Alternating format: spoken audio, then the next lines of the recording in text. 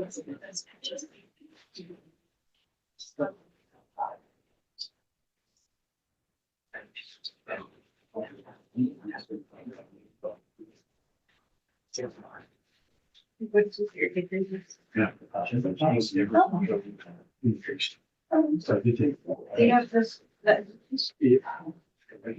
just pulled everybody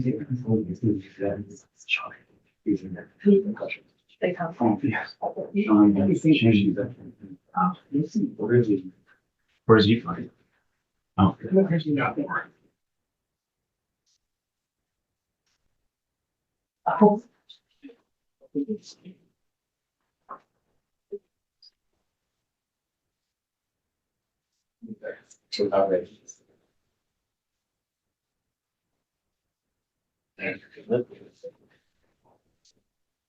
Oh, okay.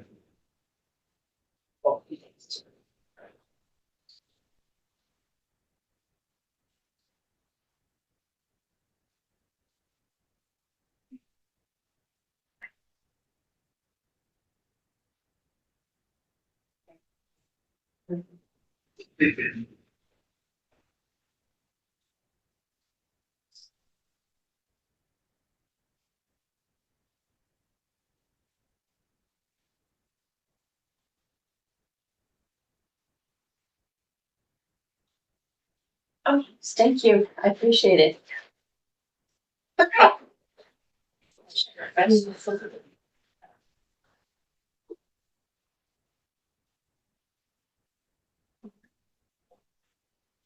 All rise. Thank you very much. Please be seated.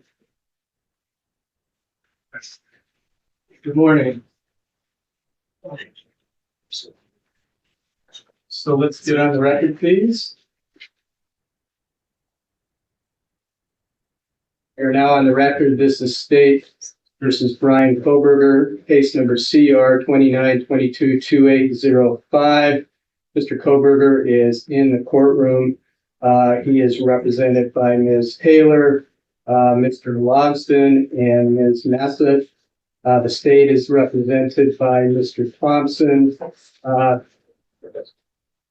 Ms. Jennings, okay, I didn't see you immediately. Ms. Beatty and Mr. Nye. We're here on a motion to change venue from Latah County to Ada County, filed by the defense. Preliminary, anything, Mr. Thompson?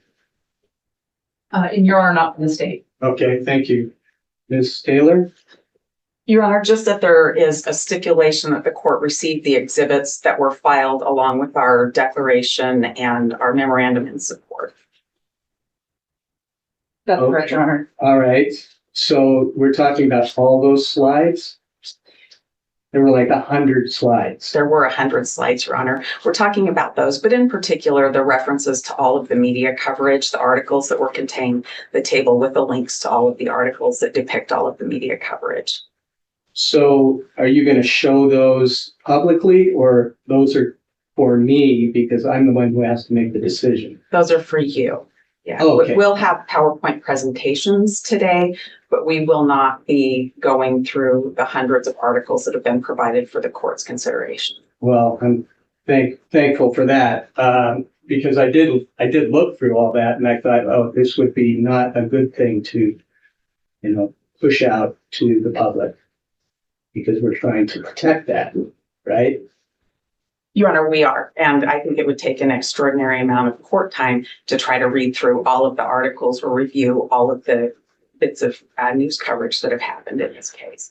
We do intend to offer a little bit of a preview throughout our testimony, but certainly not the hundreds of articles and news stories that have existed. Well, that was my other concern. So, all right.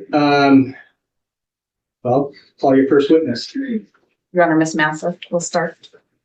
Okay. Mathis, thank you. Good morning, Your Honor. Good morning. Your Honor, as we get started here today, what I'd like to do is provide you with a roadmap of where we're going with our witnesses. The standard here is whether there's a reasonable likelihood that pretrial publicity has affected the impartiality of prospective jurors. To establish the quantity of pretrial publicity, we will call James Todd Murphy with true scope. To establish effect on partiality, we will call Dr. Al-Aly to discuss the social science behind juror decision-making. Then we will call Dr. Bryan Edelman about the survey and what it means. And finally, we will call Dr. Dahir about the validity of the survey methodology. We are not calling today Scott Sunby, but as you listen to testimony today, please keep his sworn affidavit in mind. With his 39 years of studying capital juries and teaching at the National Judicial College, he is considered by the United States Supreme Court an expert in this area. He has published this book. It's called A Life and Death Decision, A Jury Weighs the Death Penalty.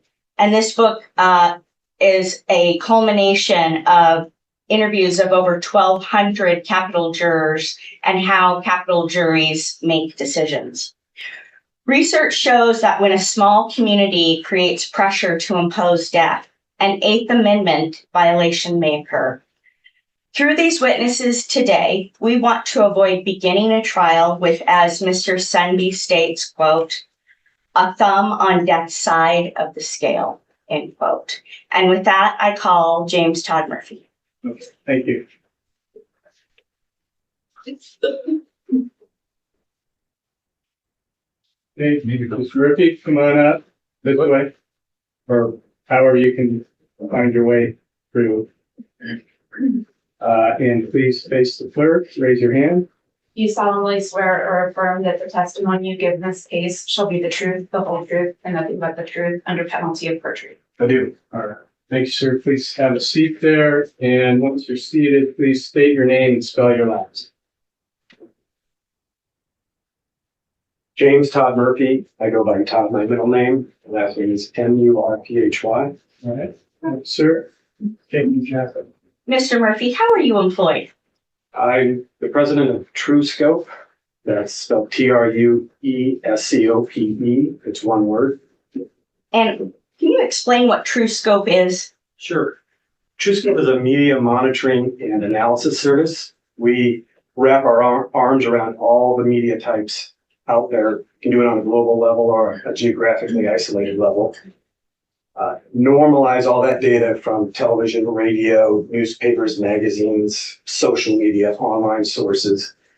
Index that with metadata so we know date, time, placement. We assign sentiment metrics to it.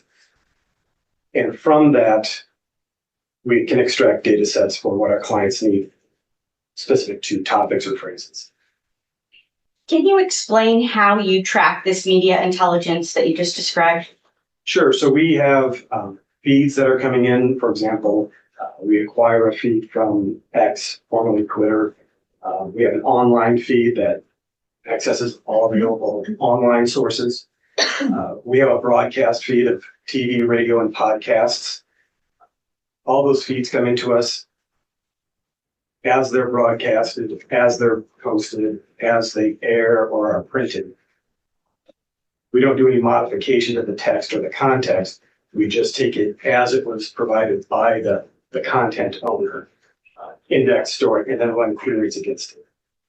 Where did you travel from to be with us here today?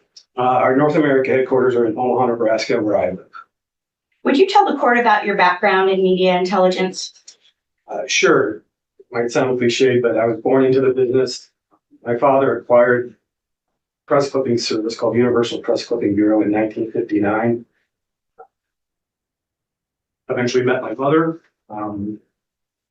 Without further detail, eventually I became in existence. If it's a technical phrase, I'm not sure. So working alongside my father growing up was just part of the DNA.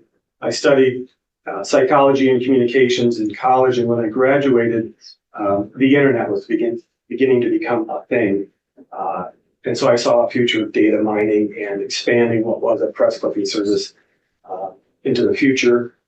So my full-time employment with Universal at the time started in 1991 and came to today. Beyond your 30 years of experience that you've described in your educational background, do you have other qualifications in this area? Yes. So in the mid-90s, I developed a framework for comparative media analysis where we could take those data sets and compare. My first project was letting hospitals compare themselves to others to see how one brand of a hospital might compare to another within a community or market.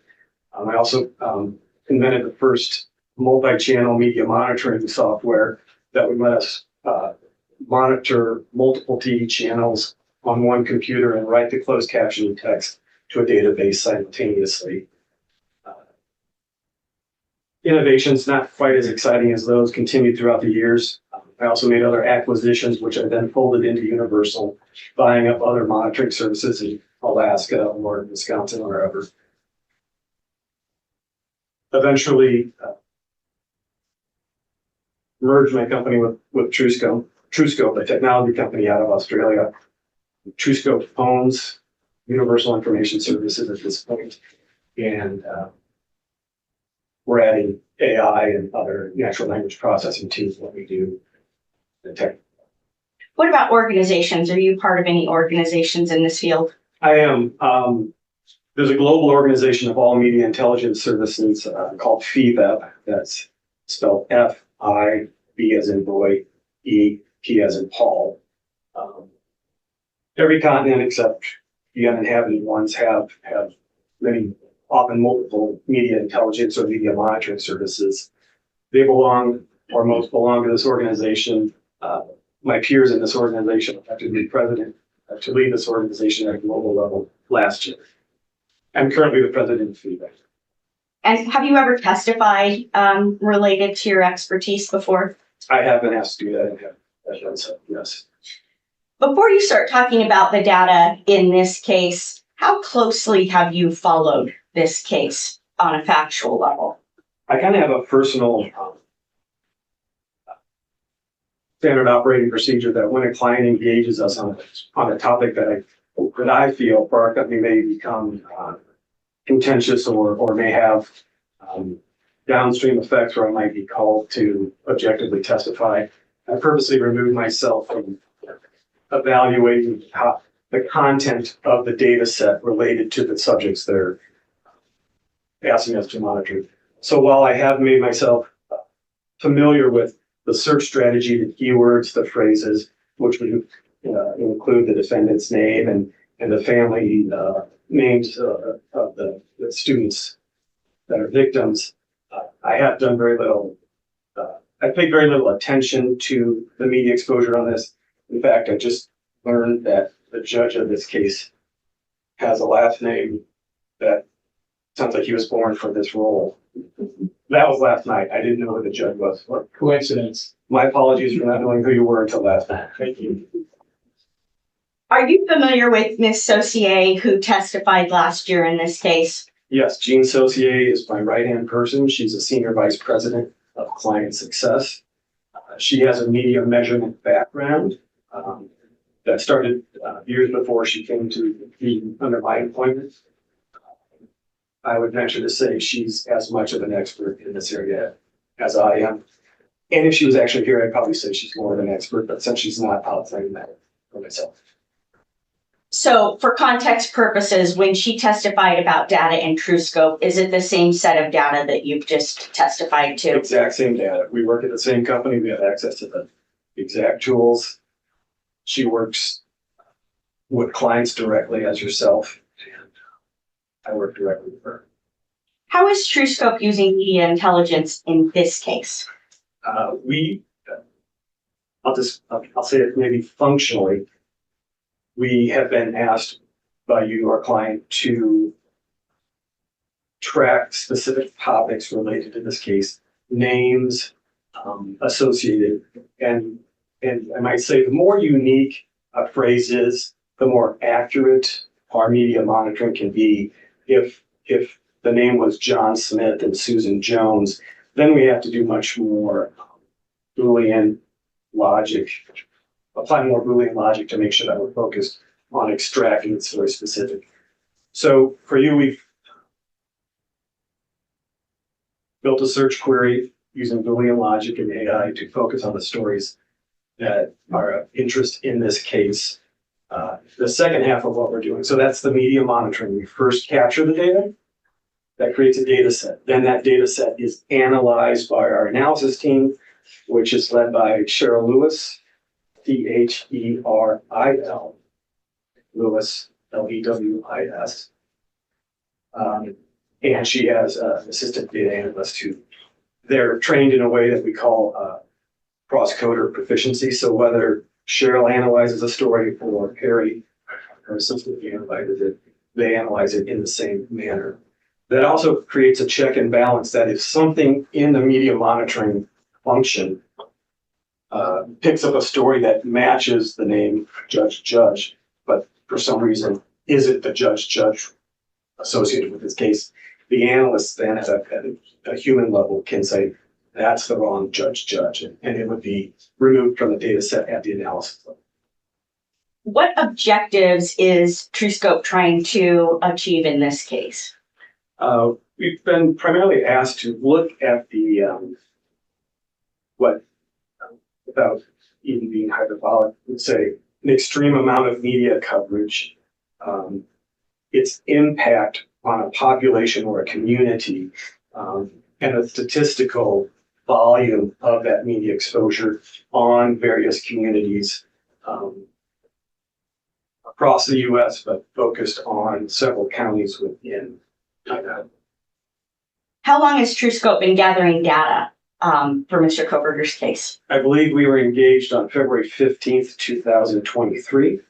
We have some ability to pull some data forward from that time, but that's when technically the engagement came. And you've talked about the media types and the data that's gathered.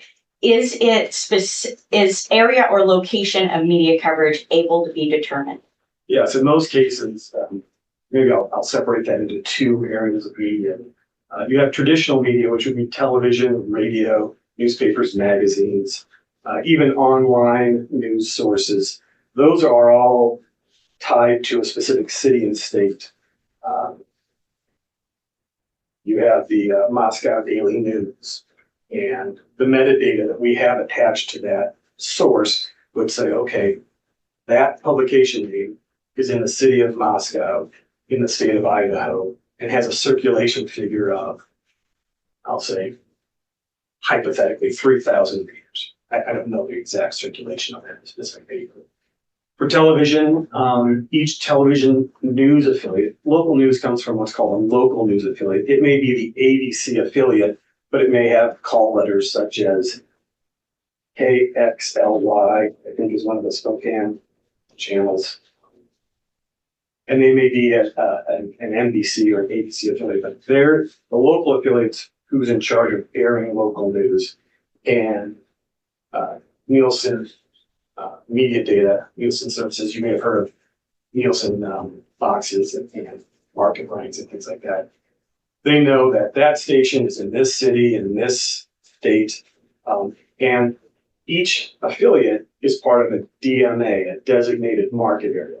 Stop me if I'm going too far down the rabbit hole, but a designated market area, although the news may come out of Spokane, Washington, the designated market area is a radius around that can take in additional cities, counties, and at the functional level, consumers of news, viewers in this case.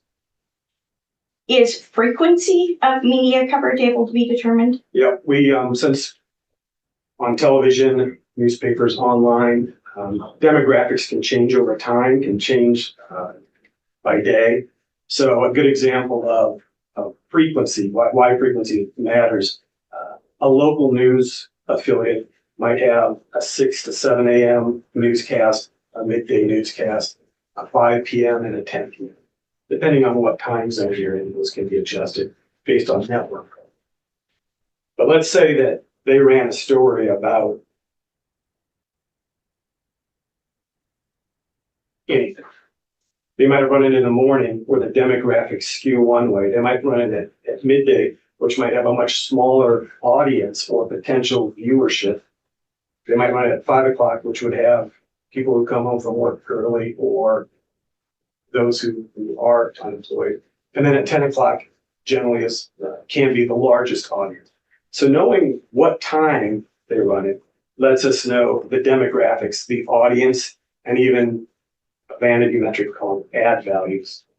We won't get into that, but what time a story airs and how many times it runs, we aggregate that and we can say, okay, this story ran 4 times on this channel on one day and had a total viewership potential of, say, 50,000. That doesn't mean I watched it at all 4 times. That just means the viewership at each of those times has the potential to see it. And that's where frequency comes into play. Are there types of media coverage that Truth Scope does not gather? We don't track anything that's illegal. We don't go behind, we don't penetrate privacy rules, such as your personal Facebook pages if they're marked to private. We also don't look at streaming entertainment channels such as Peacock, Hulu, where the content on those channels often is broadcast originally in a specific time zone.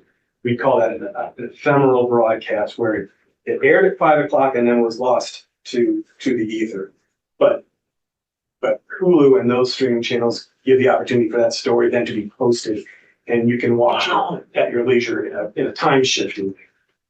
We don't monitor those adjacent streaming channels, because they're subscription based, demographics are different, and we already have the content as it was aired originally. I'm going to hand you what's been stipulated and admitted as a part of Exhibit C. I've shown the state, Your Honor. Thank you.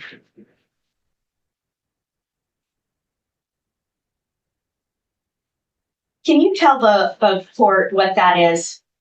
That is a very base level spreadsheet of all the media exposure, just looking at some of the topics specific to this account that you've engaged us for, including the topics that you've specified we monitor for your account. It includes various things like the type of media, so it might be Twitter or print or broadcast.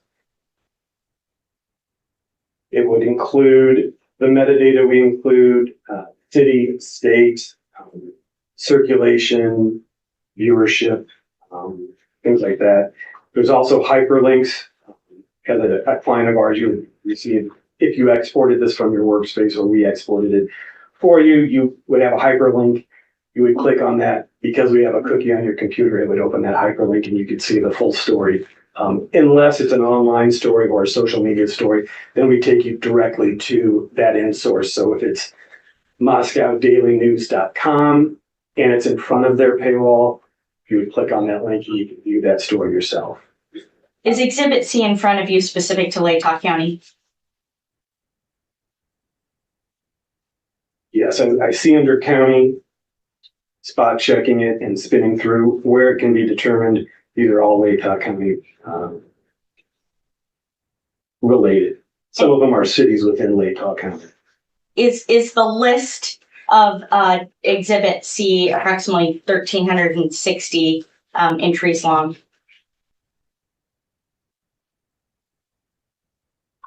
Yes, I can confirm that's the number of rows, which and each row would indicate a individual media mention, or also known as a media story, an article or a news story on a broadcast. And Your Honor, I won't have him hand that to you now, but for purposes of the record, that will be a paper copy for the court's file. You have that in an Excel spreadsheet that's much easier to read than what is in that paper in there. Right, okay, so this was agreed by the state too. So I just want to make sure, because I have the exhibit C also that was attached to your brief, Which is which is 300 pages. So, but then we have the additional C, which is more, I guess, thorough. So this is a part of C related to TrueScope, which is this list of the 1,300 stories. And then I'm about to get into the other part of Exhibit C, which is TrueScope's report. Okay. Okay, great. Thank you. Just wanted to clear that up. Did you prepare some other documents that represent media coverage in 4 counties in Idaho for this case? We did. Once TrueScope had, and it's an ongoing thing. We're constantly monitoring your news. So even this morning, you would have received a report of any media exposure that has happened since yesterday morning. It runs on a 24-hour cycle where we pushed out a report to the clients, but we're collecting it in real time. So if a client wanted to look at their workspace at 3 p.m. today, all that news would be in there. I may have digressed from your question. That's coming to hand you an exhibit. Okay. This is the second part of C. And I'm going to put that in front of you because it might be easier to see. You've got 2 screens. Yes, that was the second part of my answer. We did prepare a media measurement analysis. Cheryl Lewis's team, and that's part of the combination of services that we're providing. Okay, looking at this page here, can you please explain to the court what this is? Sure. You have 2 pie charts. On the left, you have the volume of media coverage specific to the keywords and phrases searched for our client related to this case. You see on the left, out of all the media coverage between January 1st of 2023 and July 15th, 36% of that coverage, or just over 36% of that, was seen or had the opportunity to be seen in Latah County. On the right side, you have another pie chart that shows the population of Idaho, and it shows what percentage Latah County represents of the total percentage of Idaho, which is 2.75%. On the second bullet point of notes there's some reference to census. Can you explain that note? Sure. The census data used for this was from, I believe, July of 23.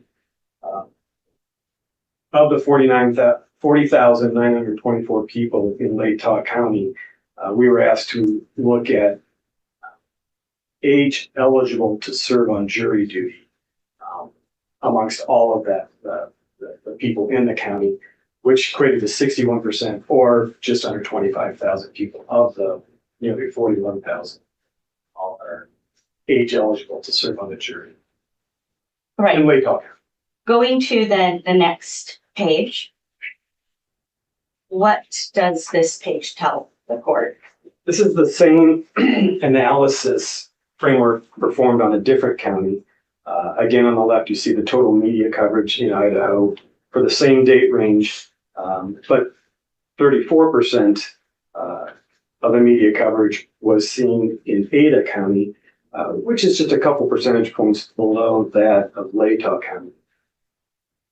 The primary difference is the right-hand pie chart, which shows the population of Ada County relative to all of Idaho, and it's over a quarter of the state population, so Ada, or 26.42%. What conclusions do you draw when you compare the 2 counties' data? There's a lot more people in Ada County, and where I would be going with that as a media analysis, when I would interpret this from a media analysis perspective, is the propensity to dilute the media exposure in a larger population is a factual function of that. If you have a certain number of stories divided by the population, the number of stories a person can see is fewer if the population is larger. Did that answer your question, or was I? Okay, I'll follow up with another specific one. Out of the 2 counties, where is the most opportunity for a resident to view stories about this case? It's by far in Ada County. When we did the analysis of the age eligible process, nearly 300,000 people in Ada County are jury age eligible compared to just under 25,000 in Layton County. I'm gonna just ask my question again. It was probably inartful on my part. Do more people in Layton County, is there more saturation in Layton County or more saturation with media coverage in Ada County? Yes. A person in Layton County would be exposed to far more media coverage than people, a community in Ada County. Can we now switch to the third slide? What does this show? This adds in 2 additional counties that we were asked to look at. It reflects media exposure specific to Bannock and Camden counties. And and then there's also a gray area, rest of Idaho. You just want to explain what we see here? Sure. So if you look at the volume of media coverage for the same date range that the first 2, Layton, Ada, and then 4 counties we're looking at, out of all the media exposure for the state of Idaho, Layton received 36%, Ada had 27%, Bannock 1.56%, and Camden just over 3%. And the rest of Idaho got just under a third of the meetings. So outside those 4 counties, the rest of the counties in Idaho, or the rest of the people that, rephrase that, the rest of the regions in Idaho would have been exposed to approximately 31.53% of the media exposure. You turn next to, I believe it's page 5.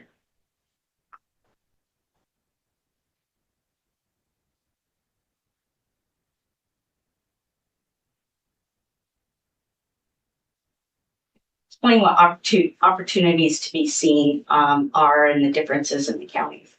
Sure. So in this pie chart, again, we're looking at the same date range. Opportunities to be seen are maybe best described relative to probability versus possibility. Each person in any of these 4 counties, or the rest of Idaho for that matter, have an equal possibility to see a story. It's like flipping a coin. You can flip a coin 100 times and the possibility of it coming up heads is equal every time. The probability of it coming up heads every time is much different. Probability is a mathematical statement, a quantitative measure. And so opportunities to be seen are dependent on the media type. So we measure opportunities to be seen for, say, newspapers based on their circulation. These are paid subscribers who you then infer pay to receive that news, they consume that news. Television has Nielsen audience figures. Nielsen measures those in smaller markets quarterly, in larger markets 6 times a year, I believe. Any of the broadcast markets we're talking about and the DMAs affecting this pie chart would be measured quarterly. So opportunities to be seen are the possibility that people in that county would see it. It's the volume of those opportunities that creates the potential opportunity or probability that they've been exposed to X number of articles or media mentions, discrete articles, stories about this topic you're having us track.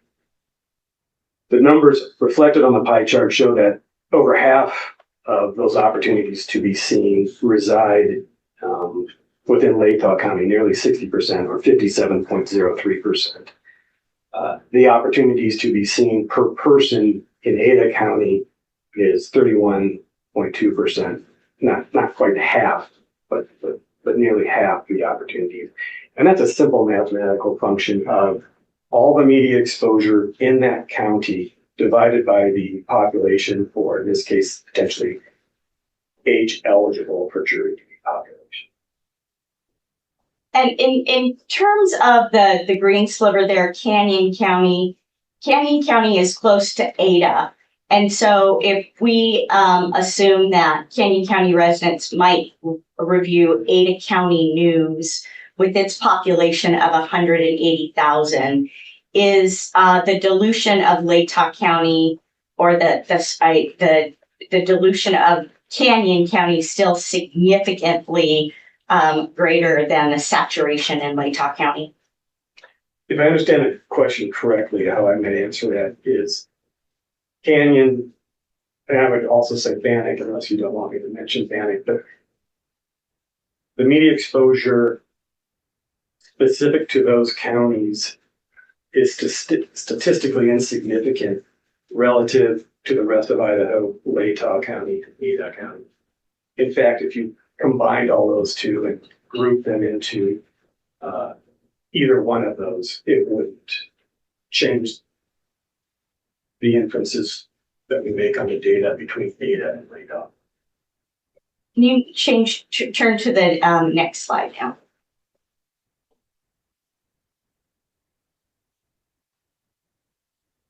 Tell the court which line represents which county and the color. Sure, the darker line, the red line is maybe the easier one to see. That's Ada County, and the darker line, it's a blue or might look black on the screen, is Latah County. And Judge, for your purposes, this is C1 that was filed with the reply, which is an update from the original memorandum to include a more recent date, the date that we filed, August 19th, the reply. So I don't know what one you're looking at, but the one on your computer screen is the one that we're talking about right now. Thank you to tell me that. Could you explain, Mr. Murphy, what the purpose of showing this over time does for the court? Yeah, one of the more interesting charts that we develop for our clients is media coverage over time. And in this case, we're looking at January 1st of 23 through August 19th of 24.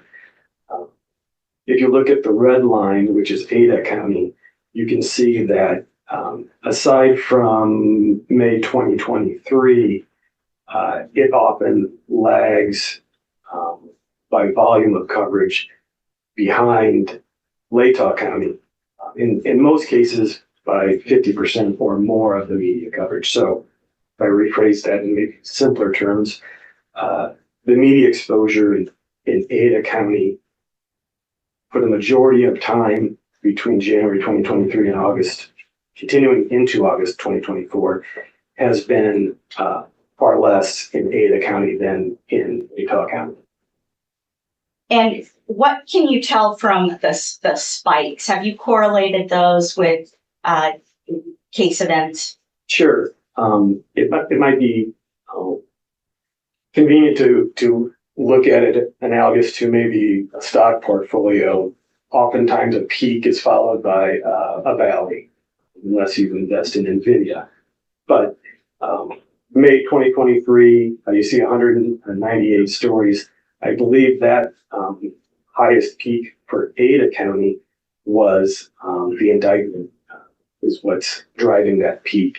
Now, when you compare that to Latah County, I can see that moving towards that indictment, there was ongoing media coverage. So while Ada spiked, it had a quick uptick and what I would call a fairly slow decay because of the extreme nature of the topic of this story. When we look at Latah County, it is more consistent. And after the indictment, Latah County surpasses media coverage over time consistently up through August of this year. And this was filed with the court on August 19th, and we're here on August 29th. Have you been able to review and see what's going on with the coverage regarding this case right now as we sit here? Yeah, I took a look Tuesday. I started seeing the media exposure ticking up again. It was fairly high yesterday. In my professional opinion, I would wager it's going to be extremely high today. And that's a function of public interest in an extreme news story. A story, you may have heard the phrase, this story has legs. A story that is extreme, unique, atypical, has greater legs than, say, high school football scores you hear on the 10 o'clock news on a Friday night. Those would have a very fast decay of memory on consuming viewers. This type of story will remain on the mind and be of interest up to and beyond the conclusion of this case, however that might be. Would you flip to the next slide? This green line, what does it show? It shows somewhat of a similar pattern across the entire country. It's the same date range. It's also showing media coverage over time, but it's looking at all media exposure nationwide. So while you feel things very acutely locally, even a story as extreme as this garners less interest the further you get away from the local community. And to look at this on a nationwide chart like this, you can see it remains in the mind, and these are large numbers. The indictment of over 13,268 or 13,268 media mentions on May 2023 shows that the nation was interested in it, but that decay has been faster on a nationwide level, just because, according to the decay of engagement on news stories, the further you get away, the less, I don't mean to sound callous, but the less interesting it is if you're in Florida than if you are in Latah County or something. So in terms of looking at decay, I want to ask this in the context of the story waning for the court's purposes of projecting, say, months down the line next year at trial. Based on the data that you're seeing, is this story waning in the news? No. In fact, if we could make one more line on any of these media coverage over time charts, you would see an upslope on the first one, this chart. You already see it ticking up, the one that compared Latah to Ada. If we could bring that chart forward to today, you would see that going up, and that will be consistent anytime this case has significant news or a significant hearing in Latah and Ada County. It will be of interest. And I would say that the delta or the difference between Latah and Ada County will continue to be statistically similar. It will probably potentially always be of greater interest in Latah County than in Ada County. Not to diminish the interest in Ada County, it's just, I believe it's further away than Latah County from where the alleged crime was committed, or the crime was committed. Is Nez Perce and Lewiston are they a part of Latah County's designated market area? To my knowledge, yes. What does that mean for Lewiston and Nez Perce to be a part of the designated market area of Latah? That's real simple. If the population, those are counties or cities? Nez Perce is a county, Lewiston is a city. Okay. So the population of those, I guess, could you rephrase the question? What does it mean for those, for Nez Perce County and Lewiston City to be a part of the Latah County designated market area? Okay, so that would increase the population of people that have opportunities to see the story within the same designated market area.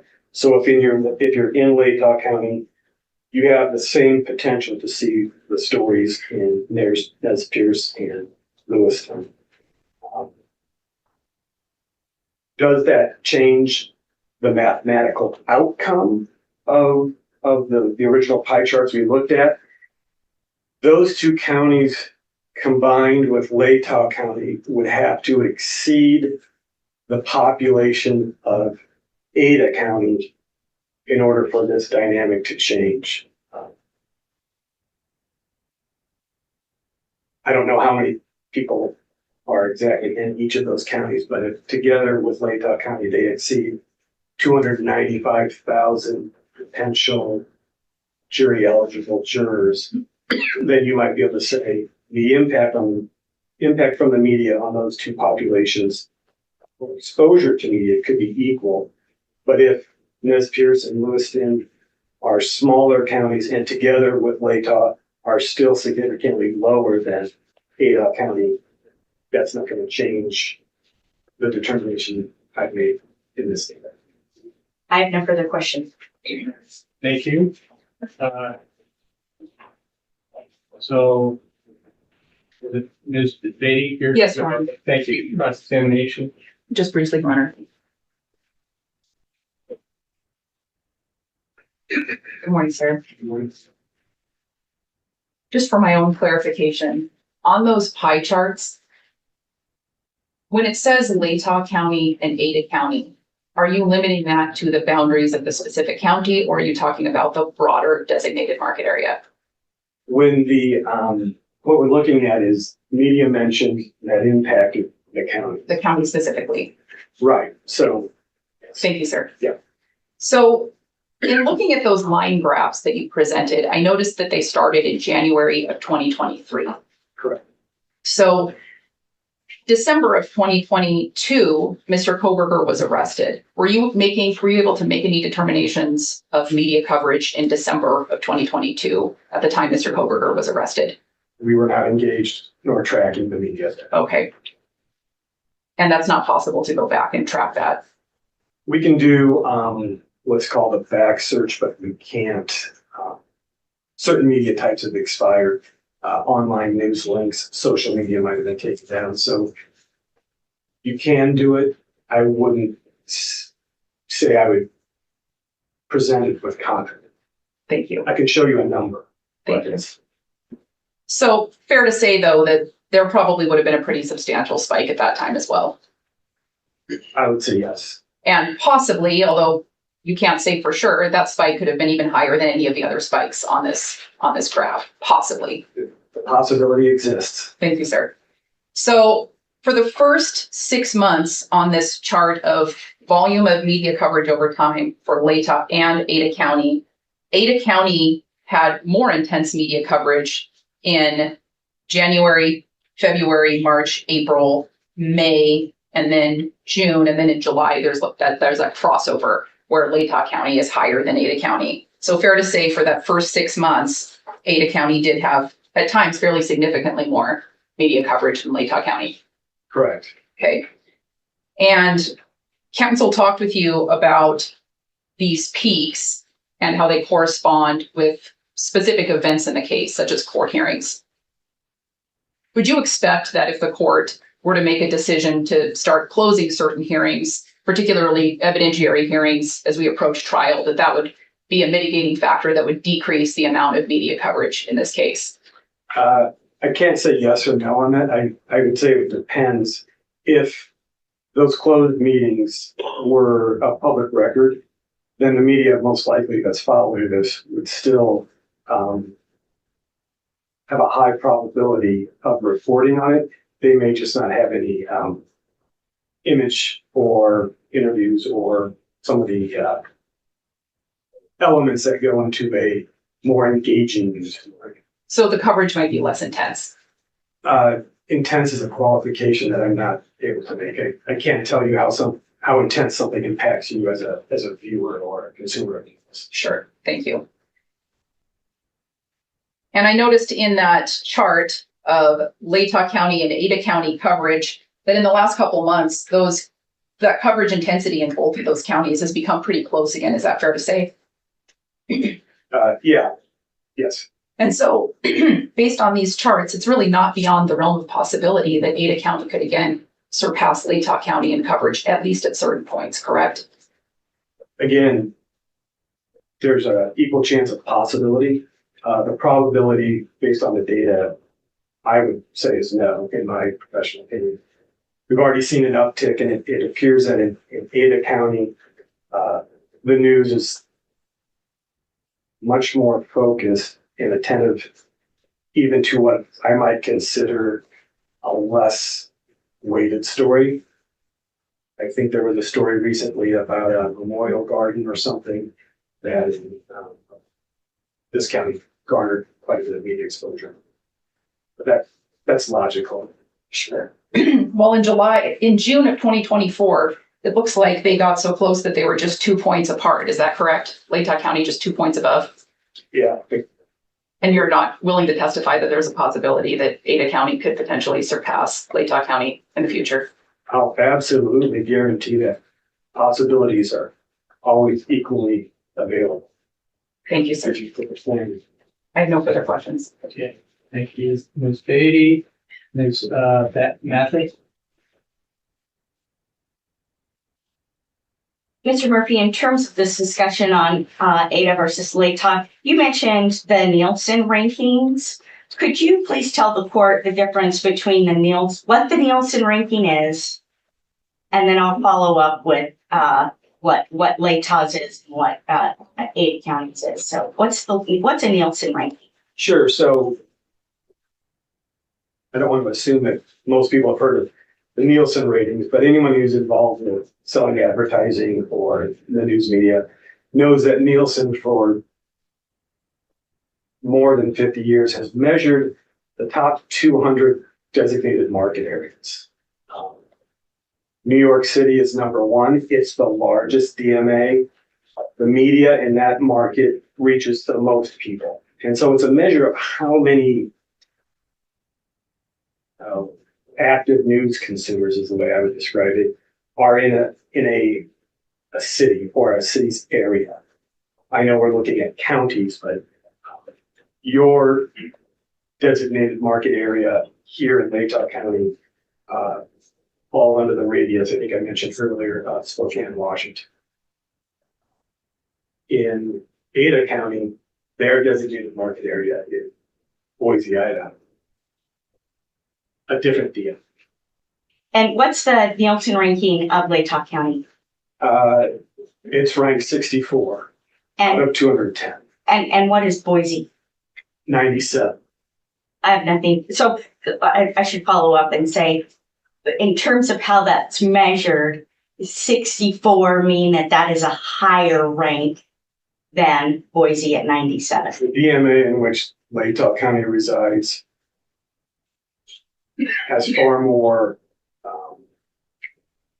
opportunities for media stories to be seen based on the strength of the DMA. As you get down to the smaller DMAs, for example, Glendive, Montana, has historically been market 210 last. They have one CBS affiliate. There's just not a lot of news coming out of an area, a DMA like Glendive. But on the two counties you're talking about, they reside in a DMA that's 64 for Latah County. A larger DMA is going to have more media opportunities to be seen and more media outlets available. As you get to smaller markets, you have fewer and fewer media outlets serving there. Nothing further. Thank you.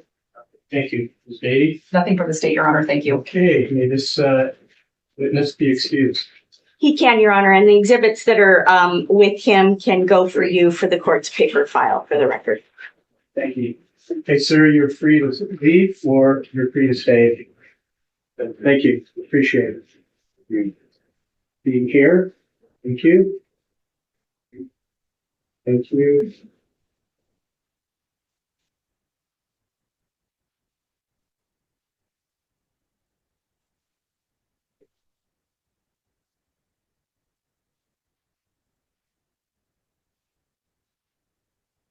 They're very small letters.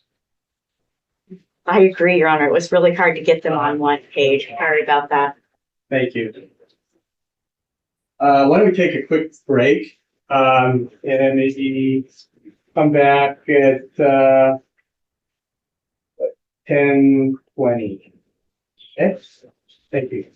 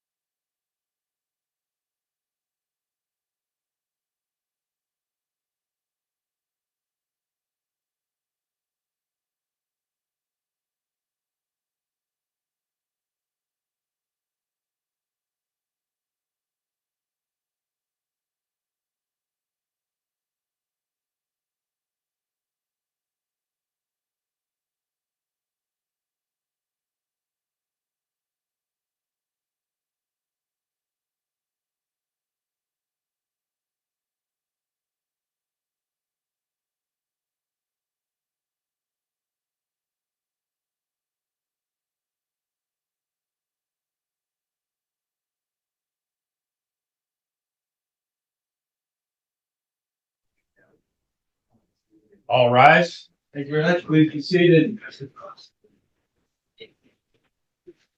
Okay, let's get back on the record, please.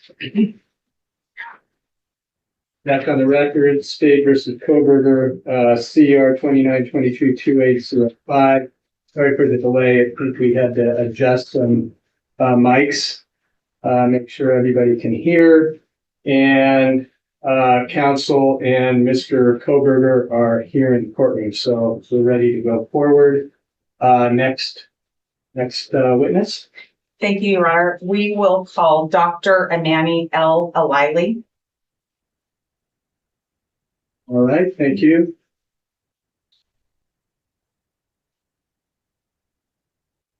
Thank you, ma'am. Please raise your right hand. Do you solemnly swear or affirm that the testimony you give in this case shall be the truth, the whole truth, and nothing but the truth under penalty of perjury? I do. All right, thank you. Please have a seat and then please state your name and spell your name.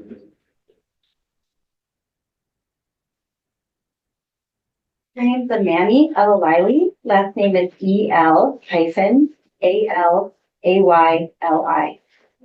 Thank you. Ms. Taylor. Thank you. Good morning. I can see you brought some papers to the witness stand with you today. Will you identify what those are? Yeah, it's just copies of the slides. It's nothing on them in case I couldn't see. Okay. And the slides, does that refer to the PowerPoint presentation that you for us to share today? It Okay. At this time, will you place that document in front of you face down? And if you have difficulty seeing the slides, let me know and we'll have you turn it over so you can track and help us understand what you're going to teach us today, okay? Sure. Yeah, I want to make sure then the state has stipulated to admit that. That's correct. Those slides. Okay, thank you. So all the slides that we might be considering today, you agree to. That's correct. Okay, thank you. Go ahead. Thank you, Judge. Will you tell us what you do for work? I'm a professor at Eastern Washington University. What do you teach? I teach social psychology, which is the study of how people interact with each other and influence each other, how we're all affected by social situations. I'm going to ask you some questions so that I can understand your background that led to your ability to teach. But I want to know if you're here today in your capacity as a professor or in your separate role as an expert consultant. I'm here as my separate role as a consultant. So what I'll be talking about today is based on my expert opinion, based on the research I've conducted and what I've learned about in the field, and it's not affiliated with the university. Thank you for that. Now let's go to your education. What degrees do you hold?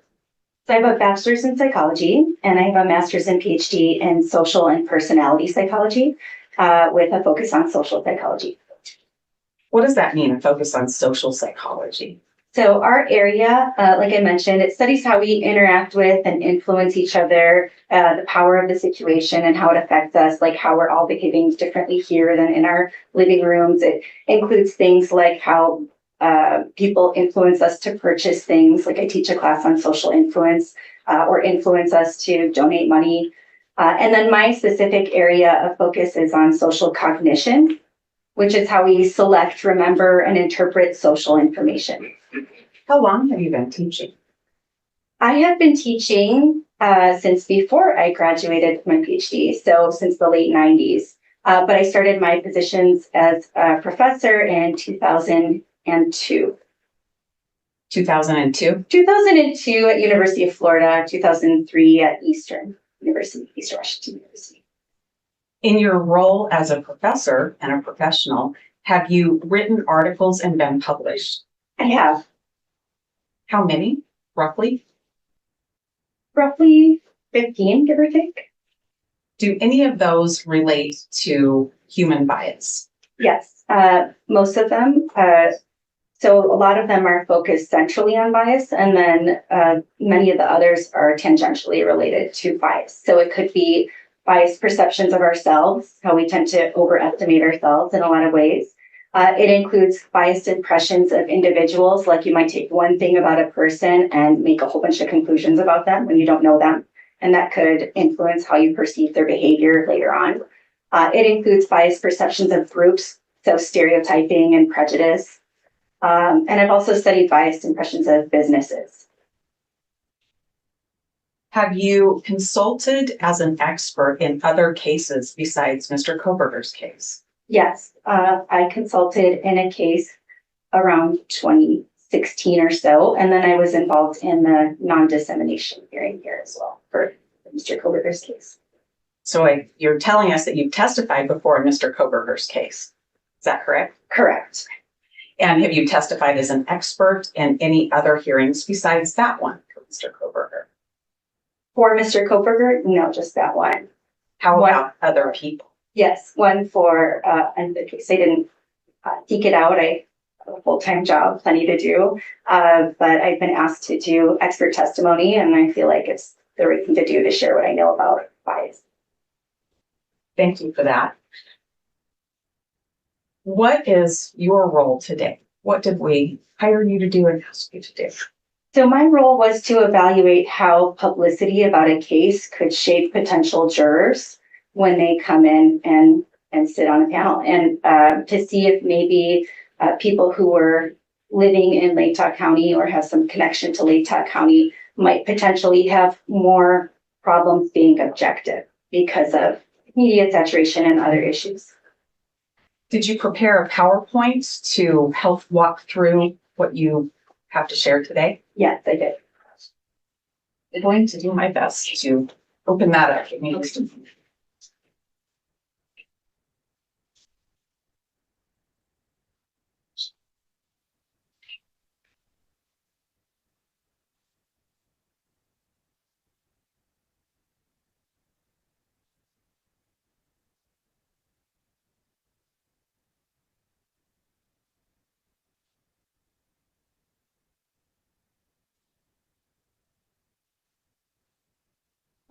I am trying to find the right.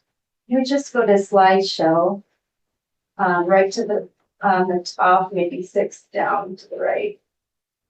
One more, right. And then on the left or to the front beginning. Okay. I think we're there. Thank you for helping me through that. Do this regularly. I'm teaching. All right. I want to know if this is the background of the research on potential juror bias. What do you know about that? Yeah, so there's been a lot of research on how publicity affects potential jurors. It says roughly 40 years. Really, it's been longer because in the 1960s, there were some high profile cases. And so social scientists wondered, does it matter if there's a lot of publicity about a case? Could that potentially make jurors less objective? Could that influence actual outcomes in a case? And so the research started then, kind of trickled in, and then became more and more popular. And then in 1999, there were enough studies that somebody conducted what's called a meta-analysis. And another one was conducted in 2022. So it's nice to have a recent one. A meta-analysis is when you take a bunch of studies on the same topic and you statistically combine them into one giant study. So they do this in every field. They do this in medicine, every discipline, where you really want to know an overall effect of something. Because I might run a study on the effects of pretrial publicity and find maybe a small effect, and somebody else might find a big effect, and somebody else might find no effect. And it's hard to trust any one study with, a few dozen participants, or even if it's hundreds. I would want to see lots of studies. Just like if I were trying to decide if I want to take a medication, I don't want just one study that tells me it works or doesn't work if I have a serious illness or the medication has a serious risk. But I would be much more confident if there were a whole bunch of studies, dozens of studies combined, and thousands of participants' data. And so a meta-analysis basically does that. It narrows down a specific topic, in this case, the effects of pretrial publicity on judgments, and it examines overall, combined, is there an effect? And so there were, like I said, one is quite recent from 2022. So it's the simplest way to describe this research. It's the easiest way for somebody to know where it stands, even if they don't read all the articles.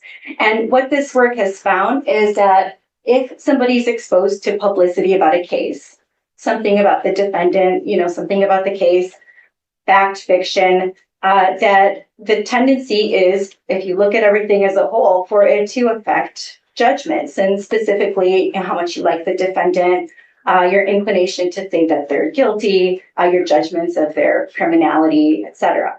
And this has been shown with individual judgments of guilt, but even more so with group judgments with juries. And it looks at participants who are randomly assigned to get pretrial publicity information or not, so that you can really determine cause effect. So this would be a formal experiment. We do lots of studies, and experiments are the ones that I like to look at, because what you do is you hold everything constant except for one thing that you change. You get one people, one experience, another group of people, another experience, and then expose them to all the same things. So all the same trial stimulus materials. And you see, okay, the people who got some information ahead of time that they weren't supposed to pay attention to, did they evaluate the evidence differently? Did they come up with different judgments? And so the meta-analysis in 2022 is based on over 11,000 total participants, and it summed up the studies on that specific topic. And the sum up, what was the sum up? Yeah, essentially what's on the slide there are the main findings. The fact that if you get exposed to publicity, you're more likely to render a judgment of guilt and less likely to, or have lower liking for the defendant, and have higher ratings of their criminality. Based on your years of teaching and work and understanding human bias, do you know why this happens? Yes, if you don't mind advancing to the next slide, I have a couple sections here. One is on why we sort of soak up this pretrial publicity in the first place. And then the next section is on why that stays with us through a trial if we are to serve as jurors, even when we don't want it to stay with us.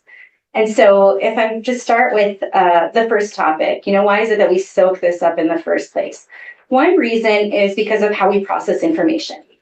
Since the 80s, social psychologists have studied this model that suggests that it's pretty straightforward. Sometimes we think deeply about things and we scrutinize arguments and find flaws in them.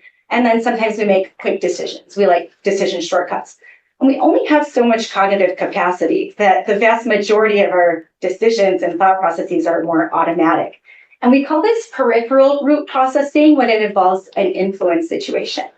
So if you're making some kind of determination about something, whether you should purchase a certain car or vote for a certain political candidate or something like that. And you can go through and you can analyze every single thing and try to be as objective as possible, or you can make a decision in 2 seconds. Oh, my neighbor has that car and they like it, And so the problem with peripheral processing is sometimes you're going to come to a conclusion that you wouldn't have come to before if you had thought about things more methodically, more systematically.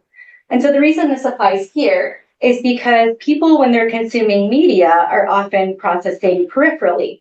Why? Because they might not be completely able to focus on a story, or they're scrolling quickly through a newsfeed.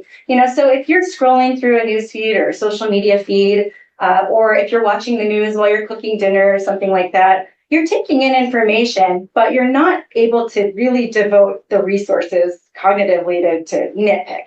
And so you'll see something like Bryan Kohberger arrested for the murder of 4 students, or you'll see something like this, among items taken from suspect, knives, guns. And automatically, when we're processing at the superficial level, which again, most of the time we're doing, we'll say, oh, okay, so they found the person who committed the crime and they have evidence. And we don't take it a step further. But if you actually stop and think, then you realize, oh, wait a minute, people get arrested all the time and it turns out they didn't commit a crime. Or wait a minute, we all have knives in our homes, but we haven't all killed somebody. I have a lot of knives in my kitchen. A lot of households have guns. And so we don't take that extra step to really think deeply about things a lot of the time when we're consuming media. It sounds like you're telling me that we're just absorbing information. And in Mr. Kohberger's case, from the media, people may take bits and pieces, and that starts to create a level of knowledge or human bias. We might feel like we know about something more than we do, yeah. Are there other ways that bias gets created? Yes, and it looks like you advance to the next slide. So one thing that's relevant here too is listening to authority figures. So I mentioned that we're processing superficially a lot of the time, peripherally, and one readily available peripheral cue a lot of the time when it comes to this type of situation is hearing information from authority figures, people who have status or expertise, any kind of power, and we tend to listen more to people in those positions. And yes, a lot of the time they have more knowledge, but there are big problems with this. One is that we assume that they're accurate. We forget that they're humans too, that they make mistakes too, that they have biases too. Like if I'm in charge of trying to make a community feel safe by, arresting the right person for a crime, I have a motivation. I want to make sure, I convince myself maybe that, I've caught the right person. And, if I'm in that position, doesn't make me less biased, right? We all have biases. All humans have biases. And they also could be wrong. Like I said, people can get arrested for a crime when they didn't commit it. And what we found in research over many, many years, decades, is that if somebody has any kind of indicator of authority, even if it's something as minor as height, but certainly, an occupational status, title, that people will take their words so far that they'll do things to contradict their own morals, and they'll be influenced in areas beyond the person's expertise, like a doctor influencing you in your relationships or something that's totally irrelevant. And so we take it a little bit too far.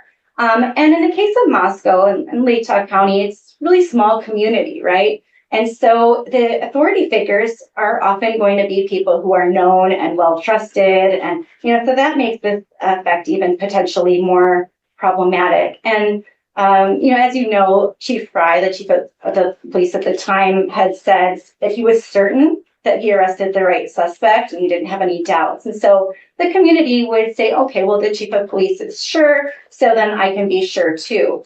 But like I said, we can't assume. And there's no trial that had taken place yet. And so we can't assume that that's accurate information, but we tend to take that a little bit too much at face value. The example that you gave of the police chief speaking out and offering what he thinks about a case, is that something that creates more bias in the minds of the Lake Tahoe County residents that heard that? Yeah, they're familiar with him. They know him to be an authority figure. They may know him personally or trust him personally. And so, yeah, somebody outside of Lake Tahoe County, they'll still be affected by his authority status, but maybe not as much, right? And then he also has power over people in that community, and that seems to carry some weight when it comes to this type of influence. And then also, the president of University of Idaho saying, we can feel safe now, they found the person. It sounds very conclusive when there hadn't been a trial yet. And so another authority figure is pretty major in an area like Lake Tahoe because so much is centered around the university. Are there other ways that you found that create bias? Yes, if you don't mind advancing to the next slide. This is a phenomenon that goes back maybe a century. We've been studying this in so many different contexts, tons and tons of research on this phenomenon called classical conditioning. And it's basically when we make associations between things and it causes us to have reactions that we didn't have before. Like, for example, if your alarm clock, we don't really have alarm clocks that much anymore, but if your alarm sound on your phone, if that's what you use, wakes you up this morning and you have kind of a negative response to it, it might be because you associated it with waking up before you wanted to. Before, I know I always try to choose a sound that I don't have an aversion to, but then it doesn't take long before now I have a negative reaction.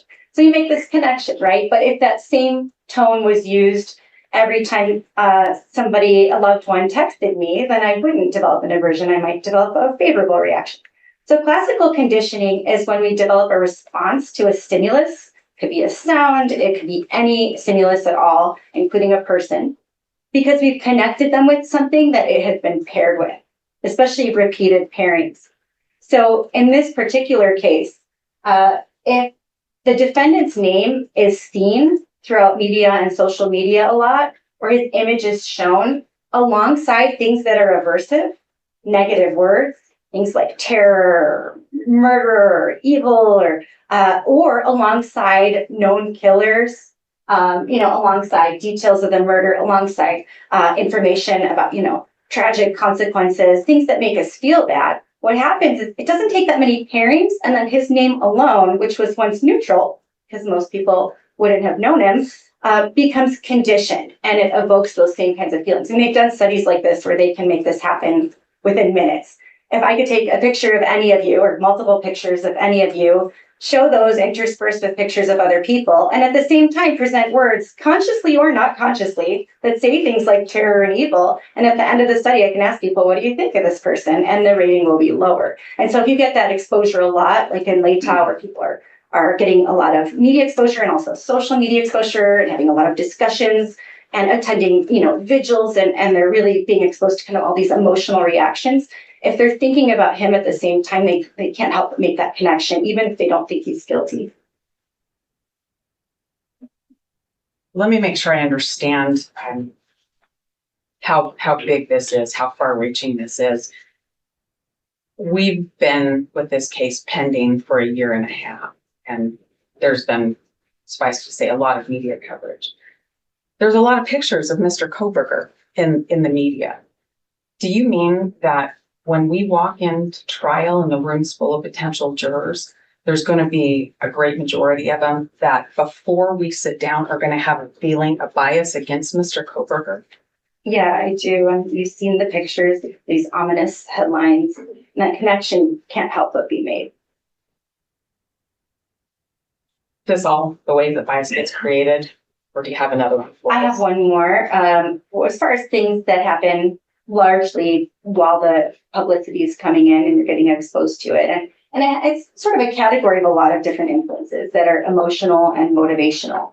And this one I think is especially relevant to, sourcing people out of LATAW County to be jurors. So the media played a role in inducing some emotions like it does. It likes to attract attention, things like fear and anger and sympathy and empathy. But in that community, people are going to have those emotions anyway from everything that's going on. But if the media uses phrases like killer on the loose, everybody stay vigilant, make sure you report all suspicious activity, then they're arousing that even more.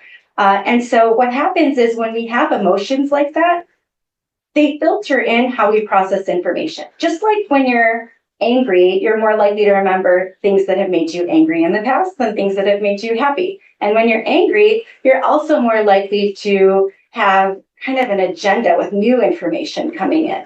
And so, for example, and this is something that could stay with somebody, this distorted information processing could stay with somebody and could get, there could be a resurgence during a trial where it keeps affecting somebody as they are reminded of their emotions. Because, they've associated moods with different judgments of guilt. Like, for example, if you're angrier, you tend to be more punitive and you want retribution. And in fact, in one study, they associated anger of mock jurors during a trial with support for imposing a death sentence for somebody. And they, when they were angry, they were less likely to pay attention to defense arguments. So people aren't trying to be biased. It's just that when we're in moods, those moods filter how we process information, how we take it in. And, I think I may have mentioned this already, but there's also kind of an emotional, motivational component to feel like the person who committed the crime is under arrest. It is the right person. I think I mentioned it as, being a motivation by the police, but the community has this motivation too in LATAW because they were living in fear during all these weeks where they were trying to find somebody to arrest. And somebody was arrested and people could take a sigh of relief. But that sigh of relief assumes that he's guilty. And so we have this coping mechanism, basically, where we want to get rid of these negative emotions. And one way to do that is to feel like, oh, well, if he committed a crime and he's under arrest, then I can feel safe now. And so that's something that could come into play too if you live within the region where the event occurred.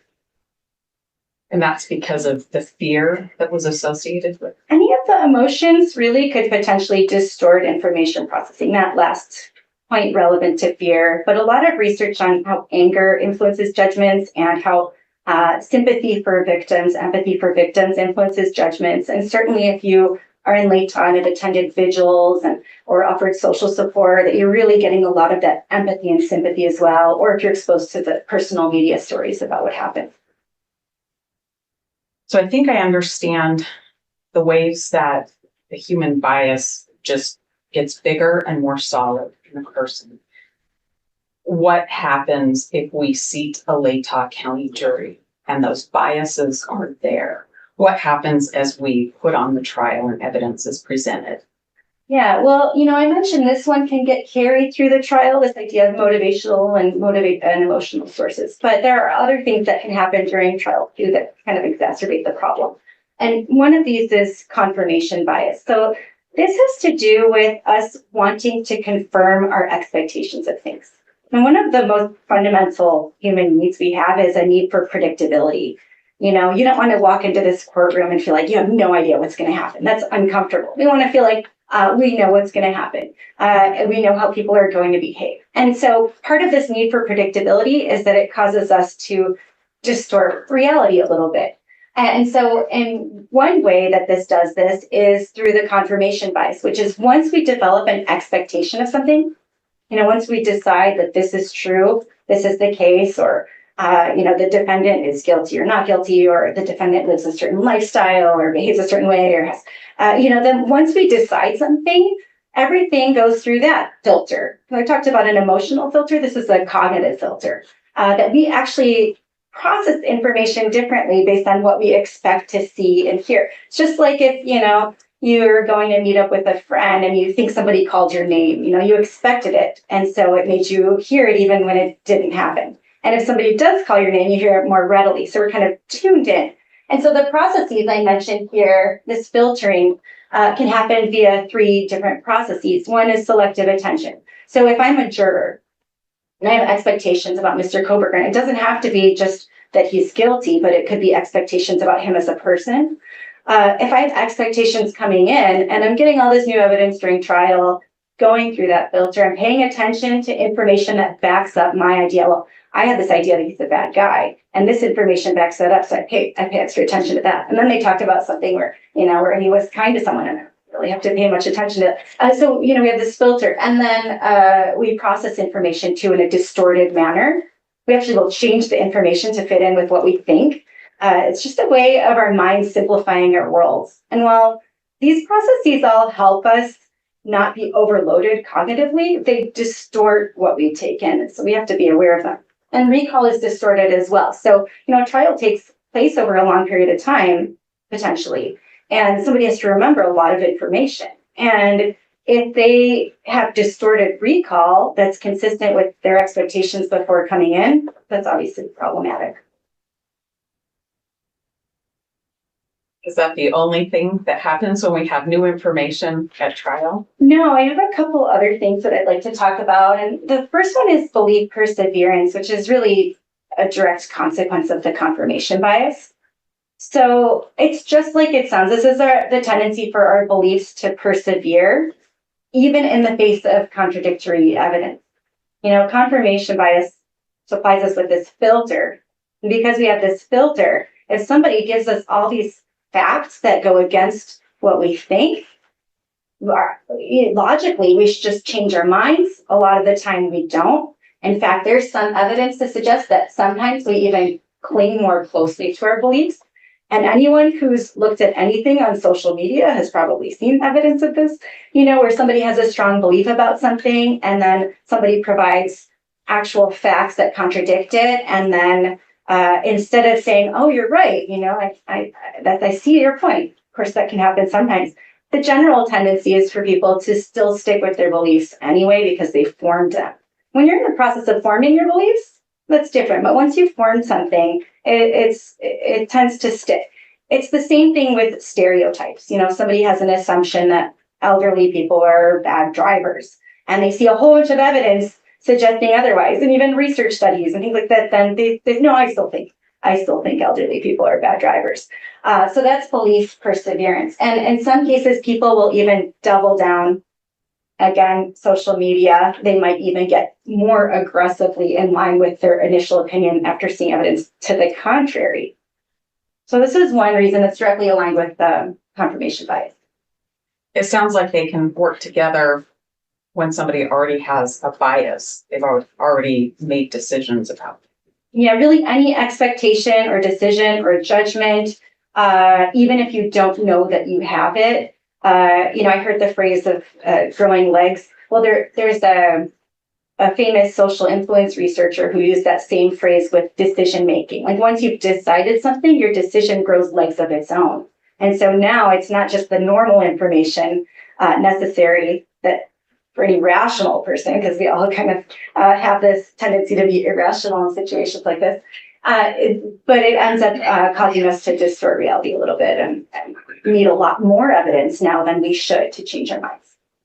What else impacts getting new information during the course of the trial? We'll advance to the next slide. I want to mention a little bit about cognitive dissonance. And cognitive dissonance is an uncomfortable feeling we have when we have like an inner clash, like an inner hypocrisy, like if I'm religious, but I don't adhere to one thing about my religion, and then there's this inner clash. And we don't like that feeling, and we like to reduce it, minimize it, prevent it.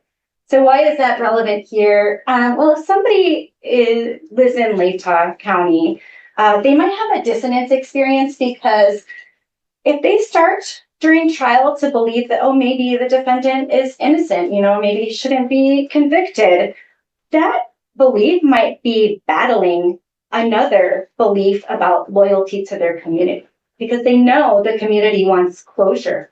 They know that the community wants him to be guilty. They know the community wants to feel safe.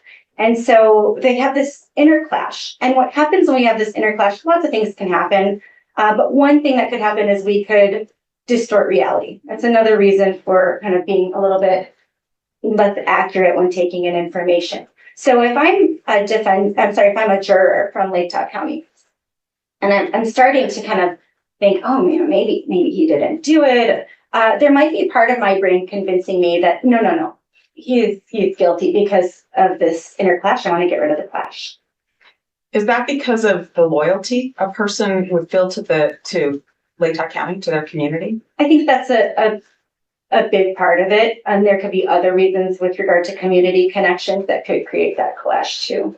Like a concern that they might be known Yeah. who they are as a juror? A concern that they might be known. They're this kind of picturing yourself sort of coming back to your community with the news that you were involved in a process that actually, acquitted somebody, for example, and having to face people in your community, which is something I touch on later a little bit too. All right. Should we move forward? Yeah. All right. I know the court's going to want to know, can we fix this? Sure. Can we get our jurors in here and tell them, don't bring your bias in? Can we fix this? What do you think, knowing what you know about human bias? I would love that to be the case. I just don't see that as feasible when bringing jurors out of Latah County. And I can tell you some problems with all the methods that people try to use. It's just, if you look at the research, there are limitations to these. And so one of them, of course, is juror selection. Let's try to find people, for example, who haven't been exposed to publicity. So there are problems with that. Can you recount all of the publicity that you've been exposed to? No. If I asked you to tell me about all of the interactions you had with people over the course of a week, you're going to have forgotten some, right? But doesn't mean they're not going to be affecting you. So maybe when I was at the grocery store, the person checking me out had a negative expression on their face, and I didn't recount that to you, but maybe that memory is there and it's buried. And when I go back in the grocery store, I'm a little colder to them. And another possibility too is that retrieval cues can make some of these unconscious memories actually become conscious, and maybe they affect us at that level. So if I'm a juror and I'm sitting in and hearing all of this evidence, something might remind me, oh yeah, and I remember they found this information, and maybe it's something that's not admissible, but now it's affecting me. And I didn't report that I knew that because I didn't remember that I knew it until something cued that up. And so that's a retrieval cue. It's basically something that reminds you of what you know and can't articulate yet, or maybe don't have knowledge about it at a conscious level. And so there's a problem with that, picking people who haven't been as exposed to a case. And of course, in LATA, we talked about the saturation of media. It'd be hard to find somebody to even say that, but if they say that, I don't know if that really would be something we could rely on as being totally correct. And then this is something that I focus a lot of my research on, and it's bias. So there's a lot of research on how we overestimate ourselves. We have overconfidence. We tend to rate ourselves as better than average, like better than average in intelligence. There's one study where the vast majority of people rated themselves as better than average drivers, but we can't all be better than average. It included people who had gotten into multiple car accidents. So while people might be thinking that they're making an accurate assessment of themselves, when they're asked, hey, do you have any bias, for or against the defendant? Do you have any, or are you capable of setting aside your bias? People probably often believe that they can set that bias aside because it's in line with all of this research that we know about how we tend to overestimate ourselves. So they're going to say they're less biased than they are. That's been shown over and over again in a lot of settings. And by the way, the people who are the most biased have the most distortion when they're estimating their bias in at least some cases that they've studied so far. That's some research I've done too. And then also they're going to be biased about how much bias they have. That's called the bias blind spot, which has been studied too. So I might acknowledge that other people might be biased, but I won't be biased, and I'll be capable of setting it aside. So that's one process, jury selection that we would hope would work, but there are a lot of drawbacks to it. So I wouldn't rely on that. Do you think that it's less likely to work in a situation like this with the amount of negative media coverage that has been going on for a long time? Yeah, if you ask somebody from Latah County to forget everything that they've heard about the case, forget all the discussions they've had, forget all of the media they've been exposed to, forget all the emotions that they've experienced, set all that aside. Can you really do that? Can you unhear things and unfeel things for an extended period of time to be objective? That's quite an undertaking. So yeah, I think that's problematic. You mentioned extended period of time. This trial is projected to take 3 full months. Is that what you mean by extended period of time? Yeah, really. The longer it is, the more potentially distortion there can be because your decision has grown legs and things are getting filtered through filters. And then emotional things can carry a little bit more longevity. So so I wouldn't expect it to just go away if it's a long trial by any means, but I'd expect to see it in a short or long trial. Is there anything else that can be attempted that might or might not work? Yeah, my next slide is on instructions. And of course, people would want to try to give instructions to jurors to be unbiased. And like I said, people overestimate their ability to do this. They don't even think they're that biased to begin with.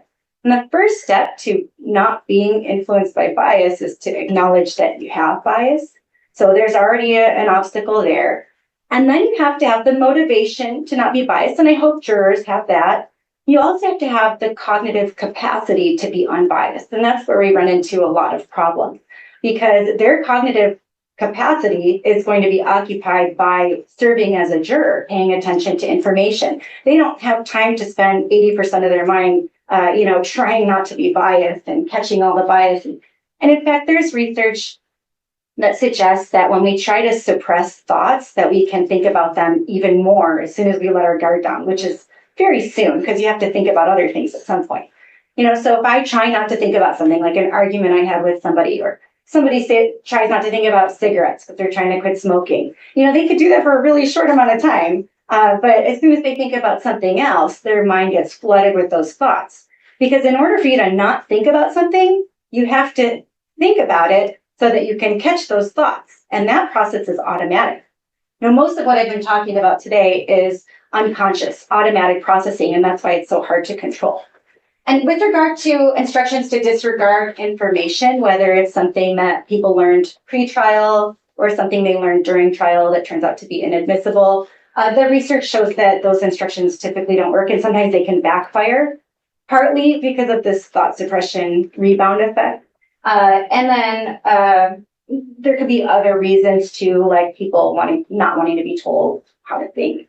And I mentioned too that, it applies to emotional information too. So factual and emotional pretrial publicity would still have influence even if people say, don't let this affect you. I wouldn't assume that works at all, unfortunately. How about jury deliberation?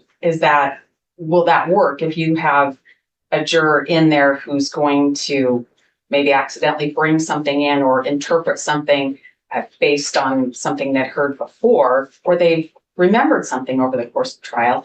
Will the other jurors push it out, help them not to think about that? Will the group overcome that bias?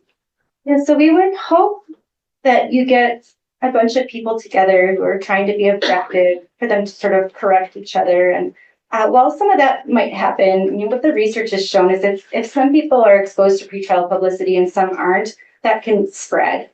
Because you can't expect a juror to remember where they learned things. Like maybe they have information about DNA evidence and some of it came from trial and some of it didn't. And how do you disentangle that? That's really, really hard to do. And so they might spread it unintentionally. It might be spread intentionally too. But even if we're assuming perfect jurors here, it might spread unintentionally and then sort of contaminate the jurors during discussion. And then there's also this phenomenon we've been studying for a long time called group polarization, which is when you get a group of people and if they're leaning towards a particular opinion, when they discuss a topic, that opinion gets stronger and stronger the more they discuss it. Another thing you could see potentially on social media, like groups that, are invested in a particular issue. And so if the group is leaning towards negative judgments about Mr. Kohberger or judgments of guilt or anything, even a little bit, then discussions could actually make it worse and worse over time. It could get polarized. So I don't anticipate that discussions would fix the problem. In fact, I would expect it to exacerbate the problem. And that might be why in that meta-analysis I talked about, the effect of pretrial publicity was stronger when it came to group judgments, verdicts versus individual judgments of guilt. Based on your years of teaching human bias and your extensive study of human bias, do you have an opinion about whether the extensive pretrial publicity has impacted the Latah County jury pool? I do. I think it would be so hard to be a member of that community and be able to come in and be objective, arguably impossible. So we don't have a known method for undoing things, and the things have been done. They've felt the emotions, they've seen the publicity, they've had the discussions, they've been to the vigils, and even if they want to be as objective as possible, and even if we disregard some of the limitations I talked about before, research has not uncovered a way to undo this after it's there. And so the recommended best practice by the vast majority of researchers on this topic is find people who don't have that information, restrict that information in the first place. Find people who don't have that information. And the same goes for that emotional experience and investment and so on. Utilize jurors who've had less exposure, they have less reason for prejudgment, less motivation to find the defendant guilty. It doesn't affect them, their feelings of safety, the community. They don't have to worry about reporting back, and other people maybe ostracizing them if they didn't make the judgment that was expected or wanted. And so my recommendation would be to find a community to recruit jurors from that's as far removed from Latah as possible, physically and psychologically. Thank you. I don't have any other questions for you, but if you hold on just a minute, I think Ms. Katie might. Okay. Thank you, Ms. Taylor. Ms. Beatty. Your Honor.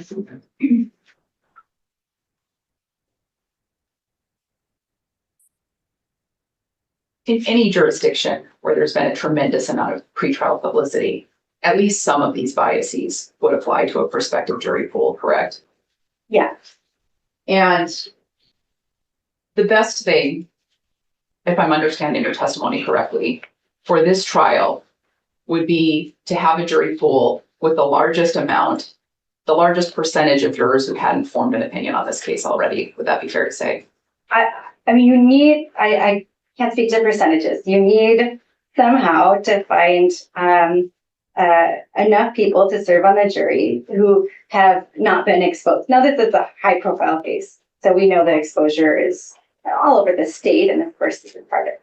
But if you can have less exposure, you have less bias potential.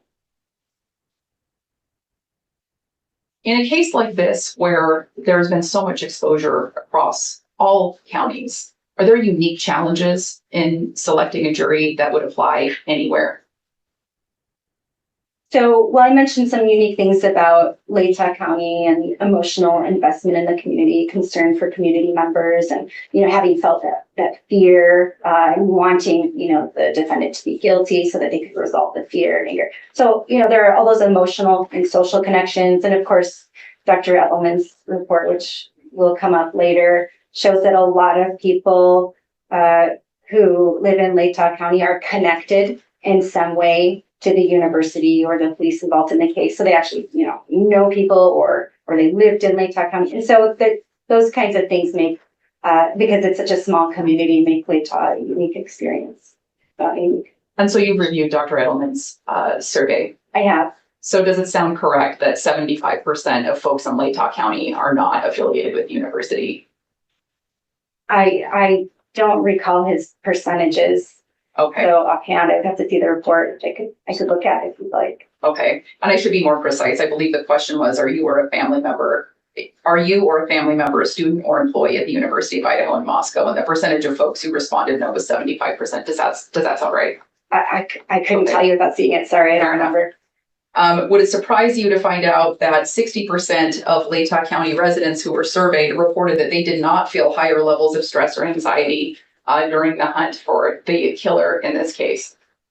I don't know. I don't know what percentage I would have estimated. I just would have estimated it to be higher in Latah. Okay. So is one strategy that the court could use in any jurisdiction, whether the trial stays in Latah County or moves to Ada County, would bringing in a larger jury pool alleviate some of these concerns across any jurisdiction? Well, if we're talking about Latah County, you know, a lot of the things that I mentioned were not in the survey. So, you know, there are emotions I mentioned that weren't assessed during the survey, impressions of Mr. Kohberger that weren't in the survey. So it could be that 90% of people think he's a bad guy, but they don't think he's guilty. And then that still could influence judgments. So it's really hard to answer that question without, you know, I didn't make the survey, and even if I did, there'd be a lot of things that I would miss too, you know, so I can't make that determination about, you said maybe you can restate it and I can. No, I appreciate the answer. Thank you. Now, I guess the last question I'll ask you is, would you be surprised to find out that in the survey, when jurors were asked, potential jurors who were responding to the survey were asked what their opinion is of Bryan Kohberger, the highest percentage of prospective jurors that were surveyed who had no opinion of Mr. Kohberger were Latah County survey respondents? Would that surprise you? That they have no opinion about whether he is guilty. I think the question is just, do you have an opinion of Mr. Kohberger? Well, it's a high profile case that had a lot of coverage, and the percentages are so high that of people who have an opinion. I imagine, I don't have those in front of me, but in statistics, we call that a ceiling effect, when all the percentages are high and you can't really see differences. So I don't know if we're talking, I don't know what numbers you're looking at, but I don't know if that applies or not in this particular case without seeing it. Thank you. I have further questions. Ms. Beatty, Ms. Taylor, anything else? Yes, just a few questions for you. Your focus is on human bias, is that right? Okay. And you talked to us about media exposure and how that forms bias. Are bias and forming an opinion, you're willing to say, different things? Bias can come from lots of things, one of which is an opinion that was formed, and then bias can shape another opinion that gets formed, if that answers your question. It does, thank you. you talked to us a little bit earlier about how that bias gets formed. And then you told us sometimes we won't be able to spit out our entire bias or what we looked at to form bias.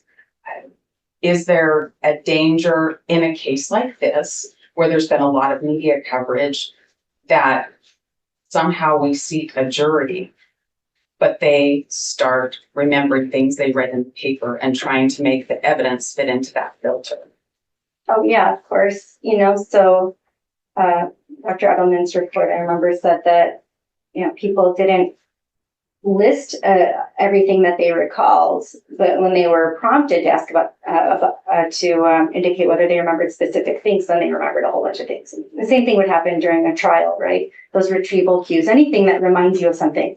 So our minds have kind of an association network. All of our memories are sort of connected in some way. You could just mention the word white, and maybe I think of snow. So our memories can come up from so many things that I would be surprised if there weren't some memories rekindled. Thank you. That's it for me. Thanks, Ms. Taylor. Any more questions? No, thank you, Your Honor. Okay. Thank you, may this witness be excused? She makes. All right. And no objection to that? No, All right. Your Honor. Okay. Thank you. You're free to stay. You're free to stay or leave. All right. Thank you very much. That was very interesting. Thank you.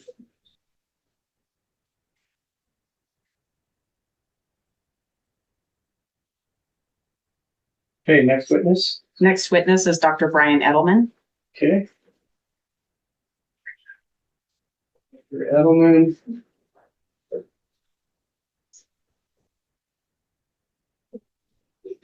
All right, welcome back. Please raise your right hand. You solemnly swear or affirm that the testimony you give in this case shall be the truth, the whole truth, and nothing but the truth under penalty of perjury. I do. All right, thank you, sir. Please have a seat and then please state your name and spell your last.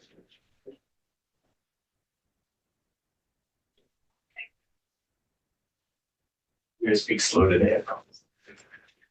So Bryan Edelman, Edelman. Sir, go ahead. Stay with. Thank you. Good morning. Good morning. Dr. Edelman, I see that you brought some things to council table with you. I did. What do you have? It's just a copy of my presentation. Your PowerPoint presentation? Okay. And is that face down? Perfect. Will you let me know if you need to flip it over to refresh your memory? I can tell you the second you start, I won't be able to see anything, so I'm going to need it. Okay. Your Honor and counsel, then I'll ask if he can leave his PowerPoint presentation face up so he can help us understand his testimony. No objection to that. Okay, thank you. Go ahead. All right, let's start with your background. Going back how far? Let me try it. Well, let's start with what you do right now and then work backwards and forward. How about that? Okay. I'm a trial consultant. So in that capacity, I'm often in a courtroom doing jury selections and assisting with that, writing juror questionnaires, helping attorneys craft oral voir dire questions. And I also do pretrial research. So that's focus groups and mock trials. And then I also do post-trial interviews and do a lot of presentations and writing in terms of trying to educate or help the legal community. And then I also serve as an expert witness in this capacity. And in that scenario, I'm often focusing on pretrial publicity, the impact of pretrial publicity, and whether or not a defendant's due process rights may have been undermined by media coverage.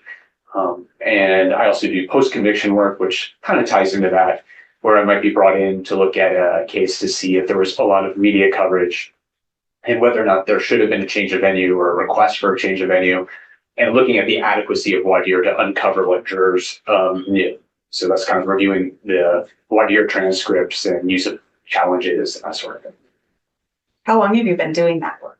That part, since I think the first one, maybe like 2011, 2012, something like that. Where do you do that work? What company? So all over the place. So all over the country in state and federal cases, Florida, Michigan, Washington, DC, Idaho, California, Texas, New York, a bunch of others. So quite a bit. How were you educated to do the work that So I have a background in social psychology. So I have a PhD in social psychology from the University of Nevada, Reno, which is a program that really focused on psychology and law. That's where the judicial college is, and something called the Grant Sawyer Center for Justice Studies. Am I going slow or I do it better? Okay. And while there, I worked at the Grant Sawyer Center for Justice Studies as well, and did research on the death penalty, so on pretrial release programs and the impact of media coverage. So kind of similar to this. And when I finished that, I went to England and got an LLM in international humanitarian law, and then came back here and started working at a trial consulting firm. I think I started in 2000, I want to say 2004. That sounds about right. 2000, I think. And then started my own or co-founded Trial Innovations, where I am now, with a business partner in 2011. do you do any teaching about your Teaching? So I do like CLE classes and things like that for bar associations. I've done it for public defenders, for district attorneys' offices. I've been like a visiting lecturer at like different law schools, at the ASTC, which is the American Society of Trial Consultants. Did classes on like trial consulting and change of venue. I think I've done one at APLS, which is like the American Psychology Association, a legal society. And I'm sure there's some others out there too. APE, ABOTA is one, and that might be more on like jury selection. That's like a legal organization. Are you a member of any organizations, professional organizations specific to your work? Currently, I don't think I'm a member of ASTC, which is American Society of Trial Consultants, but I might have forgot to pay my dues this year, so maybe not. Are you usually a member of Yeah. that organization? And same with APLS. That's one. What's APLS again? That's the American Psychology Association, and it's the legal society division. And then I also do for like the ASTC, I've been on like a committee that helps write some of the professional guidelines, particularly around change of venue. And I understand you do consulting work. Do you testify as an expert? Yes. What states? What Roughly? states? Roughly? Okay. Kind of the ones I mentioned earlier. I'm sure there's more. So, Florida, Michigan, California, Washington State, Washington, D.C., Texas, Idaho. Wish I had a map in front of me right now.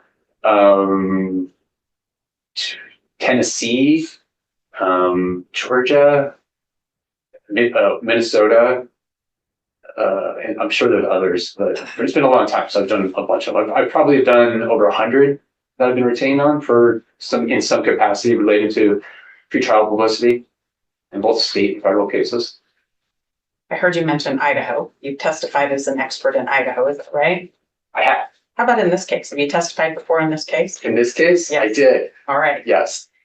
Last time we were here, we were talking about a survey that was in progress. Yes. So have you now completed your survey? Yes. So I completed the survey in Latah County and then conducted several comparison surveys after that hearing in Ada County, Bannock County, and Canyon County. Before we get to all of those, I'm going to start a PowerPoint presentation that you've provided for us today, so you can walk me through the process of what you do and how that works. Give me just one moment. Sure. I'm going to flip this over then.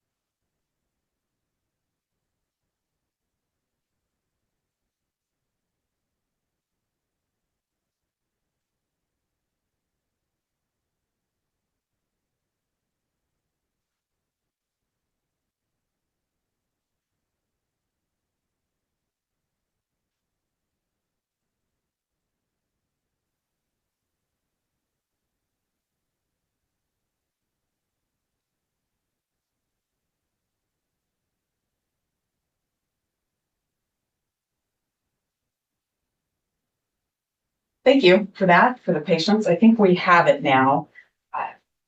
Will you give us a present or an overview of what we're going to talk about today? Yes. So the presentation is broken down into three parts. So the first part is just kind of a cursory review of some of the social science research, some of the basic general research, foundational research, and then research specific to pretrial publicity and juror decision making. And then to get into the actual change of venue analysis, which focuses on the media coverage, so the extent and nature of the coverage, and in addition to whether or not that coverage has had any impact on the jury pool. So that really gets into the survey. And the last part gets into the unique challenges that cases like this pose when we talk about jury selection. So is what you're an effective remedy in cases like this, when there's been a lot of media coverage and people have a lot of knowledge about the case. I heard you say cases like this. What do you mean? Sorry, when I say what? Cases like this. Oh, cases that have a lot of media coverage. So in a normal case, like a car accident or something like that, people come in, they might have general attitudes about drinking and driving, but they don't have case-specific attitudes about this person that are well developed from information I know about the evidence and the person and so on. When you have a case like this, people come into the courtroom with case-specific attitudes that are well developed and based on, it could be emotional information, it could be evidence that they already have read, seen, or heard. So they have very well developed attitudes. So that's a unique thing because they're no longer blank slates when they're hearing evidence. They're confirming what they already know, as opposed to jurors who don't know anything and are learning and building attitudes and knowledge structures as they go. All right. Let's go to the background of why we do this, why this matters. Yeah, so there's decades of research in general documenting the impact of pretrial publicity on decision making, and it kind of falls into two areas. So there's what we call field research, which is kind of similar to like a change of venue survey. So people are exposed to pretrial publicity in a naturally occurring setting. I read a newspaper, I watch it on the news or on the news when I'm cooking dinner, whatever it may be. And so we see natural exposure and we're able to assess the impact of that coverage on pretrial opinions. But there's some limitations to that. We can't really learn how pretrial publicity impacts decisions. And we can't really learn the types of pretrial publicity that are most impactful, and whether or not remedial measures like an admonition or voir dire mitigate the impact it has. That's where experimental research comes in, because it's a controlled setting and we can test things like what types of pretrial publicity are most prejudicial, how does pretrial publicity impact decisions, and things like do remedies work, and so on. Do you have an example to help me understand maybe the difference starting with field research? Sure. So the one we're looking at here is one of the earlier pieces that was published, and it looked at three cases that were high-profile cases in California. One involved the murder of 2 police officers, I think it was in Yolo County, and then the murder of a dental hygienist from a prominent family. So it was the status of the victim was important in that. And then I believe the third one was a rape of a young girl. So the 3 cases, and they did surveys to assess the impact of that media coverage. And they learned a couple of interesting things. So they learned that people who consume news, whether they watch it on the news or they read the local paper, develop more case knowledge. So the more often I follow the news, the more likely I'm to have detailed information about that specific case. So there's the first relationship that we look at. And then the next thing is case knowledge impacts presumption of guilt. So people who have well-developed case knowledge, they've read a lot about it and they know a lot of detail, they're more likely to think the defendant is guilty. They're more likely to have an opinion about that. And that stands out as more important than a host of things. They looked at gender, education, attitudes towards the criminal justice system. And ultimately, case knowledge was 10 times more impactful, more important than attitudes like towards the criminal justice system. So it wasn't something like, I'm just a pro-conviction person who tends to favor the government and think people are guilty. It was far more important than that when it came to these attitudes and opinions they developed. It sounds like the field research has been important in your profession. Yes. Fair to say? Yeah. Help me understand what experimental research is. Yeah, so these are more, again, traditional studies where we are able to control. We can look to see, maybe we're testing to see what types of pretrial publicity are most impactful. Maybe we want to know if voir dire is an effective remedy at mitigating the influence or impact. An interesting study someone recently did was looking at the set aside question. And they were looking to see if you did something like normally what happens to jurors on the spot, it's just like, what do you know about the case? And it's kind of like on the spot, I need to think about it and try to recall everything from memory and spout it out right there. So the remedy was, what if the person was given time to write down everything they know and think about it, think, can they really be fair, and then come back to them and then ask them again. So they were looking at that as a remedy. So that would be an example of an experiment. And like globally, what we find is exposure to pretrial publicity impacts perceptions of guilt, and it influences the defendant's credibility, likability, and sympathy towards the defendant as well. And overall, most of the research shows that judicial remedies are not effective. We talk about admonitions, so like the judge telling the jurors are not allowed to consider media coverage; they have to set that aside. Voir dire, kind of like I was mentioning before, those don't mitigate the impact of media coverage. Delay is another one. Sometimes there's a long delay between when someone reads the coverage and when they come and do the experiment to see if that mitigates the impact. So overall, those are the key findings and takeaways from the experimental research. All right. You have a slide in here called, I'm not going to say this word correctly, Potower and Singer. What's this about? How is this important? So this is, again, just an example of some of the research. So in this study, the researchers recruited people who had been excused for jury duty, so they were at the courthouse, and they were put into two different conditions. So in one condition, the experimental condition, they read an article, and that article contained information about the defendant. It was a criminal record. And it also included a retracted confession. So they were looking at something that was inadmissible. It wasn't going to come in, I believe, in the story. And the control group read the same article absent those two pieces. Didn't mention anything about the criminal past, criminal record, or the retracted confession. And what they found, if you go to the next slide, is that there was a significant effect. So those participants who were in the experimental condition, the ones who had been exposed to the background, the criminal background information and the retracted confession, were much more likely, I can tell I'm talking too fast, were much more likely to convict and perceive the defendant as guilty compared to the control group. And that was a significant effect. That seems like a pretty high percentage. This is an experiment with two otherwise equal groups of people, some exposed to negative publicity and some not, and almost 30% of the people in that experimental group would have voted to convict just based on that difference alone. So 28 percentage points higher. And again, it's a controlled study. So they're controlling for everything. So the only variable really that should be, that's impacting is the fact that one group heard this negative prejudicial information, the other one didn't. Seems like a high. What's that? That seems like a high amount. Well, it's a significant finding. It's statistically significant. All right, let's talk about pretrial publicity. Okay. How does it impact information that you might get in trial? Yeah, so we already heard about this a bit in terms of this selective process for filtering information. So the one that really is significant for me that stands out is the belief perseverance research. I'll tell you why. And like it was mentioned, so a common study would be someone would read an essay. For example, it might be an article about why risk-taking makes you a good firefighter, and people who are cautious that's not a good characteristic.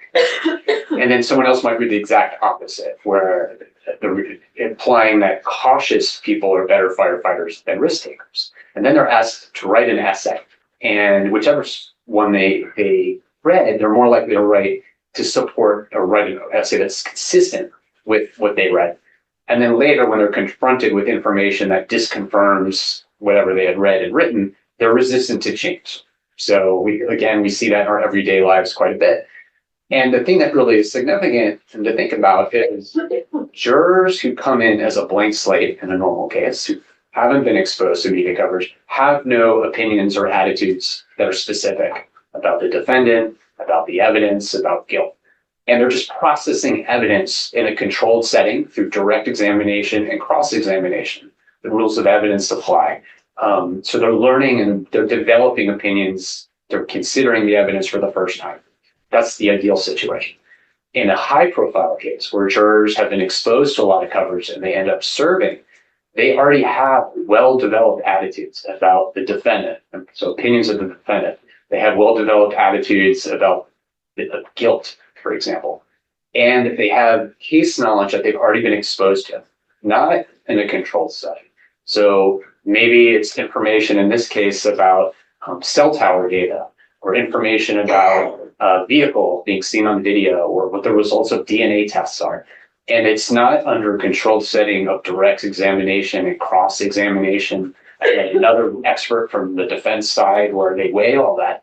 It's in the context of a news story. There's editorial, there's public personalities, it's Nancy Grace, there's all this sensationalism around it. So they're being exposed to all that, but they're also getting the information, the evidence within that context that they're going to hear at trial. So when they hear that information, it's not new, and they're not considering it and weighing it as a blank slate. What they're doing is just activating the beliefs and the knowledge structures they have, and it's just confirming what they already know. So one side is just giving you the information I already have, which strengthens it, and it makes that information more accessible in memory and so on. And then the other side is giving information that is attempting to disconfirm what I already know and believe, and it's scrutinized in a very different way. They're much more likely to reject it. They're much less likely to attend it, to store it in long-term memory, and it's really shifting the burden. So now the burden, whether intentional or not, is shifted on the defendant to change that juror's mind. And that's what we see when we talk about a filter, like our knowledge is, our impressions serve as a filter for processing new information. So it's really important to think about putting yourself in the shoes of the juror and what the task is and what that's like when you already have all this information.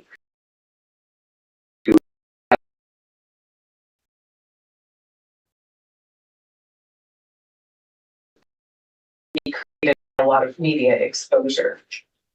Can be. Can you tell us about any studies you know about how evidence might be evaluated? Yeah, so this is just an example again. So in this particular piece, the researchers were looking at something called pre-decisional distortion. It's kind of like disconfirmation bias. So people were exposed to negative pretrial publicity or positive pretrial publicity about the defendant. And then there was delay. So I think it was like 5 days or something like that. And they watched a murder trial where a husband was accused of murdering his wife. And it was intentionally balanced. So it was kind of like a 50-50 split of guilty, not guilty.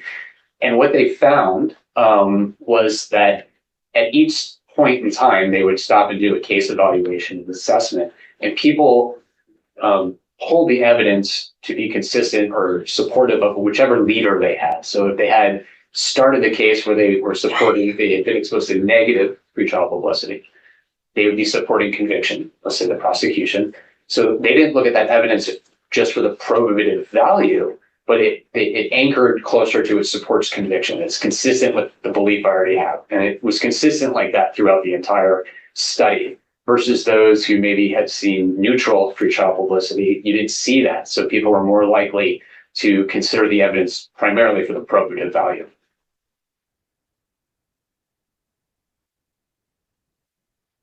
How about when you've had a lot of pretrial coverage and then you have a lengthy trial?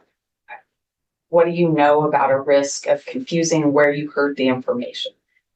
By that, I mean bringing in something that you heard a long time ago that didn't tell the truth. Right. And think about it based on what you were saying. These studies we're talking about an effect that was discovered with maybe 1 or 2 articles, and it still had an impact.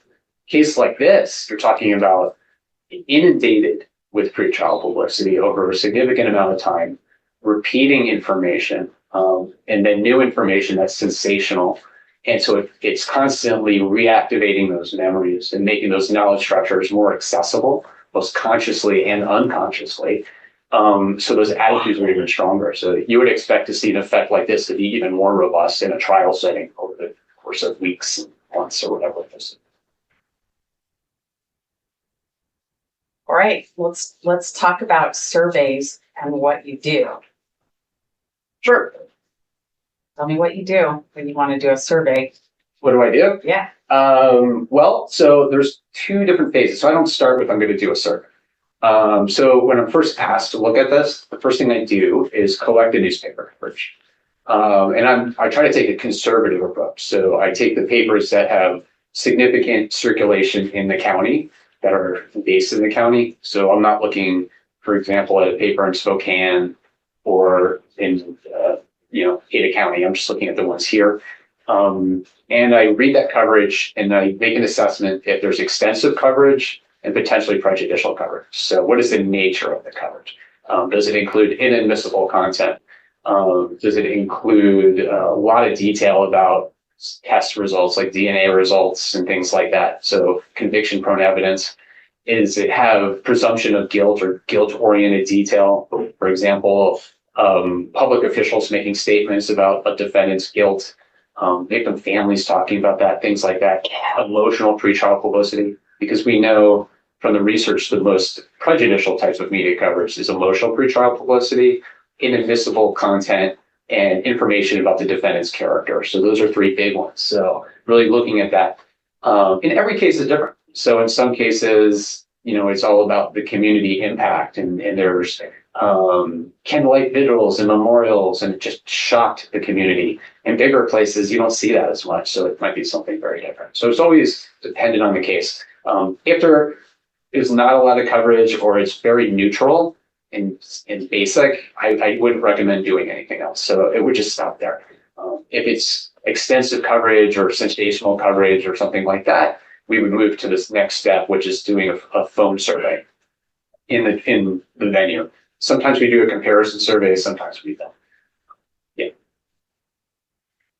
All right. I think you told me a little bit about the analysis of the coverage, but will you again tell me what you're looking for specific to a county before you decide to do a survey?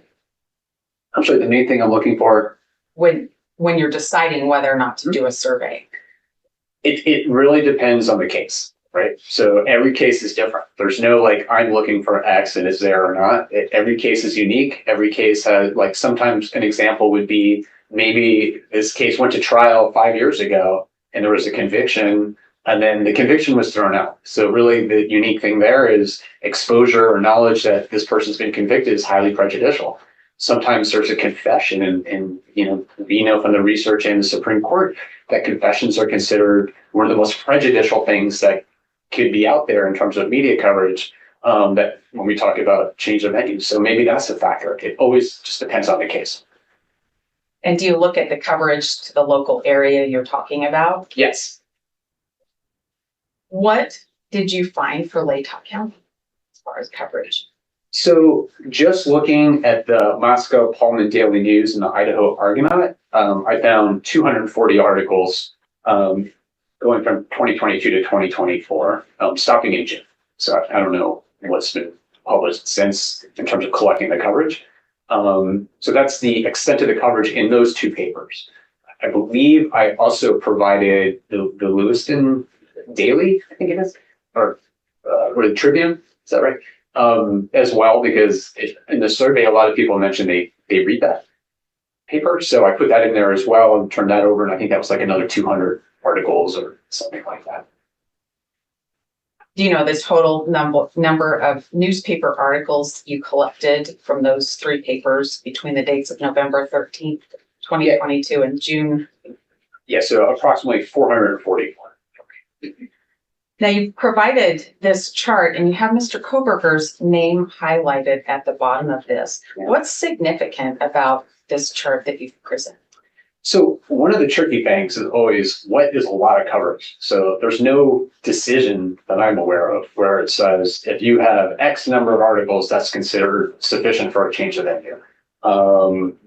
So what I did was I pulled cases where the population or the county where the case was initially venue were between 27,500 and 62,000. And I did that because we fall somewhere in there. We're at like 32,500, I believe, 18 or over here. So I was just trying to look for a range of cases to get a decent sample size and look to see how many articles were published in those cases and what the median was. So it's not impacted by extremes. And what I found was these 16 cases that fall within that range. And the median number of articles in those 16 cases was 85. And in those 16, there were 12 change of venues granted in that case. And if you look at those which had more than 80 articles, should be 85 median, it's 78%. And Kohberger would fall at the bottom right now because he's at 444. And I think, is it Daybell would have been, I think there was approximately 200 and change in that one. I know that one was recently moved to 8 account. And these are articles from the 3 newspapers, only not talking about any other source of media coverage. Just the 3 papers. Okay. Let's talk about how much media coverage there is. It's not just these 3 newspapers, is that right? Right. So I did an analysis of the coverage that's in the declaration, which is more of a qualitative analysis. So I'm not going to go through that because that would be pretty laborious. So what I have here is looking at kind of consistent, some of the television coverage and some of the information that's been spread through more informal channels, such as social media. What did you find? Yes. So again, like this is really looking at what people are seeing on social media and through informal communication networks. And the reason I did that is because it's a small county, and in small counties, people talk. So people are more likely to know, rumors and speculation because people know the victims, they know the defendant, or someone's worked with somebody who knows the defendant or victim. So from my experience, you have a lot of information disseminated through informal communication channels and through social media in high profile cases.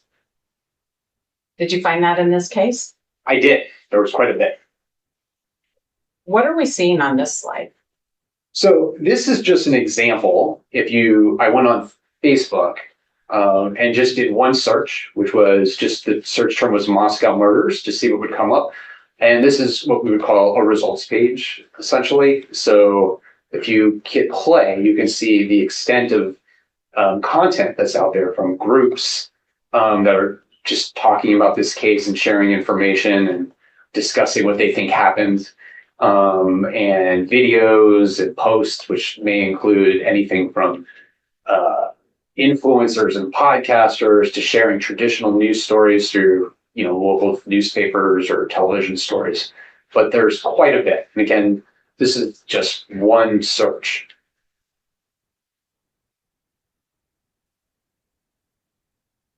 It looks like you did a screen capture so that you could show the results from one search term. Yes, this is me just scrolling through the search engine results page from that one search term.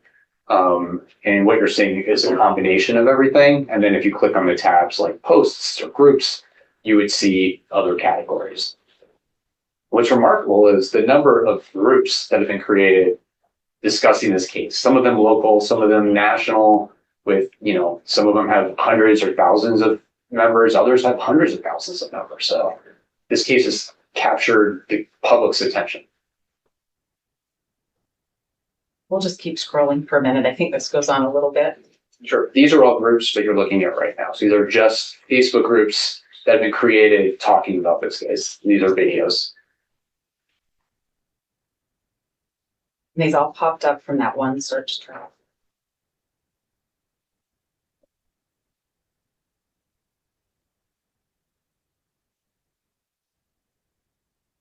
I don't think we need to advertise all these, honestly. Okay. We've been trying to protect from this kind of stuff. Your Honor, I'm aware of it. I don't look at it. I don't read it. We know it's there. May we take a brief break, Your Honor? Sure. Go off the record.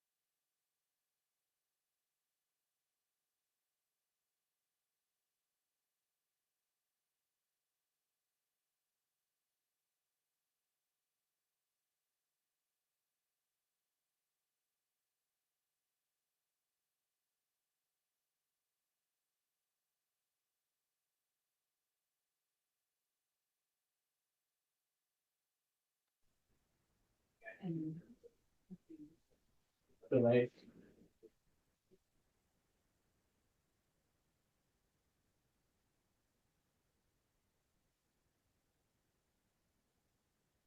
All right, let's get back on the record. Thank you. We're back on the record. This is State versus Kohberger, case number CR 29222805. Counsel are in the courtroom and as does Mr. Kohberger. We had a certain break here so that we could discuss about what we want to send out to the public. But we also have to make a record on that. So what we're going to do is we're going to take a break.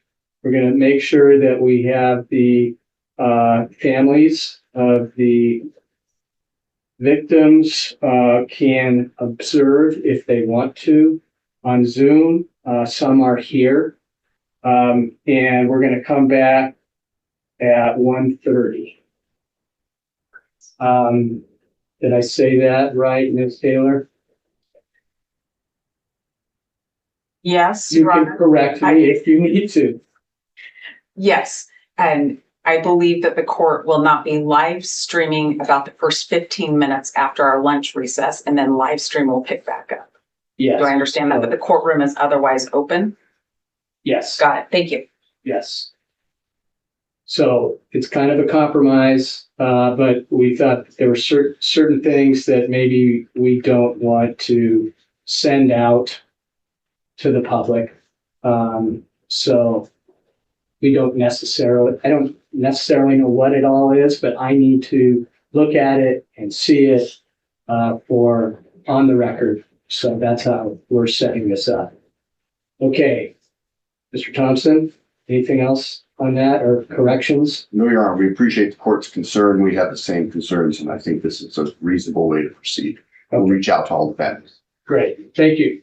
Okay, so we're gonna take a break, and we'll start up at 1:30, but the first 10 minutes will not be streamed. All right, thank you.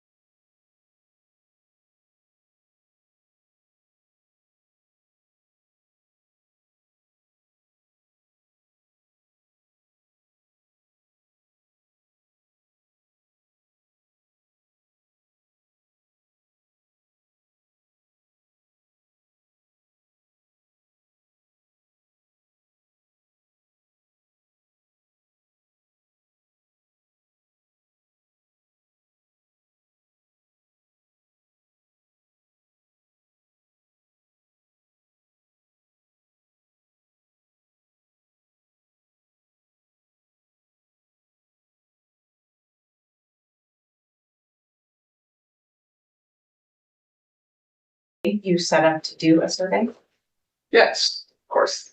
Can you tell us about it? Sure. So a lot of the design and structure of these surveys is based on some of the guidelines, professional guidelines from APOR, which is the American Association of Public Opinion Research, and the ASTC, which is the American Society of Trial Consultants, and also 40 years of people doing this. So the way it works is we randomly select people through a random digit dialing approach. So it's a probability sample. Everybody has a known chance of being included. And the first section is a screener to assess to make sure people are jury eligible. So we have to live in the county, have a driver's license, or be registered to vote, be 18 and over, and so on. And then they're introduced to the survey. There's an introduction actually at the beginning, even before they answer a question, or they're told why they're being called. We're calling to get their opinions about an upcoming trial, and that their opinions are important because they were selected as a representative, household or whatever in the community. And then after they go through that screening process, they're instructed that there's no right or wrong answers to any of the questions. They can always report that they have no opinion or they don't know, and everything will remain anonymous. So the first few questions try to measures just basic criminal justice attitudes to get them familiar with the process, familiar with the survey, answering questions. And then they're introduced to the actual case, the RETA case recognition question. And then if they know about the case, they continue and they're asked prejudgment questions, open-ended questions to assess some key opinions, then case knowledge questions, which are recognition questions. And then they go into the demographic section, which is how they consume media. And yeah. You mentioned two organizations, and I think earlier you mentioned that you were regularly a member of those organizations. Do they help set standards for how surveys should take place? They do. And tell me a little bit more about the introduction. Why do you do that? The first introduction or the instruction after that, they get through the skin screener? The introduction and then the instruction. Yeah, well, you're trying to encourage people to participate to increase response rates, right? So you're told, again, why you're calling. It's not a sales call. We're calling to get the opinions of people in your community and why. So it's not just random. So they understand it's about an upcoming trial. We don't tell them what trial because that would clearly lead to potential response bias. And they're encouraged to continue participating because they represent their community. They were selected randomly. And then there's efforts to increase response rates by we do callbacks. So everybody, each number is called up to 3 times at different times of the day. So if somebody maybe is at work, you still have a chance of being included in the survey. There's soft conversion techniques. So if somebody's kind of on the fence, like maybe they're like, maybe I'm busy, can you call me back? We try to find out when can we call you back so we can talk to them later, just to encourage them to participate and not drop off. So all of that stuff is done to increase response rates as best we can. And that's all starts with the introduction. And then the follow-up introduction or instruction kind of is similar. It explains there's no right or wrong answers. They're not forced to say yes or no. They can say no opinion, I don't know. They can refuse to answer the question, all of those things. Can they answer some questions and not others if that's what they want to do? Absolutely. That's called a refusal. So they might say, I don't feel comfortable answering that question, or I'm not going to answer that. All right.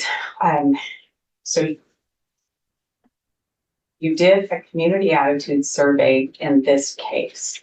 Did you only look at Lake County? No. What counties did you look at?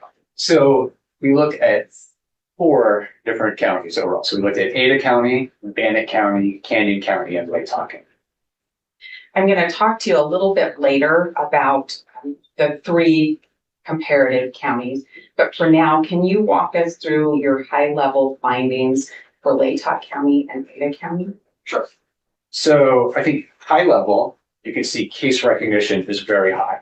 And it's also high in Ada County. It's 93% there. It's almost everyone in Lake County, 98%, which is similar to what I saw in the George Floyd case, where it was 99%. So this is extremely high. They're pretty much the same. And it's not just a passing familiarity with the case. It's not that they recognize it but don't know much. You can see people in Latah County reported that they followed the case somewhat or very closely. Almost 70% are closely following this case. And again, that means they're actively looking for information, passively consuming information, talking about it. So it's a big deal in this community. And there's a presumption of guilt. The burden has shifted. So 67% believe Bryan Kohberger is guilty of murder, and 25% reported that he's definitely guilty. So these are strong opinions. And 51% reported what I call a fixed opinion, where they reported that Kohberger would have a difficult time convincing them that he's not guilty. So the burden of proof is shifted on the defendant to prove his innocence. And that's undermines due process. That's not how our system is designed to work. And also on the question of sentence, you can see that 52% believe that he should be sentenced to death. When I look at this slide and I look at the prejudgment, I'm guilty of murder, and am I using that term right? Prejudgment means somebody's decided before we ever get anywhere near trial that Mr. Kohberger is guilty of murder. When I look at those numbers, it's higher in Ada County. And it's not a secret to anybody in this room that our argument is to move this case to Ada County. Does this seem counterintuitive when I look at the prejudgment rate and it's higher percentage-wise in Ada County? Yeah, so first of all, in my mind, it's two questions. One is, should the case be moved? Not where, it's should the case be moved? Has the presumption of innocence been undermined based on the reasonable likelihood standard, which is less than the preponderance of the evidence? So second question is where? In a case like this, you're going to see high case recognition and high prejudgment everywhere. They're essentially the same in terms of 67%, 68%.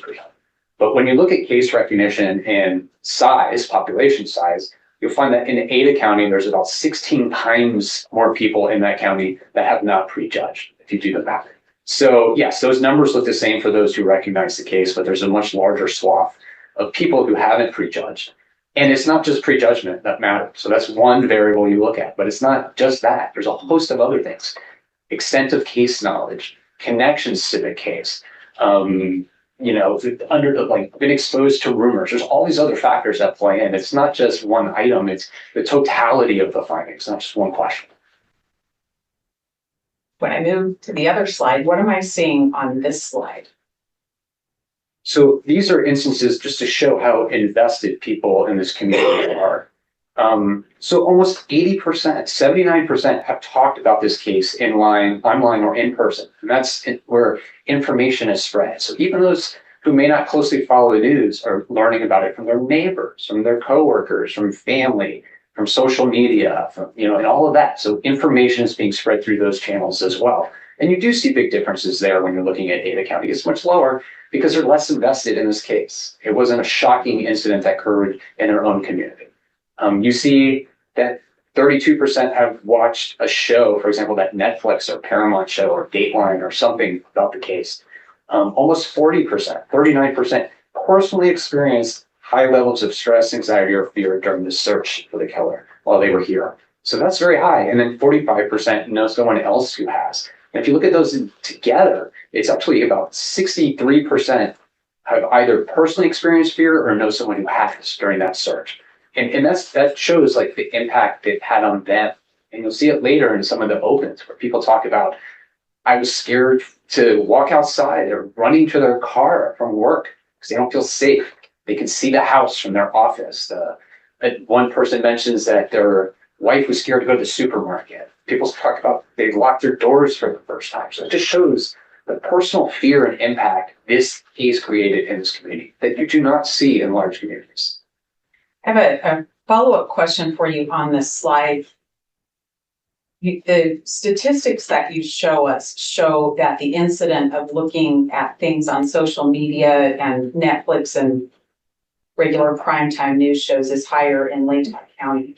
And that correlates to the sampling of things you showed us a few moments ago, just your sample of what's out there on social media, on Netflix, and that sort of thing.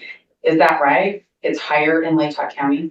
It is higher in Latah County. Now, when you say correlates, like I didn't do a statistical analysis, I would say that's the stuff, the content out there. That's what it looks like. If you just do a search, you're following it. And on the anxiety question, that number for Ada County is about 32%.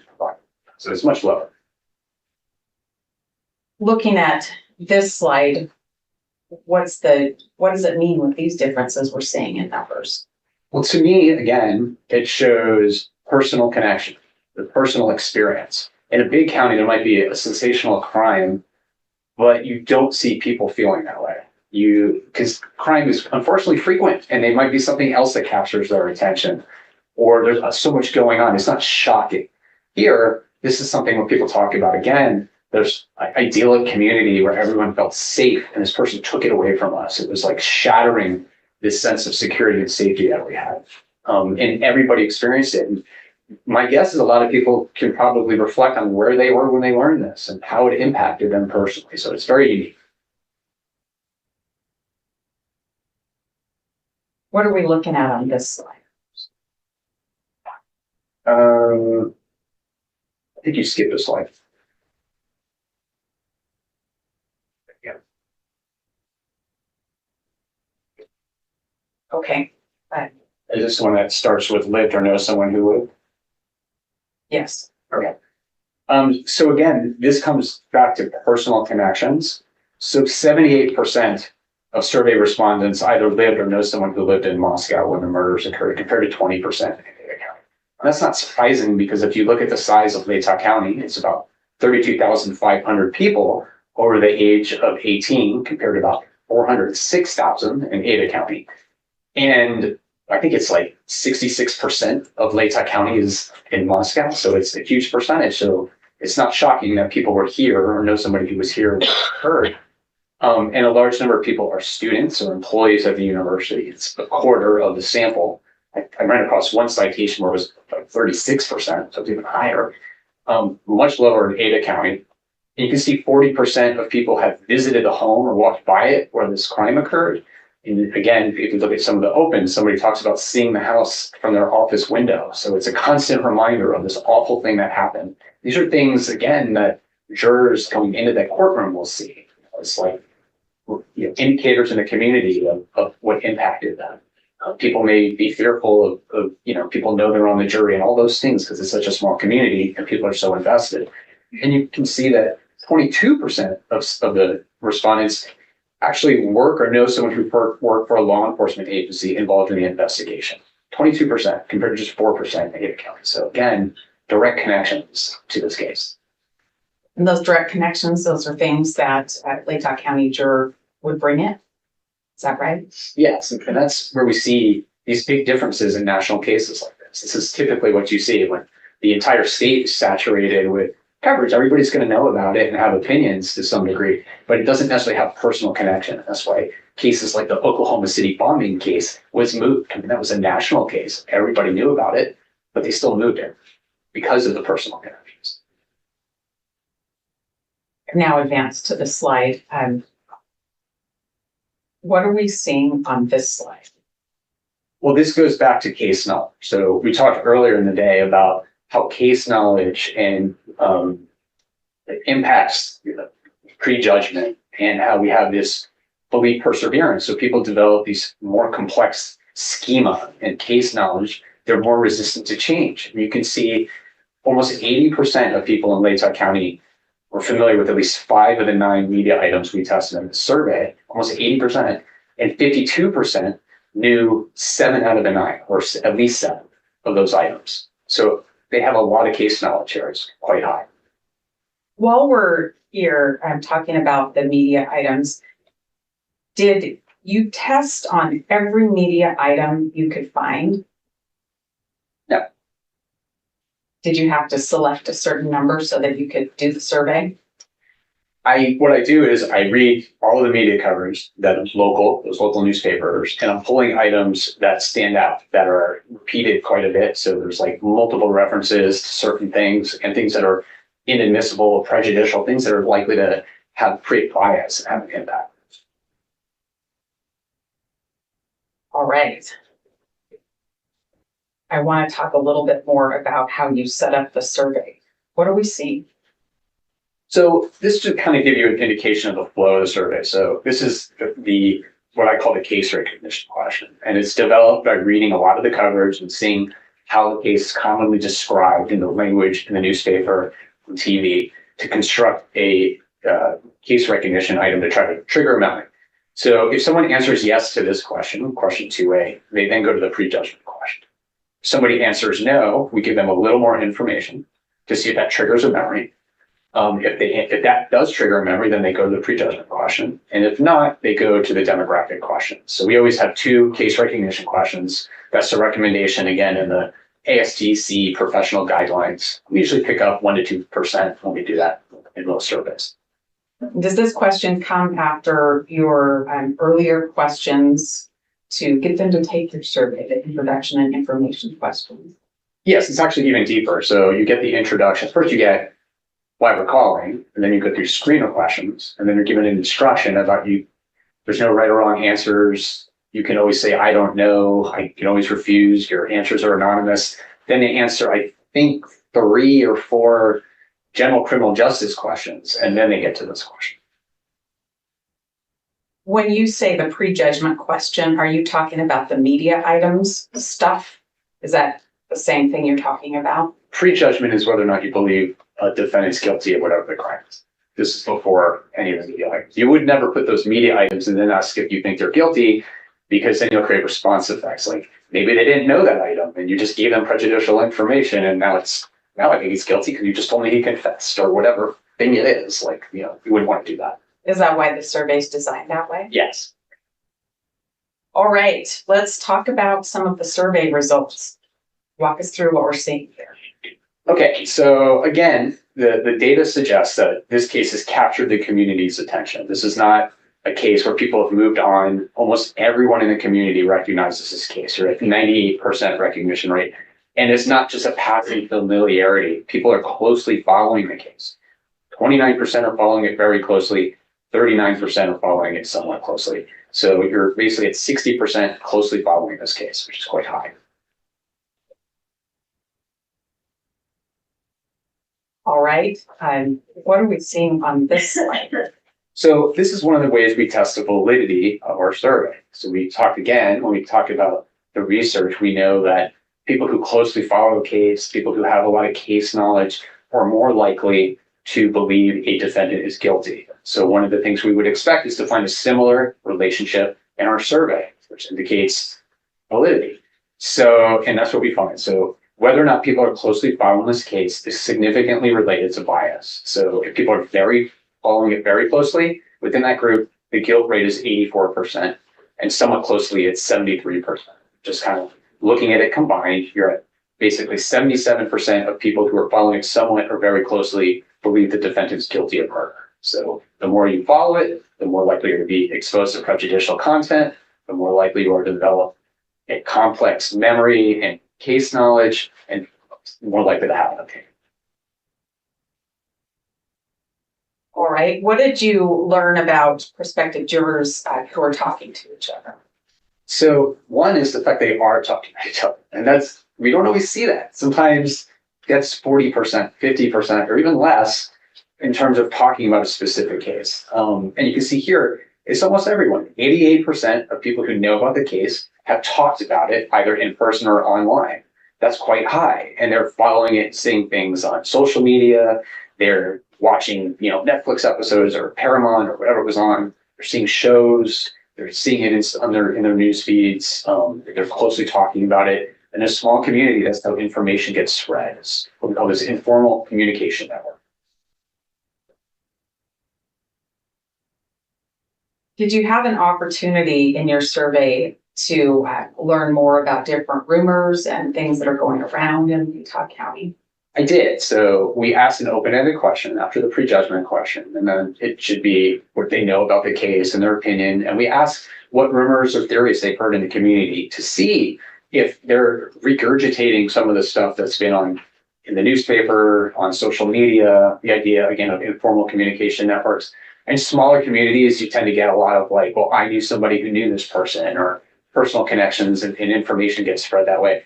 And that's what we saw here. There's a lot of references to things that, the defendant committed a murder in Oregon, like speculation, no evidence of that. It's just something they heard, that he talked about committing the perfect murder on a paper, or that he hates women and he had trouble at the university he goes to with women, and people who worked with him had problems.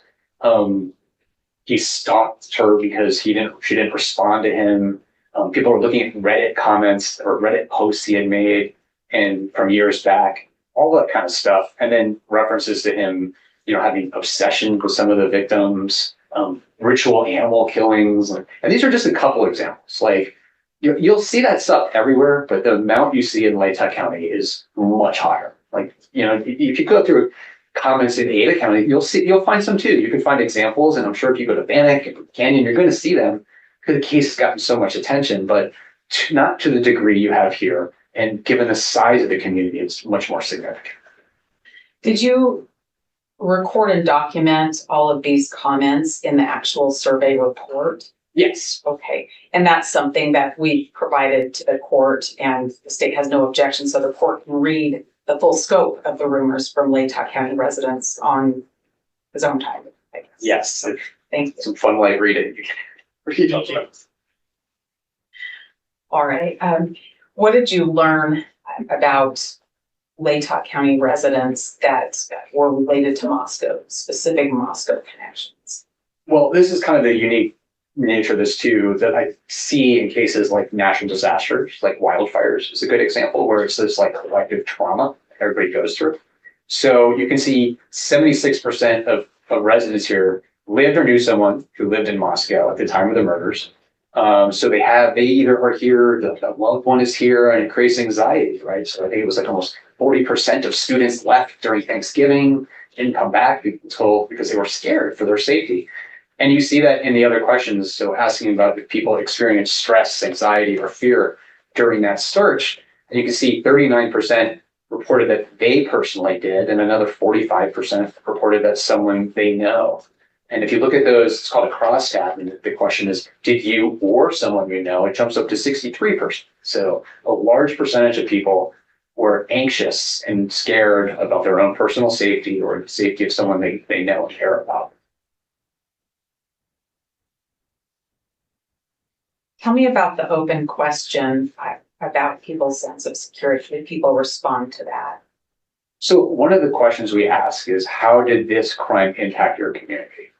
And if I do this in a big county and I ask this, or big venue, federal case, you get a lot of, it didn't, or not much, or, I didn't live near it, so not me, or something like that. You get a lot of that. And I'm sure there's some of that here too.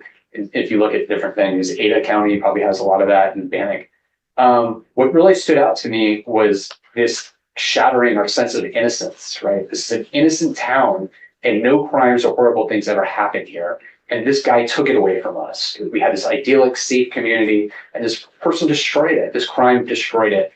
And they talk about people, they never locked their cars before, their homes. I think one person said, he didn't even have a house to his key when he bought it, or a key to his house. That makes more sense. And suddenly people are locking doors because they're fearful.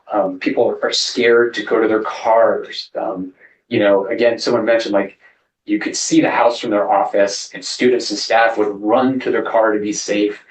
People's partners were scared to go to the grocery store. And there were tons of comments about that. This idea that we have this safe community and it's never going to be the same. It's lost. It's like our sense of safety and security, this special place, this tiny little place that's a bubble from all the bad stuff in the world. And then this thing happened. The comments that you depicted in this slide, is that all of them, or are there others for the court to take a look at? There's plenty. On top of reading the other stuff, feel free to read all those opens. Okay. What about the connection to the house where this happened? What did we learn? Well, I think it comes to this direct and indirect connections to this case, which makes it unique in Latah County, which you don't see everywhere. Is 40% of residents who know about the case, which is pretty much everyone, have either visited the home where the crime occurred or walked by it. And so there is this constant reminder of this awful thing in their daily lives. And also you see a large percentage of people are students or employees at the university. or connected to it, the investigation itself. 22% were connected to the criminal investigation. And then 25% were either students or employees of the university.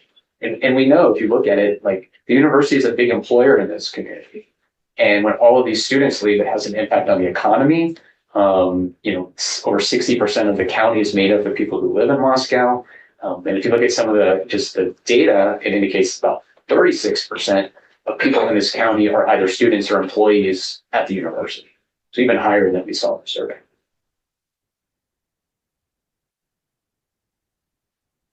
All right. I want to talk about the prejudgment question. What did you learn? So this question is one of the indicators of undermining the presumption of innocence. So I look at it, I'm always looking, when I think about due process, is the presumption of innocence. And you see when it shifts to a presumption of guilt. So in this case, 67% of prospective jurors who recognize the case believe Bryan Kohberger is guilty of murder, and 25% have a strong opinion on that. So if you think about it, given the high recognition rate here, if 100 jurors walked into this room during voir dire, 66% of them already think he's guilty before they've heard any evidence. And that's just the prejudgment question. That's not talking about the other factors that you talked about, media awareness, case connection to the community, things like that. No, that's just looking at everyone. And if you start looking at things like, well, do they know a lot of detail? That prejudgment jumps up to over 80%. Do they closely follow it? Jumps up to 70%, whatever it is. So that's just looking at the entire set. Start looking at other things, that prejudgment gets even higher. You've talked about what you've defined as a fixed opinion or a fixed presumption of guilt. What did you find about that? Yes. So the question I ask is basically based off, I'm going to start talking selective now.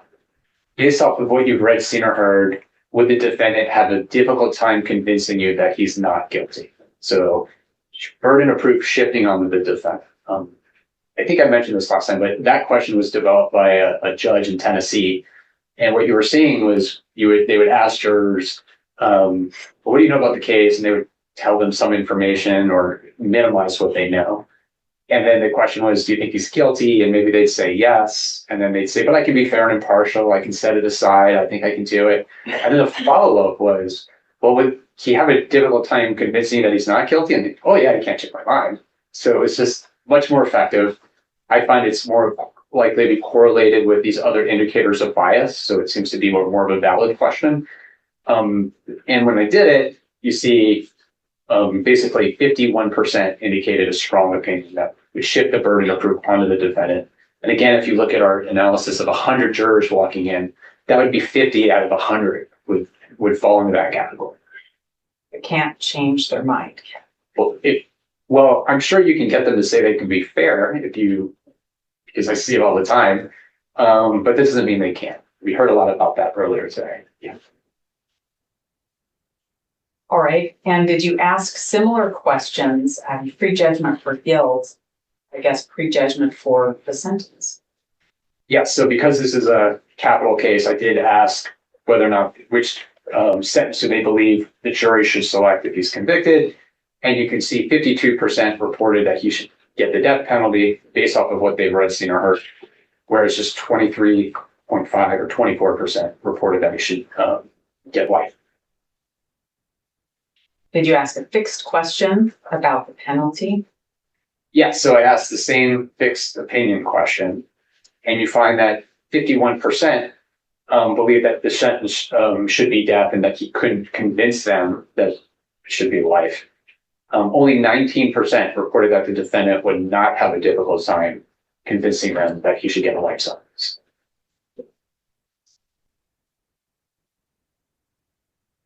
This is a small community. What did you learn about the impact of this case on this small community and the pressure of a juror in Latah County to convict? So one of the things I wanted to look at, because it's a small community and people know everyone, and the pressure when coming in and out of this courthouse on a day-to-day basis, when it's been inundated with journalists, and my guess is people can figure out who's on the jury by who's not picking their kids up at school and talking to neighbors. and all that. Is there pressure? Do the jurors ever feel pressure like there has to be a certain outcome? How would the community react if he's not convicted, if he's found not guilty? And there was quite a bit of strong comments and a range of themes from people would basically kill him, to they burn the courthouse down, or assume that the jury failed, or that he would have to prove that he was not guilty. Again, shifting the burden. So it's like, I can't imagine that happening because they have so much evidence against him. We would be dumbfounded. Like, how could he not be guilty given the amount of evidence?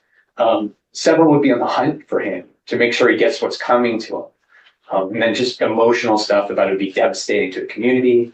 Other people talked about the fear if he didn't do it, well, who did? Like, that means this person's still among us, who creates the same stress and fear and anxiety that people had before. So this community needs closure. And you have to imagine what that's like for a jury from months on end, in and out of this courtroom in this tiny community and trying to explain to their neighbors, what they did and why. And that shifts the burden again back onto the defendants. The comments that you've captured in this PowerPoint slide, is this all? Yeah, these are just a few examples. Plenty more for the court to read? Yeah. Did you ask these open questions in the comparative counties too? Yes, it's the same question as in all the counties.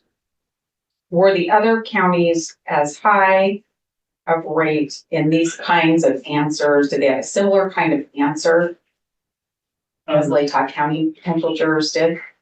No. And now you can read through it and you will find answers that people would be angry and upset because you're talking to hundreds of people and you're going to get those. But they're much less strong. They're much more, no opinion. They wouldn't have an effect, things like that, than you see in other places. Very few people in Latah County have that. All right. I think we have a couple of slides on the questions that were in the survey. I think we know those. Yes. So these are our case recognition questions, we call them, or I call them recognition items, I guess. So we do ask an open-ended question. What have you read, seen, or heard about the case? We'll get into that, but that's the typical question you ask in jury selection. And people answer that, but they often use minimization language or unable to recall everything from it. So we ask later on these case recognition items to see if they're familiar with widely reported media items. And if you look at the professional guidelines, this is what's recommended. So we first ask an open-ended question, and then later we follow up with these closed-ended questions. What did you learn when you did that in this survey with Latah County? So I'm not going to go through all of them, but we learned that people are familiar with many items that have been widely reported in the media. And you don't always see that. Sometimes case recognition is high, but people don't know a lot of detail. Maybe they know a few items or recognition rates are 40, 50%. But what we found here are people have well-developed attitudes and opinions and have been recall a lot of prejudicial content. So in Latah County, you can see that 79% were familiar with at least 5 of the 9 media items, and 52% knew 7 or more of the media items that we tested, over half.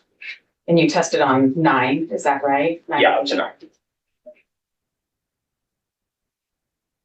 And I think you mentioned, but I think your chart's going to explain to me why more media items, more media recognition items correlate with the prejudgment question of guilt. Yeah, and this goes back to validity of the survey. Right? We know from earlier research that case knowledge is correlated with prejudgment, and that's exactly what we found. So the more people know, the more case knowledge, the stronger their opinions, the more likely they are to have developed a perception of guilt.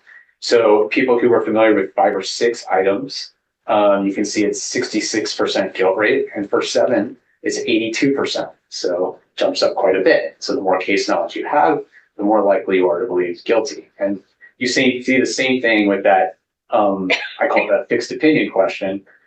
That's significantly related to case knowledge as well. So the number of people who said that he would have a difficult time changing their mind is essentially 66%.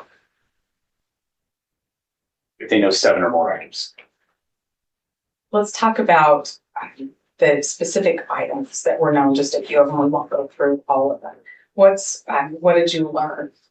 So these are just going through a few that we tested, and you can see high recognition rates and significantly related to prejudgment. So whether or not people know that a knife sheath was found on the bed next to one of the victims, 81% of survey respondents in Latah County knew that detail. And you can see it's significantly related to bias. So if you knew that, 72% of people who knew that item believe he's guilty, and 55% reported that he would have a difficult time convincing them otherwise.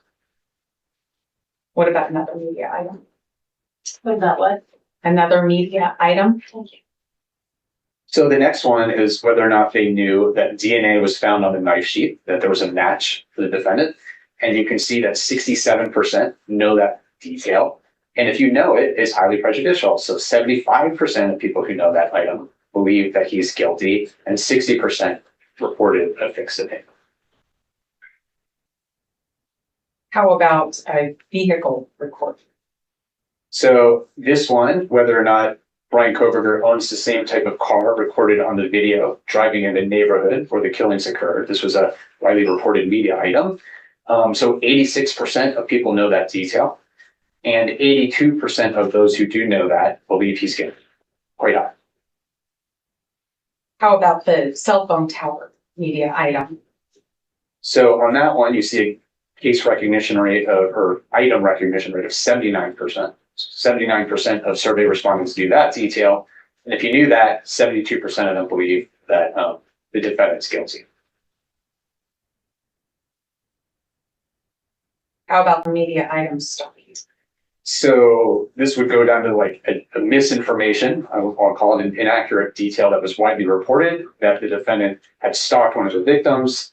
And you can see recognition rate currently at 45% when the survey was done. And 81% of people who knew that detail reported that he's guilty. How about following on social media?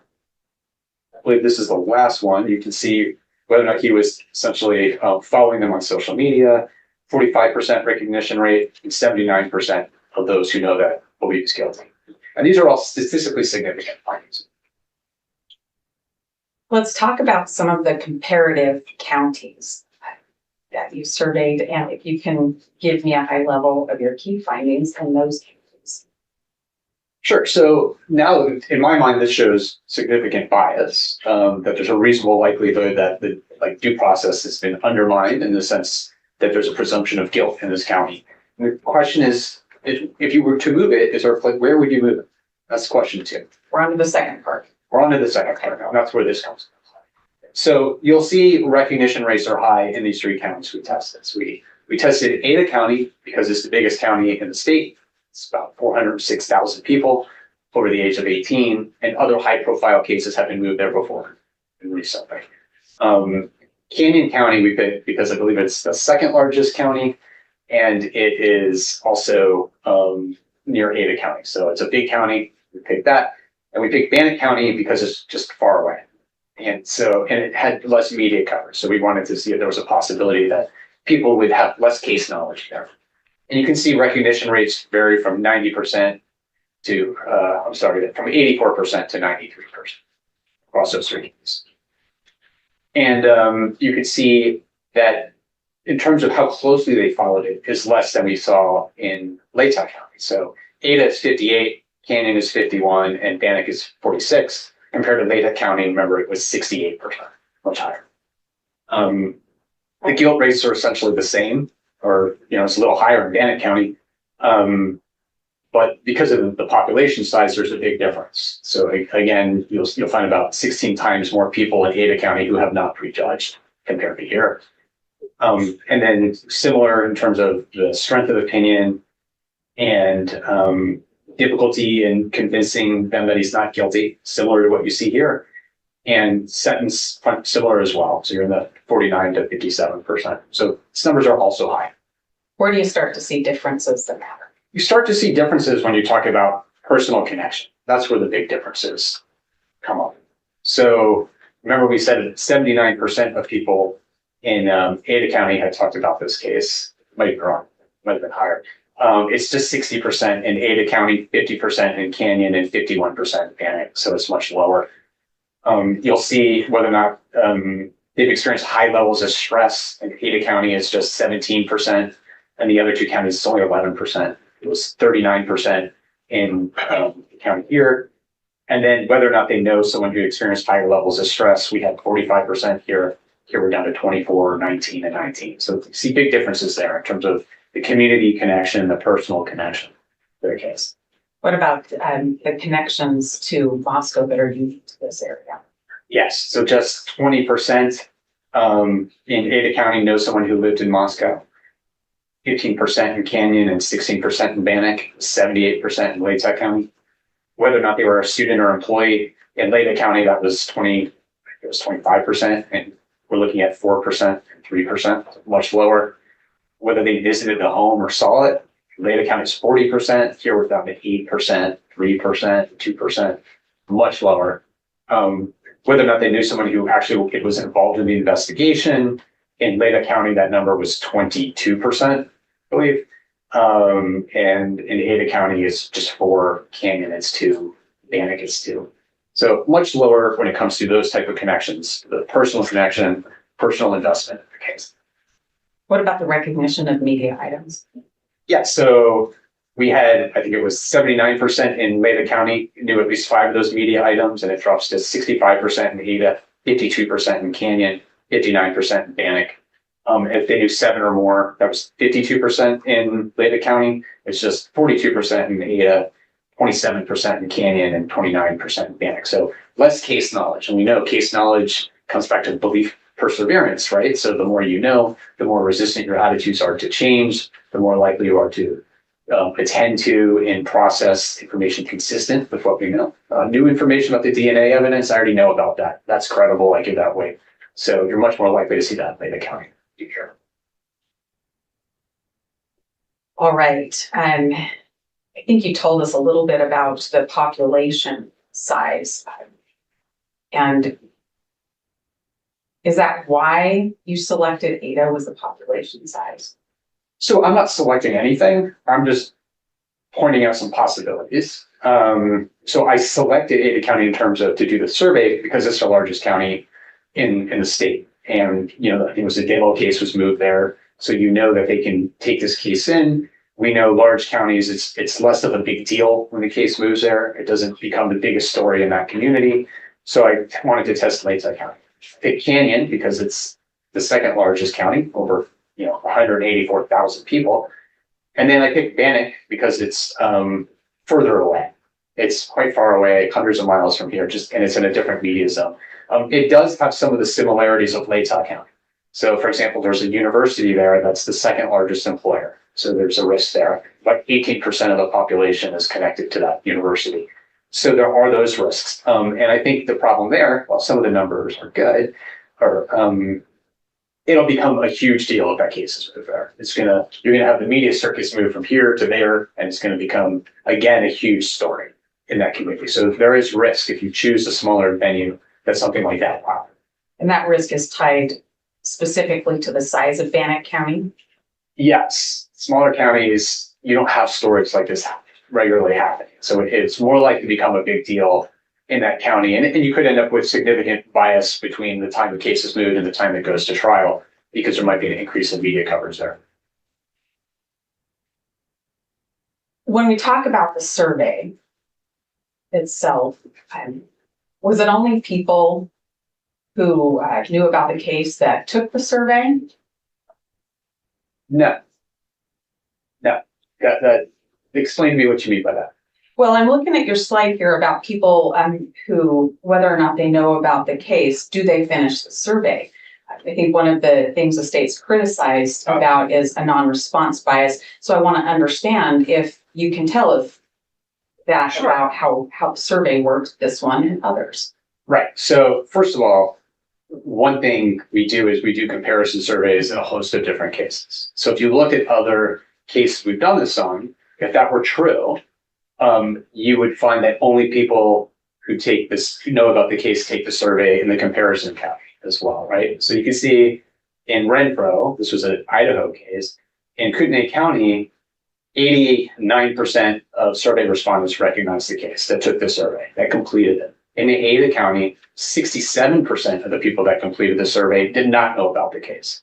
So you would expect you wouldn't see that trend. If people just say, oh, I don't know about this, I'm not going to take the survey, I have no opinion. In state of Tennessee, v. Andrew Delkey, similar findings. So in Davidson County, 67% of the people who completed the survey knew about the case. In Hamilton County, 84% of people who completed the survey did not know anything about the case.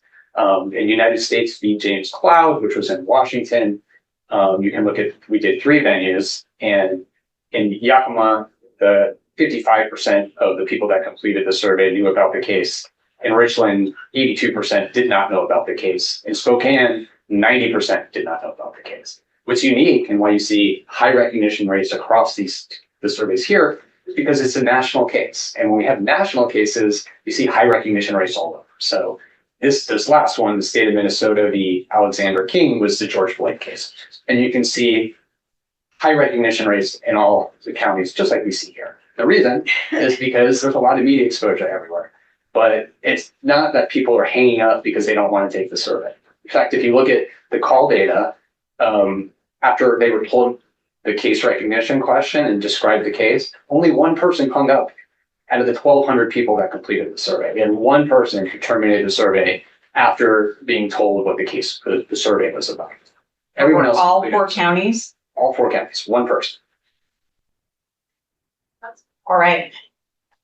We have talked quite a bit about the bias and the prejudicial media coverage and the difficulty, the impossibility that will happen in seating a jury in Latah County. I want to talk a little bit about jury selection in cases that have a lot of publicity. Are you familiar with that? Sure, yes. All right. Why should we talk about this now? Why do we not want to just wait and try to pick a jury first? Well, I think first of all, I've done a lot of jury selections. I'm sure you have, Your Honor, you have, I'm sure you all have. So we all know how the jury selection process works. So in a normal case, people do not have case-specific attitudes. And we know specific attitudes are predictive of behavior. So I might just have a general passing attitude towards something. I mentioned DUI, or it's like a contract dispute. Like, you can ask me questions. I don't have strong opinions. I don't know anything about the case. So they're not specific attitudes. So jury selection is effective in that scenario. It's fine. But when people have case-specific attitudes and case-specific knowledge, and I've heard information and evidence, even if it's coming into trial, I've heard it in the context of a news story. There's no rules of evidence that were applied. There was no cross-examination. There was no counter expert to refute what was said. It was just said by a public, speaker. He was on an editorial on a television station, on Nancy Grace. So it's very different. And then when I hear it as evidence, it's just confirming what I already know. It's not new, not processing it for the first time. So that's one of the big problems. So why you need to identify people that have that content and information.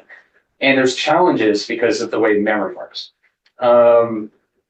Recall is limited, and we'll get to that. But when you ask people, what do you know about the case? They are not able to give a full account of everything they know. So it's very hard to assess what people know, which makes it very difficult to exercise cause challenges and predicate challenges. And the other thing is just the nature of jury selection. It's very easy to rehabilitate a juror to get them to say they can be fair. It happens all the time.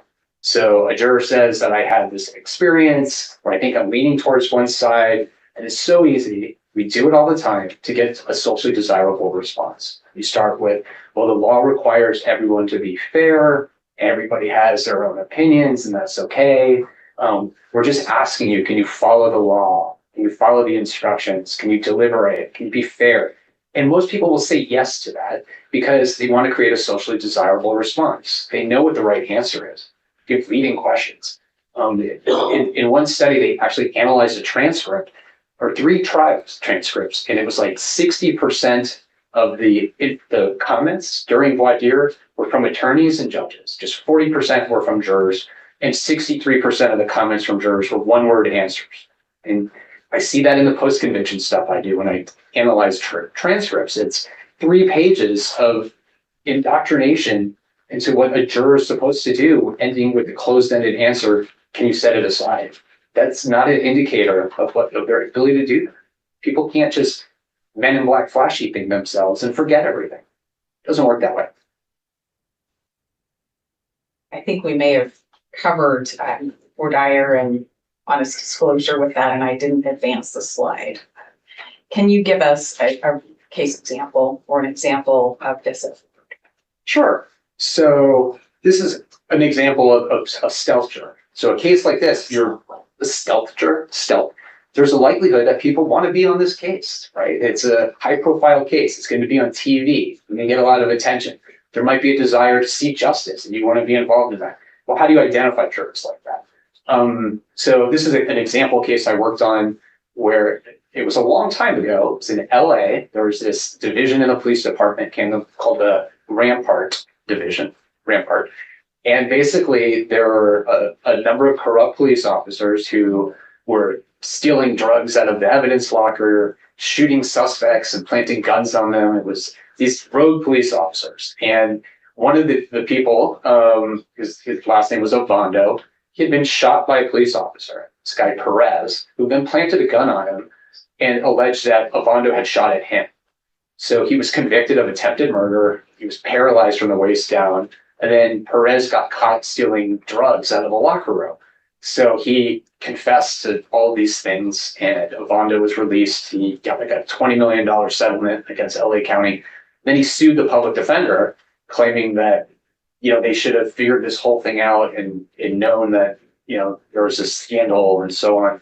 And it won like $6 million in that case. And then later when they looked, it turned out that one of the jurors on that case had been in a movie about the incident called Gang Wars. And when they were asked, has anybody have a connection to the case? She didn't raise her hand. But during the deliberations, she talked about stuff she knew. She talked about stuff that didn't come into trial, and it resulted in a mistrial. So that's just one example. There's other examples as well. But yeah, so that's one challenge you have in a case like that. All right, recall and recognition. I think you're going to talk to us about how hard it is to ferret out what somebody knows. So to me, this is one of the biggest challenges in high profile cases. So the question you ask on a juror questionnaire and an open voir dire is, what have you read, seen, or heard about this case? That's the open-ended question you ask. That is what we call a recall question. And the cognitive task is, on the spot, I need to search my memory and see what's accessible and salient and what I can remember on the spot. And I'll tell you. And then you it's usually followed up with, can you be fair and impartial? And what we find is people are not able to recall everything they know. And that information that they forgot to mention comes up later. So the common example is, tell me everything you know about a movie. I'm going to go with Star Wars. And you probably will tell me a lot because a lot of people have seen that movie or seen it a bunch of times. But if I asked you follow-up closed-ended questions, you'd find that you forgot to mention a whole bunch of things. Like maybe you didn't mention that Luke Skywalker was Darth Vader's son, right? And it was, do you remember that? Oh, of course I know that. I just forgot to mention it. So you see things like that. So the tricky thing is you can't ask people, have you read, seen, or heard if the defendant was stalking one of the victims? Because now you're poisoning the well. What if they didn't mention that and they're open-ended? Doesn't mean they don't know it, because we know about 45% of the population here does know it. So you're in that position where you are trying to make an assessment if this juror can truly be fair and impartial without knowing what this juror actually knows about the case. And that's one of the biggest problems you have in high profile cases that are not a problem in your run-of-the-mill typical case.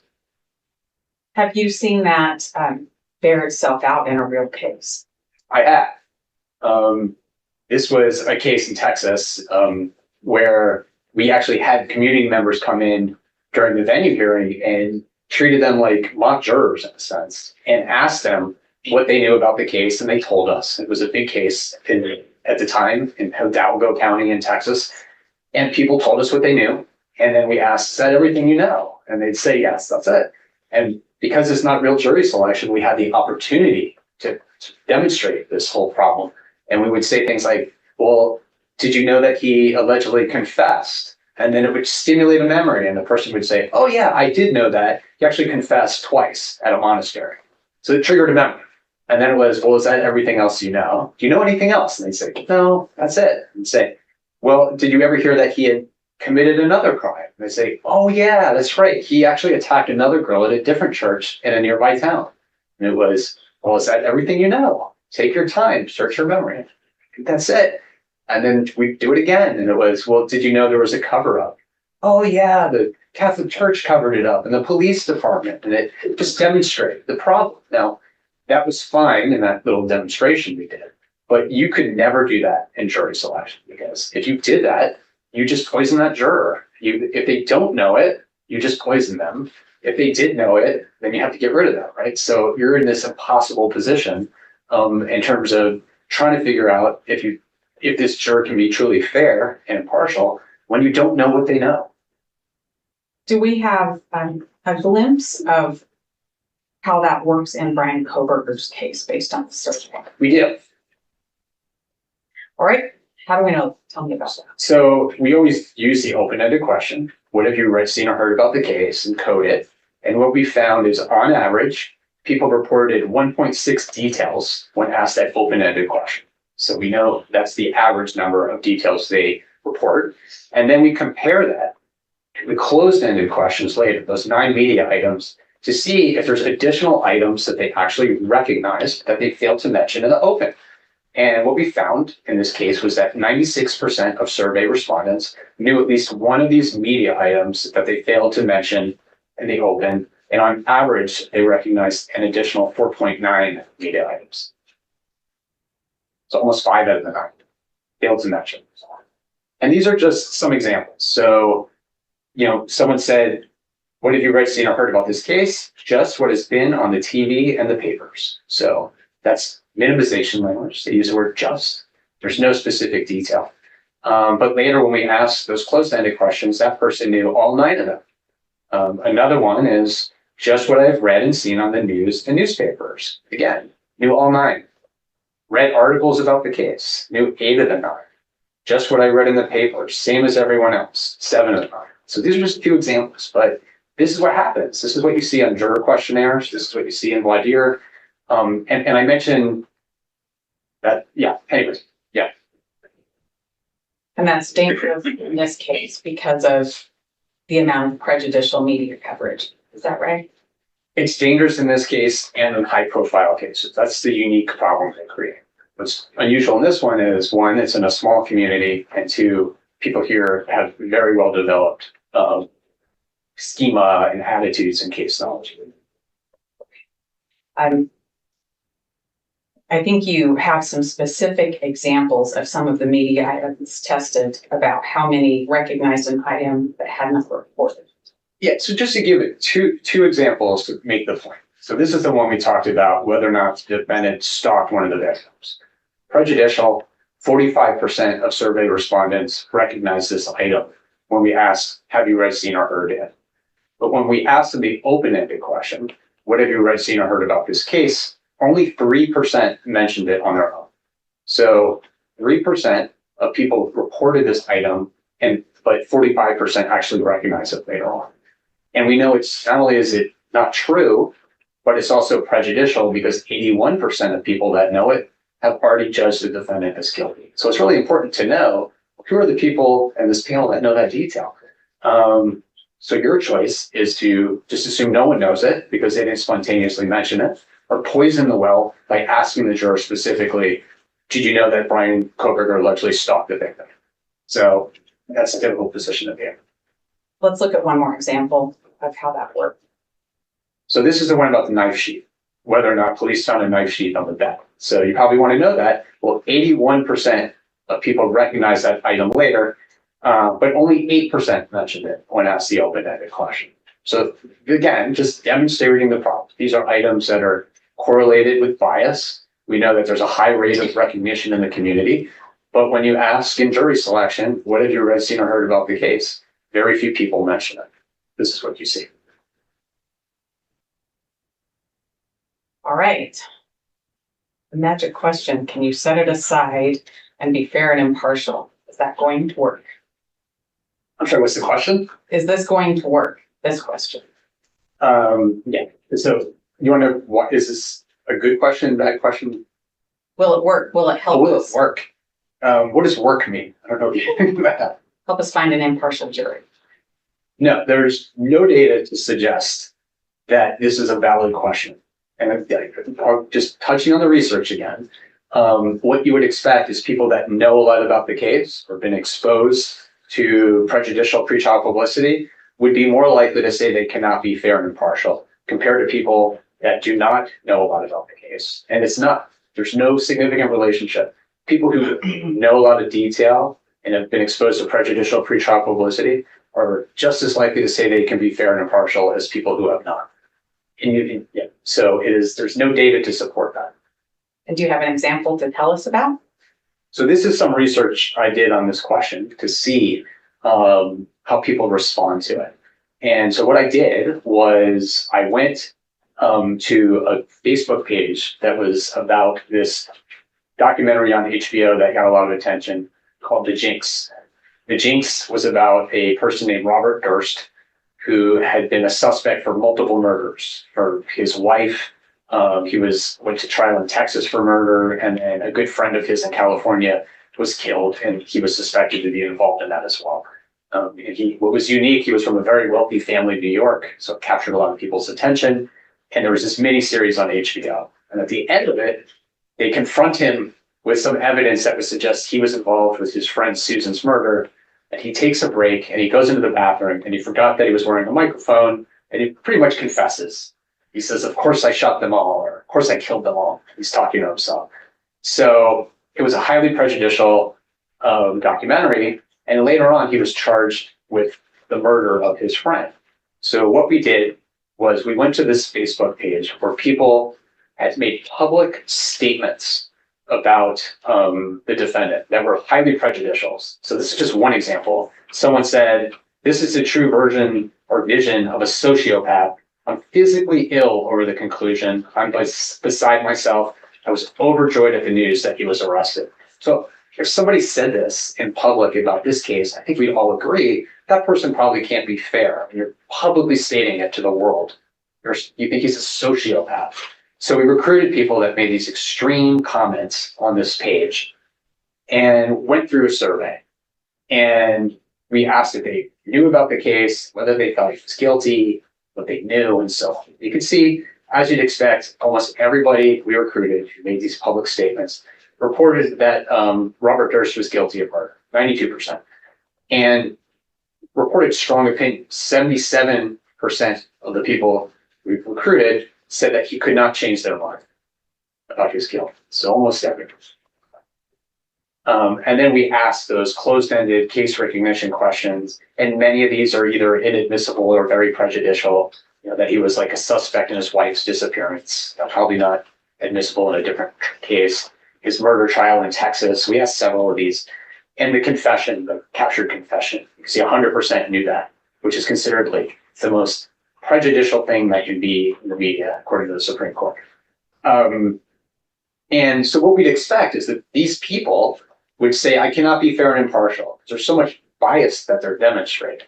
So we give them the magic instruction that you often see. This came from a transcript in a high-profile case where the court had explained the burden of proof and that the defendant's entitled to a fair and impartial trial, and that the law requires that you set aside everything you know and only rely on the evidence. Common things you hear. And all these people who express all this public bias and all this vitriol and reported that he's guilty and you can't change your mind, by just saying that to them, magically report that they can be fair and impartial. 81% said they could be fair and impartial after hearing that instruction. And they gave open-ended responses as to why. So this is our participant who mentioned that they were overjoyed by his arrest and they were physically ill and that Robert Durst was a sociopath. Well, on a scale of yes, definitely to no, definitely not, they reported that they could definitely be fair and impartial. And they reported that I could start from the beginning and listen to all the information presented and follow the directions and wipe out everything that I know. I would need to be convinced beyond a shadow of a doubt.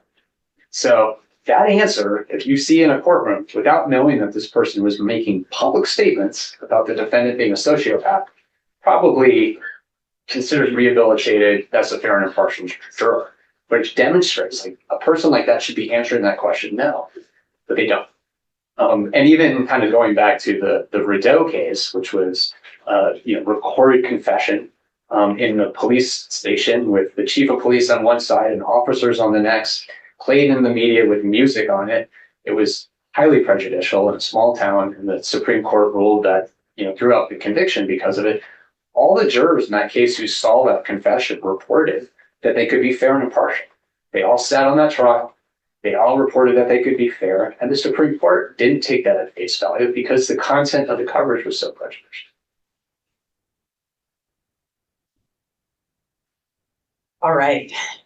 Based on your years of experience, your education, all of the work that you do in general, and then specifically the work that you've done in this case, the survey, the hundreds of comments, do you have an opinion about this case and whether we can seat an impartial jury in Lake County?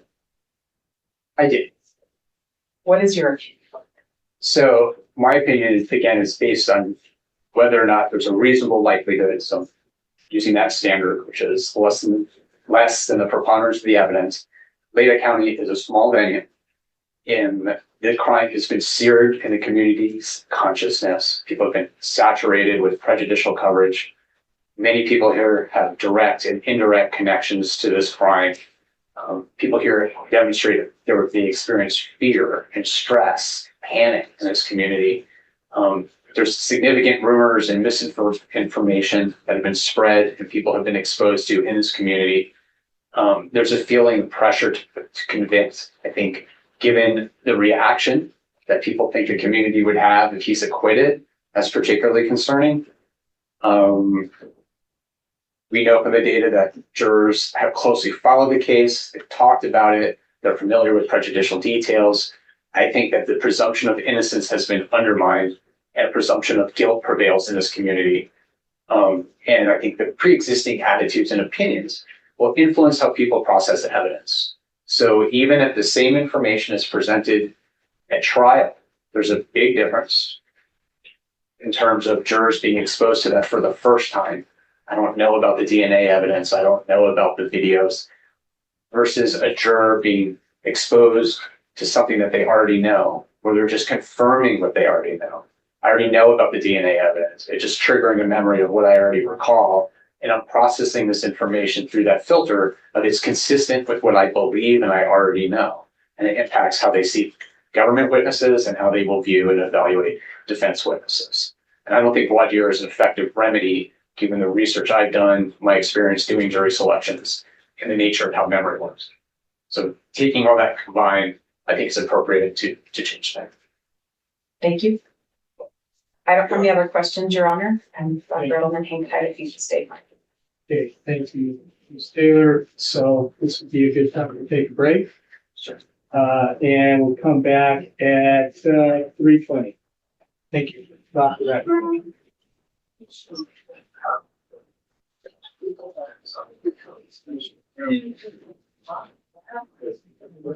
No.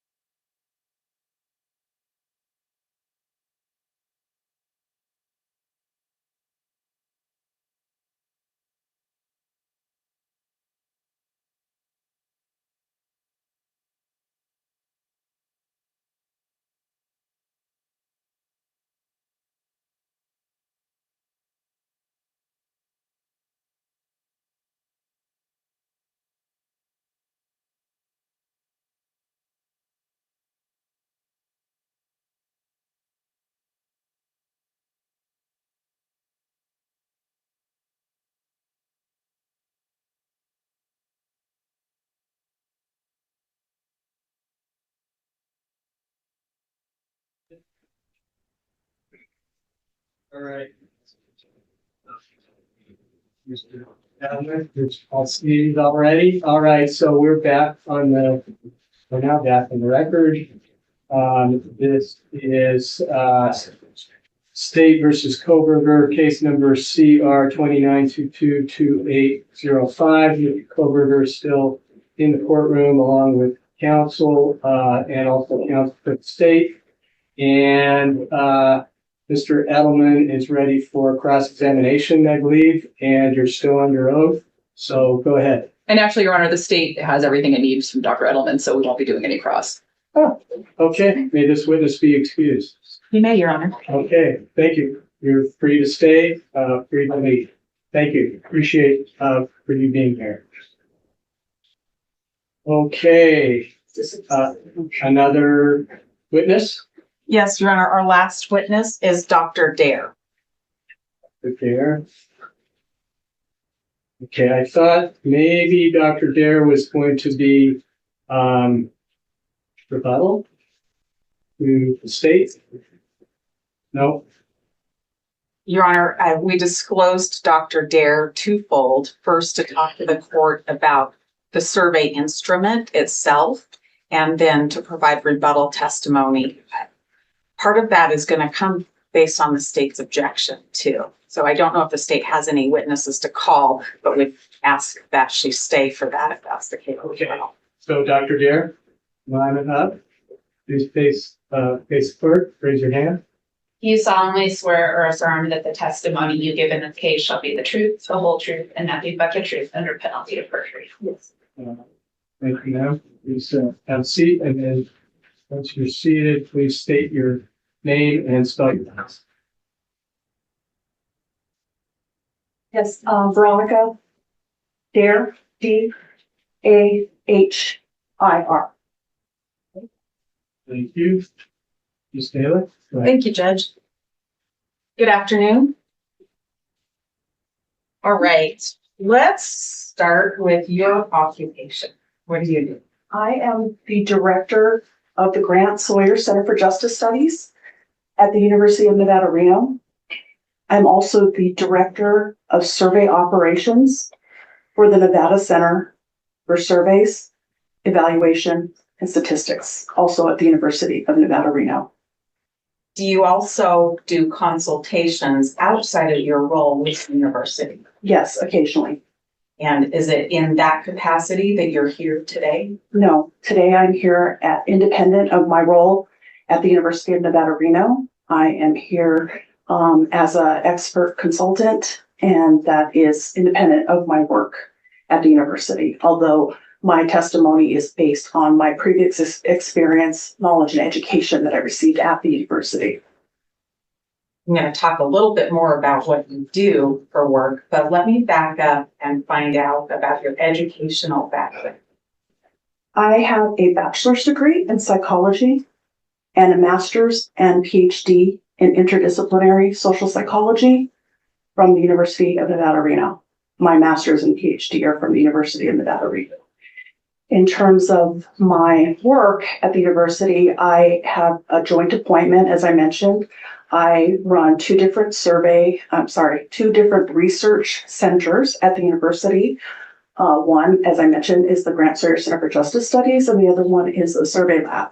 I also teach in the Judicial Studies program. I teach a graduate level course called Scientific Research Methods for Judges, which is a course for judges getting their PhD across the nation. They're sitting judges that are on the bench. I teach another course called Scientific Methods for the Justice Management Program, which is a master's degree program at the university.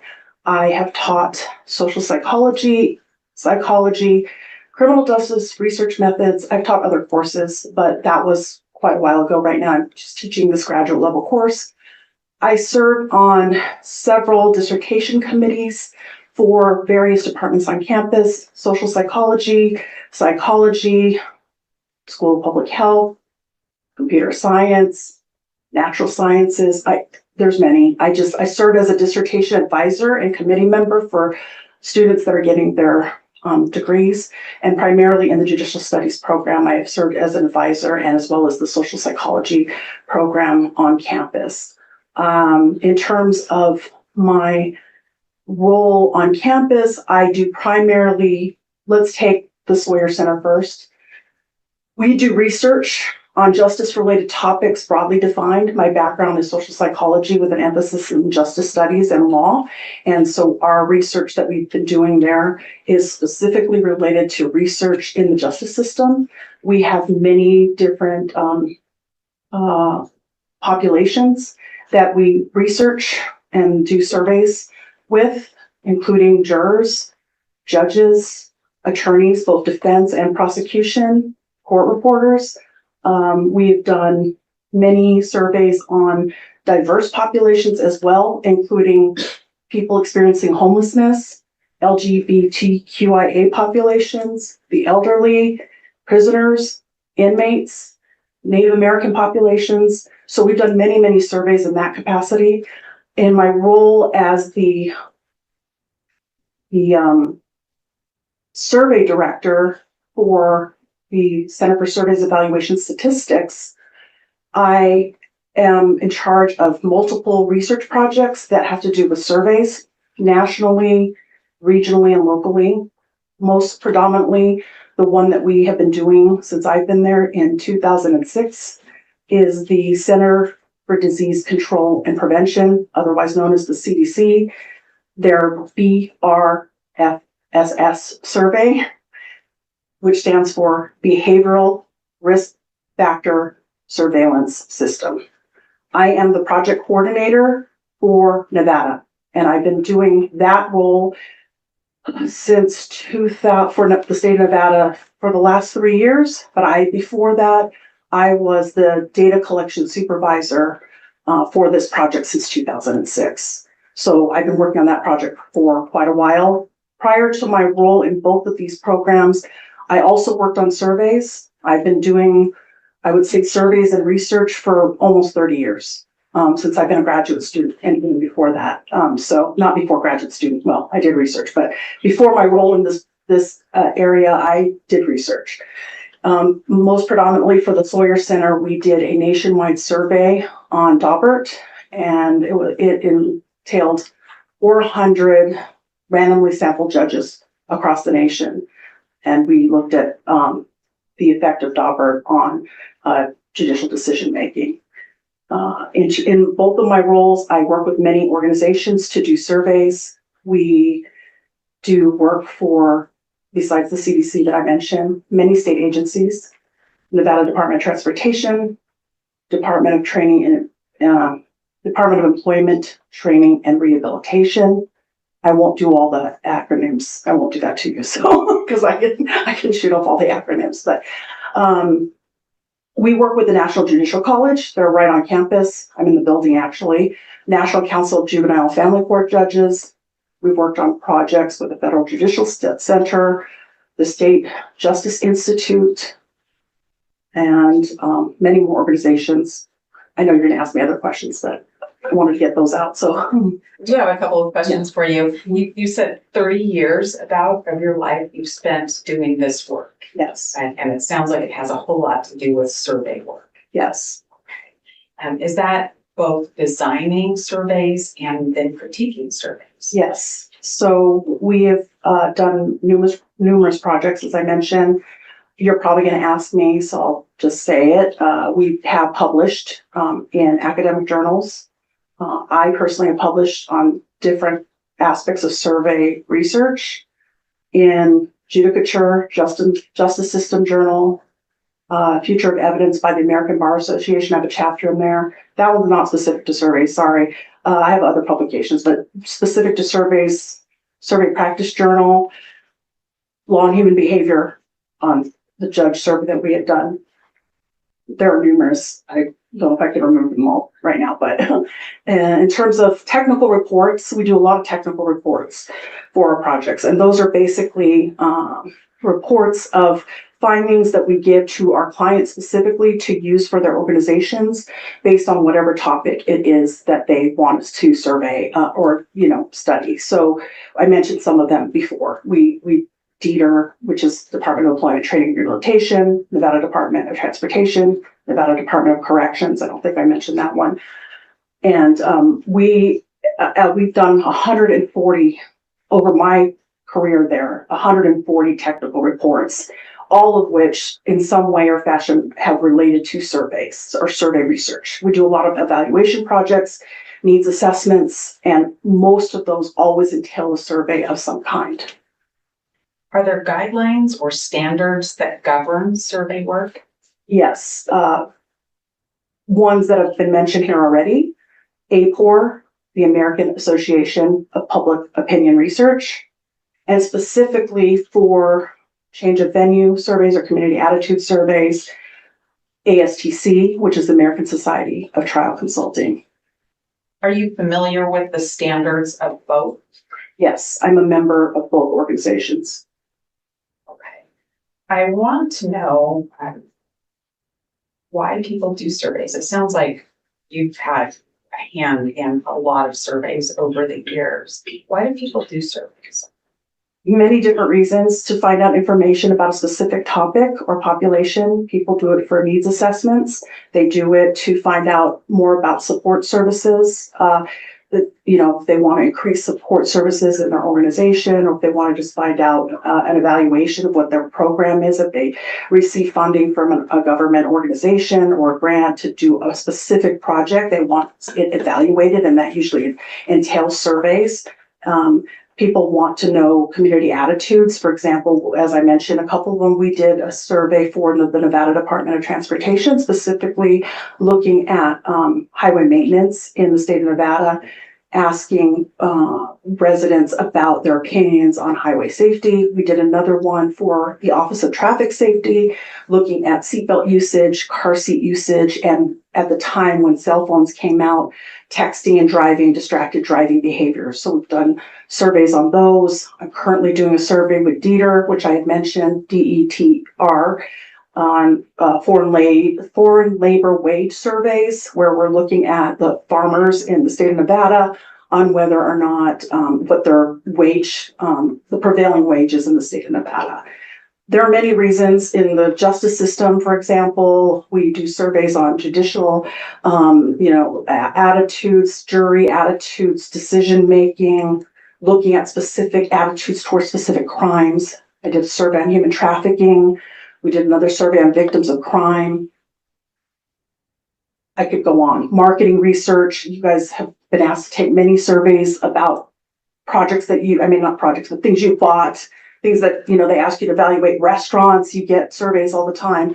People do it, as you know, in the election that's coming up.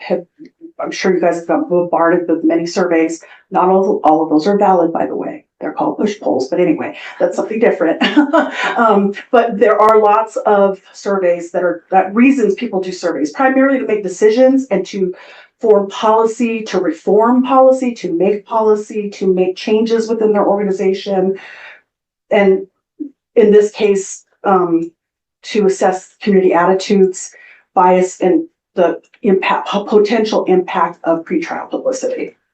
Sounds like it's to gain information, and that's in order to make a decision. Yes, decision-making, and especially within their organizations, and then related to policy. We do a lot of policy change as well. We've actually presented reports to the legislature for whoever our clients are. Like, for example, the seatbelt survey that we did, we were trying to do a survey of Nevada residents to see if they should have a primary seatbelt law in Nevada.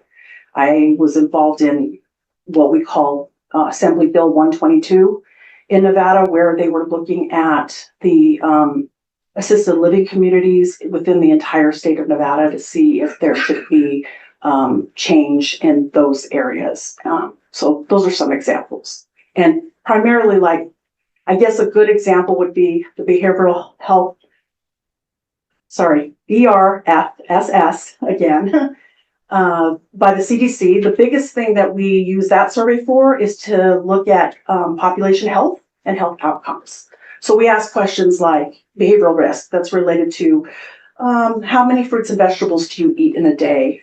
How often do you exercise? We ask about drug practices, substance abuse, sexual practices, whether or not they've ever been told that they've had diabetes or a heart condition or asthma. So those are examples. So we look at the indicators that could predict or have outcomes on the population health. So outcomes, basically. I heard you mention community attitude surveys. Are you familiar with those? Yes, I mentioned a couple of the examples that we have done community attitudes on. And that's basically measuring attitudes of the community on a specific target population on specific measures of interest.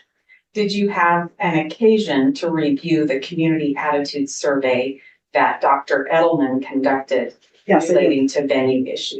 Yes, I did. Excuse me. I forgot. I have these Okay, Exhibit F and F1. It's just my declaration and my expert report that I've already provided to the court. okay. And I can see you just placed those face down. If you need to Yes. place them back face up, will you let me know? Yeah, I will. Sorry. What was can you repeat the question? That's okay. I'm wondering if you had an opportunity to review the survey work done and conducted by Dr. Bryan Edelman. Yes, I have. Okay. And do you have an opinion about whether that survey was conducted in a valid way? Yes, I do. What is your, In my opinion, it was a valid survey. what do you base that opinion on?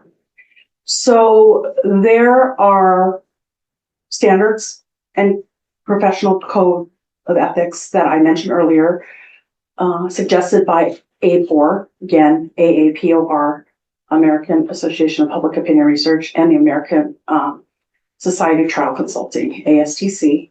And specifically, ASTC has a section on venue change surveys.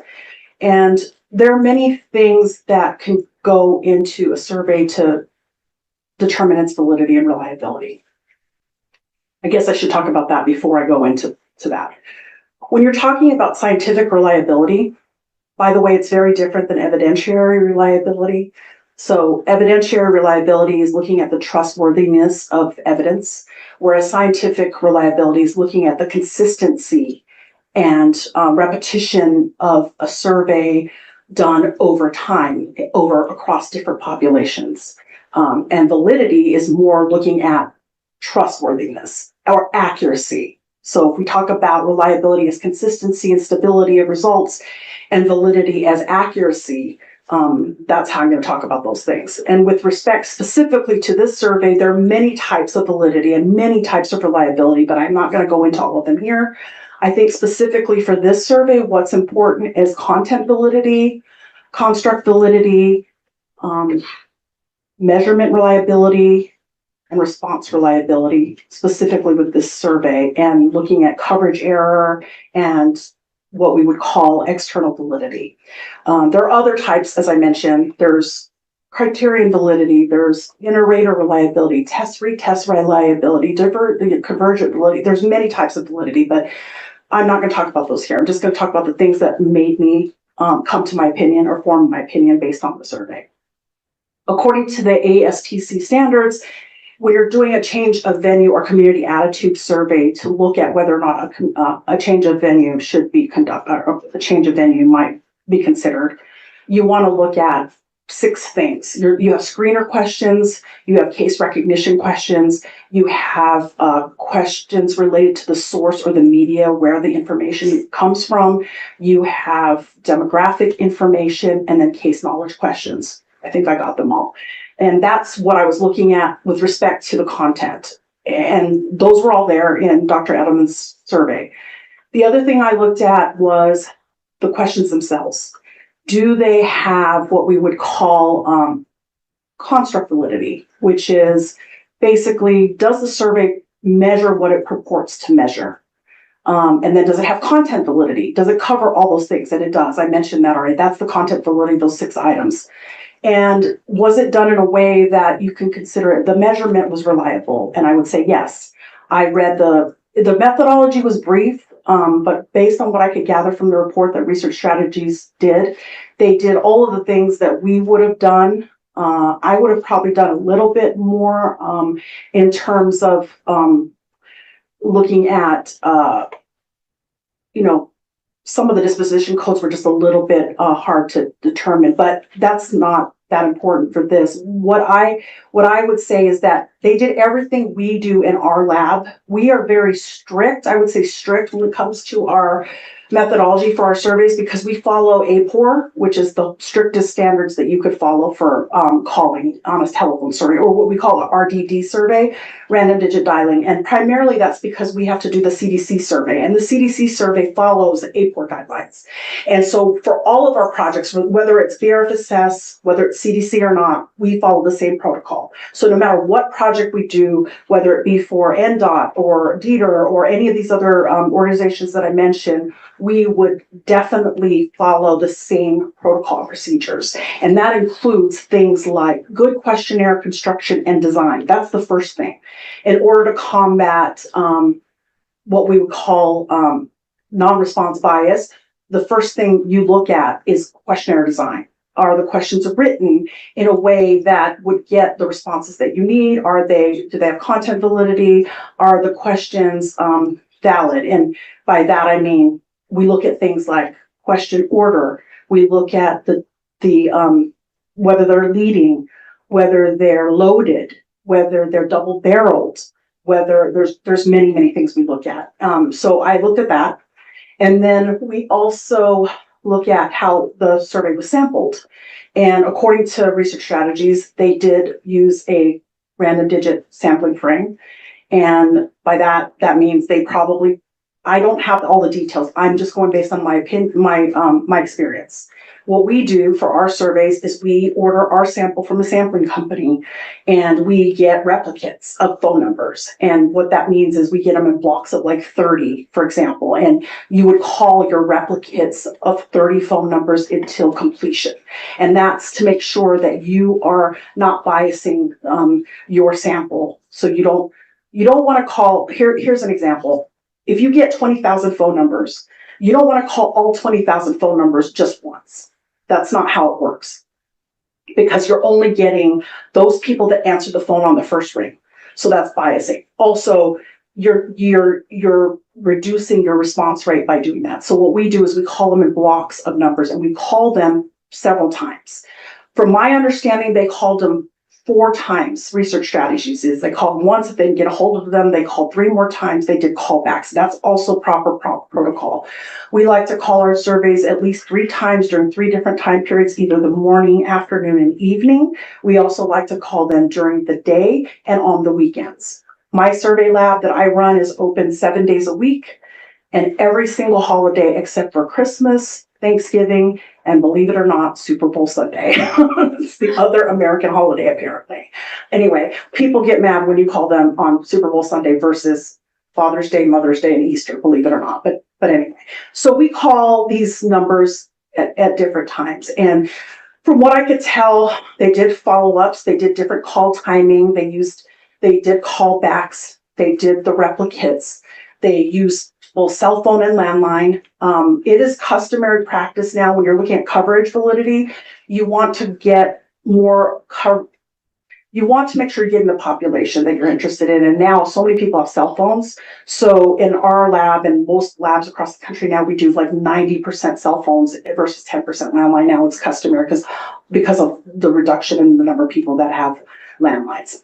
Anyway, those are some of the things that I looked at, and whether the questions themselves, like I said, were valid in terms of what they were being asked.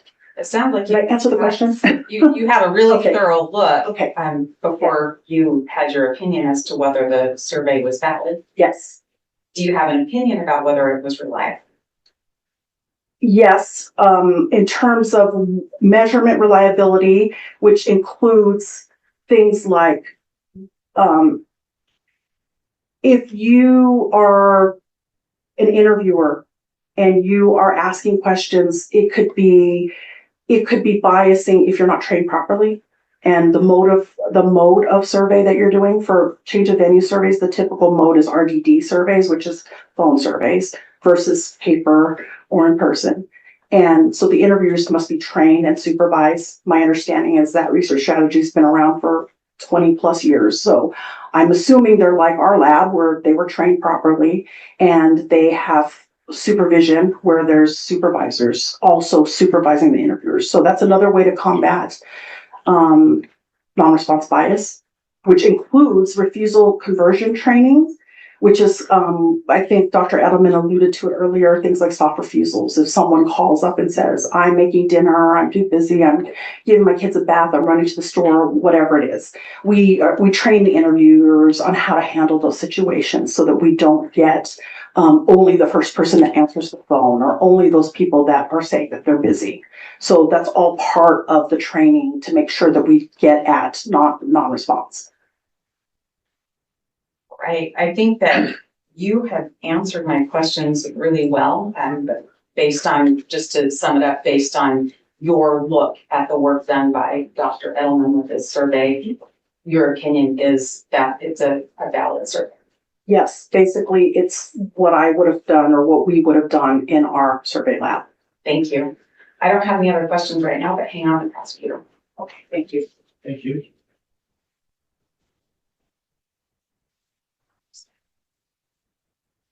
We have no questions for this witness, Your Honor. Okay, great. Thank you. Oh. Is it Nobody that easy. so easy? So, thank you. Witness be released. She may, Your Honor. Okay. Thank you for being here. It's very interesting. Help yourself, yeah, as much as you need. Thank you. Thanks. All right, Fit for witnesses, Your Honor. no more witnesses. Okay, any witnesses? None from the state, Your Honor. Okay, we prepared for argument. Let's do it. Okay, go ahead. Thank you, Your Honor.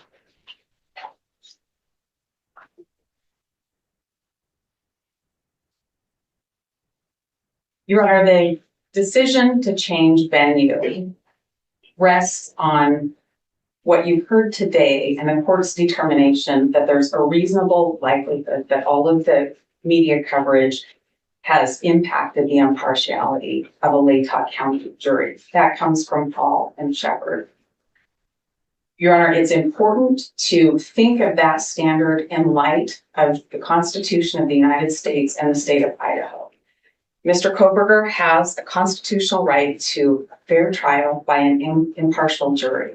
And to guarantee that, this court must change venue.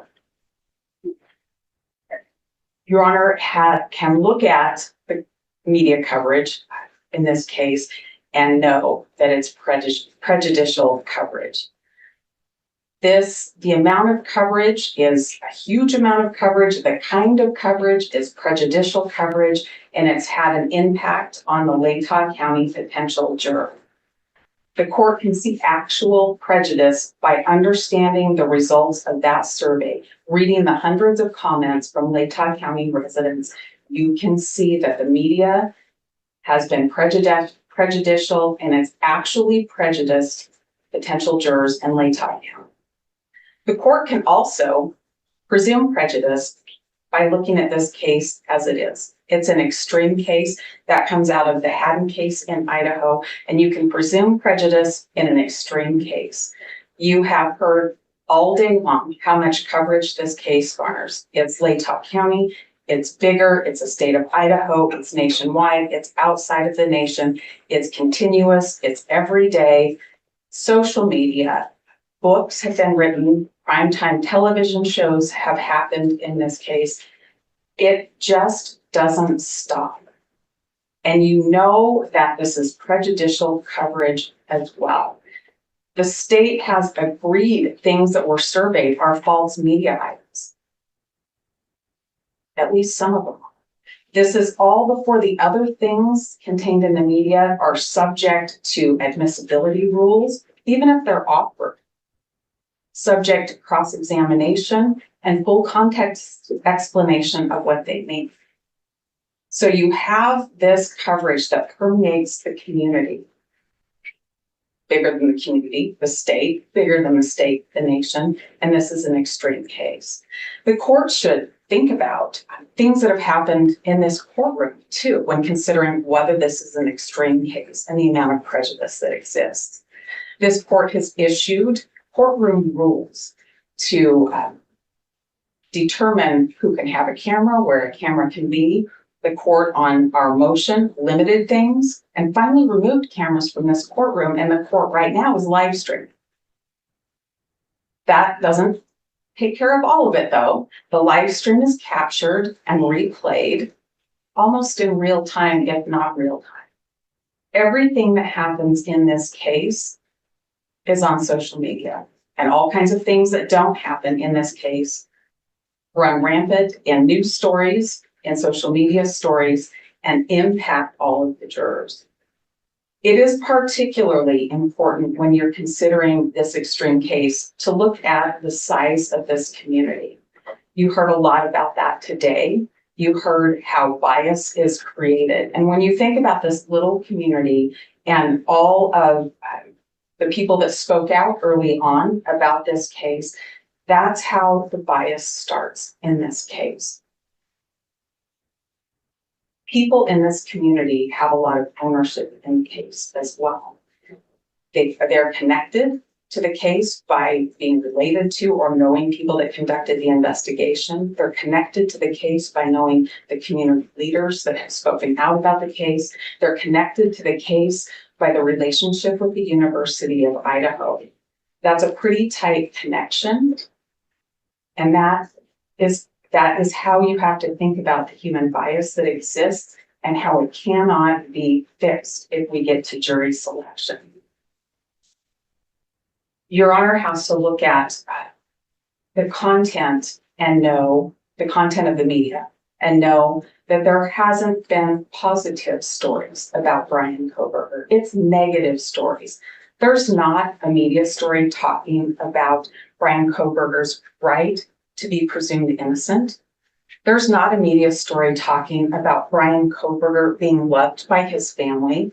Nobody's talking about the good grades he achieved all through his undergraduate career and graduate programs. Nobody's talking about the dog that he loves and helped train. It's all negative. It's false. It's misleading. It's stuff that's rumor and never coming into court. There are things about his character that are just untrue that are out there. When you have this much information surrounding a case, it's an extreme case and it's all over the place. I don't want the court to think all this social media happens and it's not centered in Latah County and think that's okay, because it's just not.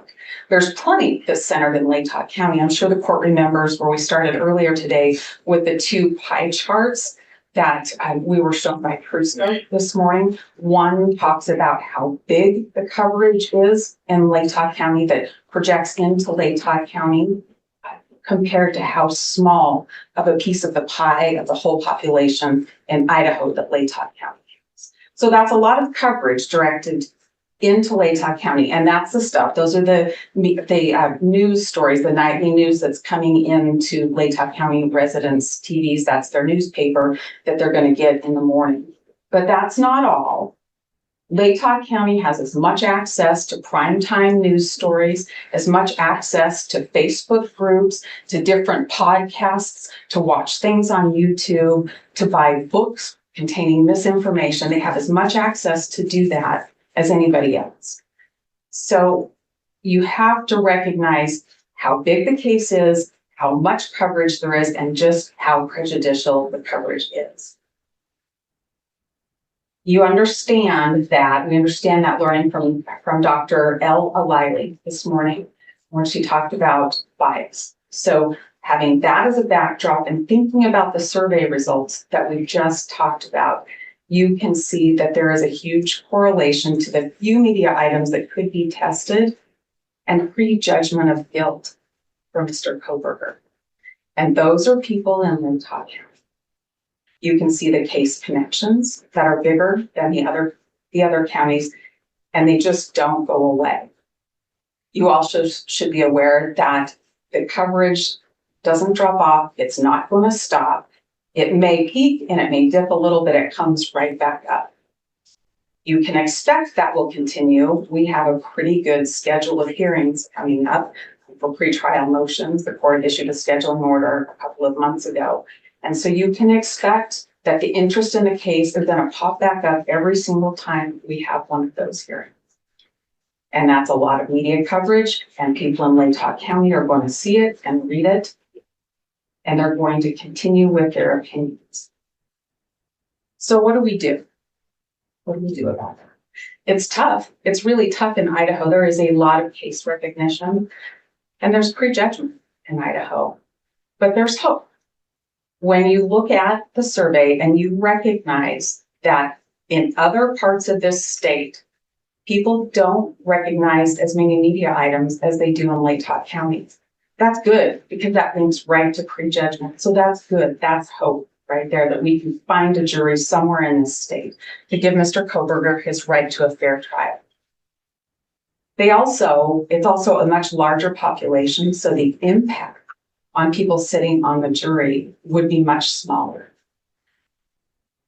Imagine with me that we are here in June of 2025, and we're here and we've seated 16 or so people over here. You're going to recognize some of them. People that sit in the courtroom in our audience that want to come and listen to the trial are going to see them. Even if they don't listen to the trial, people are going to know whose car leaves their driveway every morning to get to the courthouse by 8:30 for 3 solid months. And those jurors that sit over there are going to feel an immense amount of pressure to answer the call of the community to be safe. You can read those comments about what people in this community think about Mr. Kohberger and what they think would happen if the jury found him innocent. It's hard to imagine that one of those jurors who all of a sudden said, you know what, I'm not sure, and listened to more evidence and said, I'm really not sure. I don't think he did it. Are they going to be brave enough to do that, to write not guilty, to say not guilty, and to stand their ground? That comes right to impartiality, that the court has to be sure that that's not going to happen. You can't be sure that there's a way to pick an impartial jury in this community. In Ada County, we don't have that. We don't have Canyon County, we also don't have that. Those are jurors that are not from this small, close-knit community. Those are jurors who aren't going to run into a police officer that investigated the case at the grocery store, or maybe somebody from the prosecutor's office at the jazz festival at the college. There are people who don't have those connections. The other difference that I think is really important to think about too is the location, the connection to the house where this happened. That has been a pretty big deal in the community and wider, but in the community, about whether the house should remain standing through trial or should be torn down. And there's been an awful lot of publicity about that. People in this community have an opinion one way or the other. We aren't going to know what their opinion is, but they're going to bring that into the courtroom. People in Ada County do not have. And why Ada? Why not Canyon, or why not Bannock? I think that's something that we should talk about. The easiest one to talk about is Bannock. The numbers look a little better there in a lot of regards, but it's a smaller community as well. And so I think that there's a danger that if the court says, I'm going to change venue and we're going to Bannock County, I think there's a danger with that small community. There could be more interest all of a sudden, and we may run into a bit of a problem. So that's why I'm not here telling you Bannock County, but if you tell us Bannock County, I think we have a lot better shot at seating an impartial jury than we do here in Latah. Canyon County is the second largest. And Your Honor, honestly, if the court says, let's change venue, let's go to Canyon County or Bannock County, I think we have a better shot at getting an impartial jury. But we picked Ada County specifically because we're aware of the structure of that courthouse, the way it's set up. We're aware that there's at least some statewide precedent for moving these big cases to Ada County. And we're aware that it would be easier to get our jurors to and from that courthouse in a way that they wouldn't have to go through the media. They would be kept private and in secret and secure. It makes sense to focus on Ada County for a lot of those reasons. Your Honor, we're mindful that that's a lot of miles away from here. But at the end of the day, the interest that we have is to protect Bryan Kohberger's constitutional rights. His right to a fair trial is as important as our right to free speech, our right to bear arms, our right to be free from unreasonable searches and seizures. And the right to a fair trial cannot happen in Latah County. There is way too much media coverage. It is biased media coverage. It has impacted the potential juror, and it causes bias in the potential juror. This is a tiny little community, and this case needs to move where there's a chance to get jurors that haven't prejudged guilt of Mr. Kohberger and will have the ability to be anonymous and not known by everybody else in the community. The pressure to convict here is great, and it won't be in Ada County. The venue needs to be changed. Thank you, Ms. Taylor. Ms. Beatty? Thank you, Your Honor.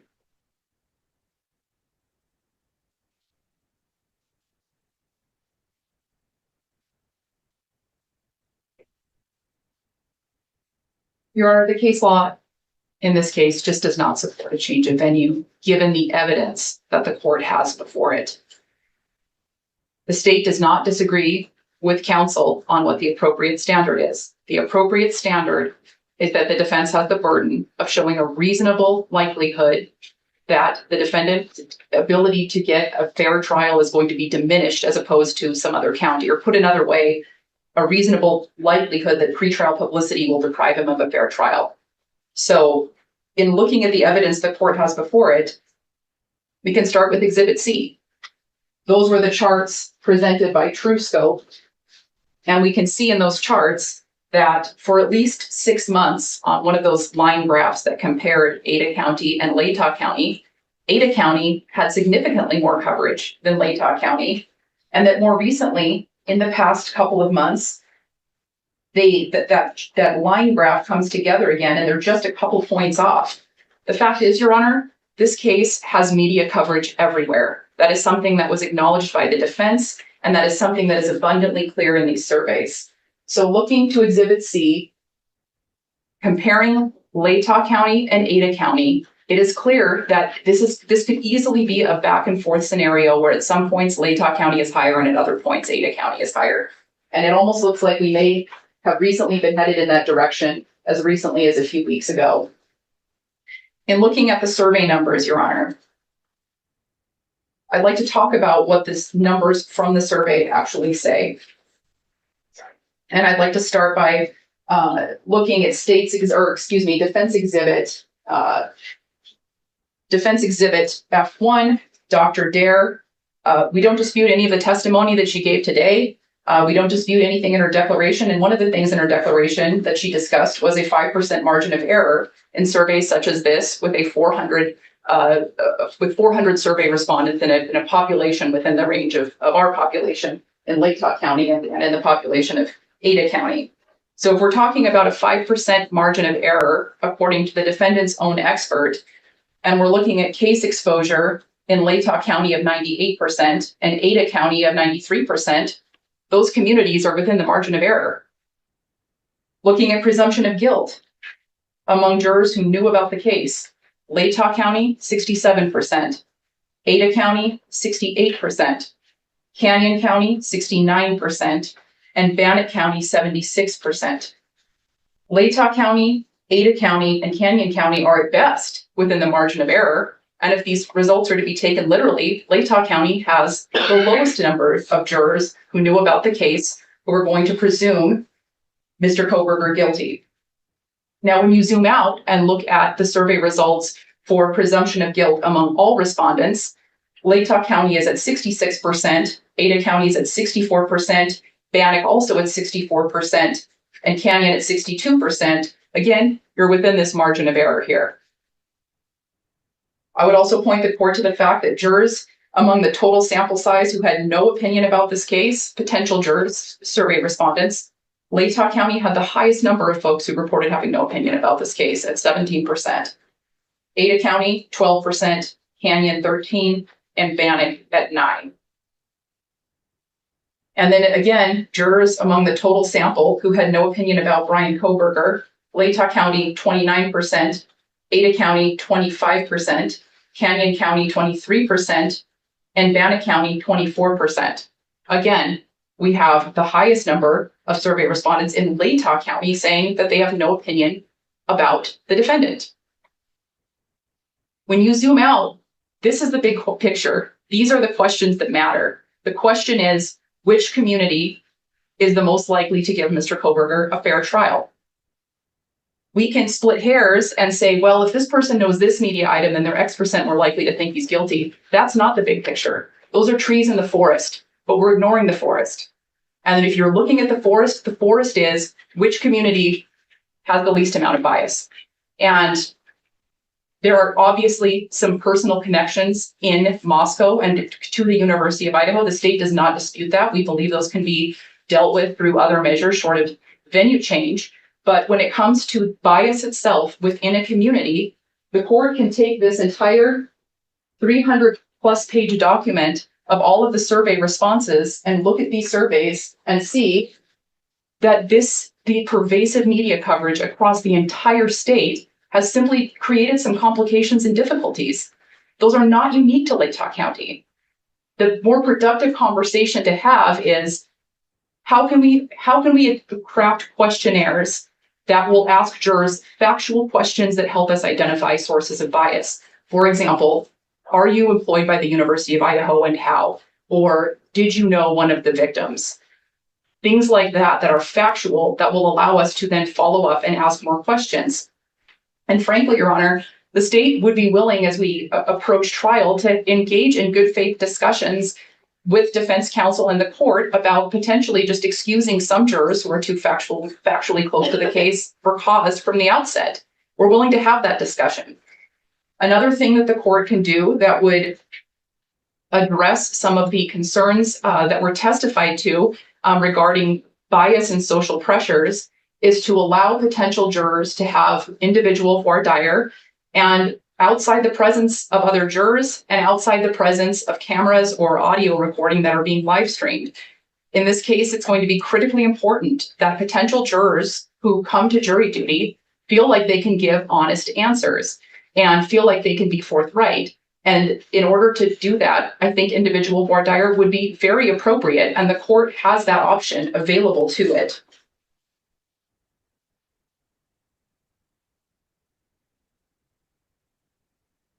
I think another possibility that the court should consider, particularly after looking at Exhibit C and those line graphs where we're talking about peaks in media coverage, is sealing some potential hearings coming up. And the defense may not want to seal certain hearings for good reason. We're not asking the court at this point to seal all hearings going forward, but the state believes that there may be certain evidentiary hearings. For example, if the state files 404B notices or motions in limine related to the evidence, some of that information might be extremely prejudicial, and the state would agree to seal hearings where prejudicial information is going to come out in that hearing. And that too is a tool that the court has before it to alleviate some of those peaks in media coverage, because of course, part of the court's consideration is going to be the intensity of media coverage over the life of the case. And so one way that the court can address that is by sealing certain hearings, and the parties can use good faith and seal certain motions or briefs addressing prejudicial information temporarily until the trial is complete.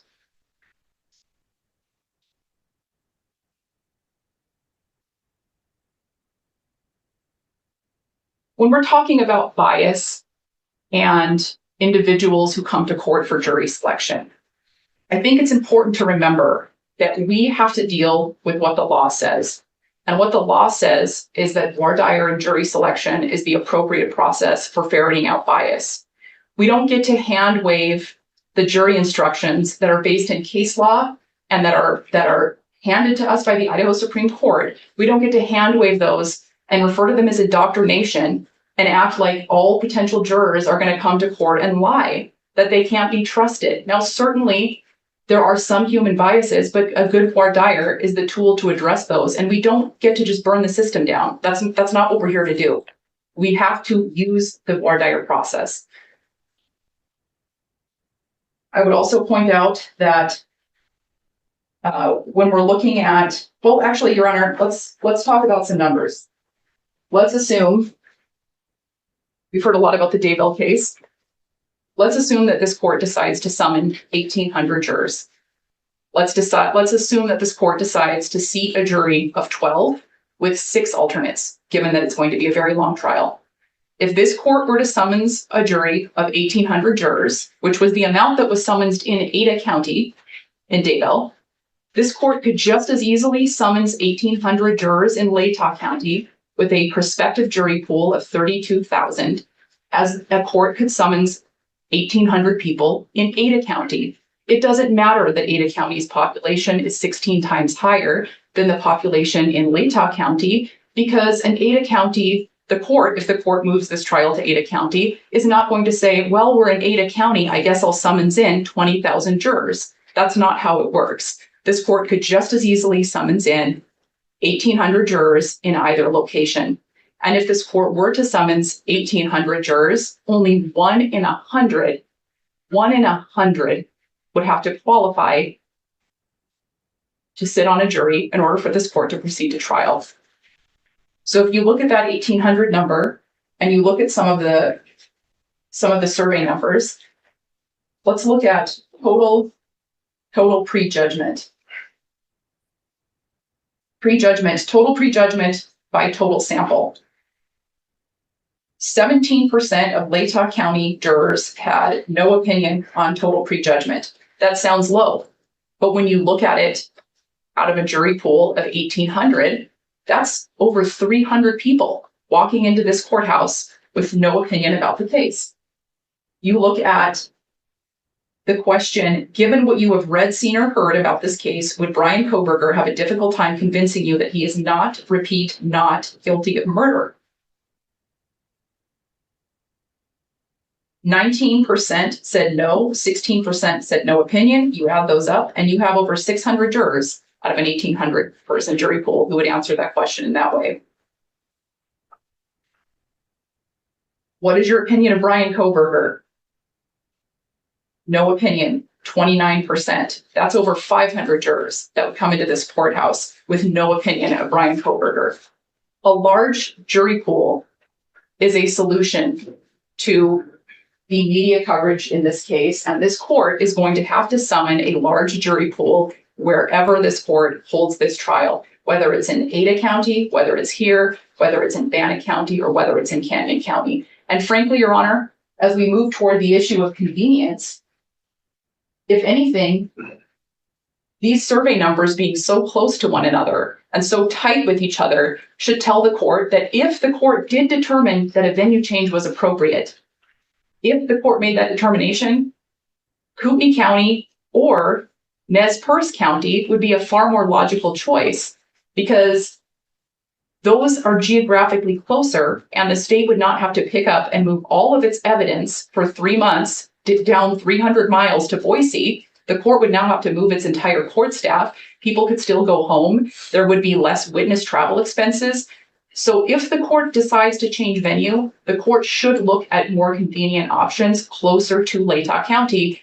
Either Kootenai County or Nez Perce County would alleviate some of the concerns laid out by the defense about the connections to the university or the connections to Moscow itself.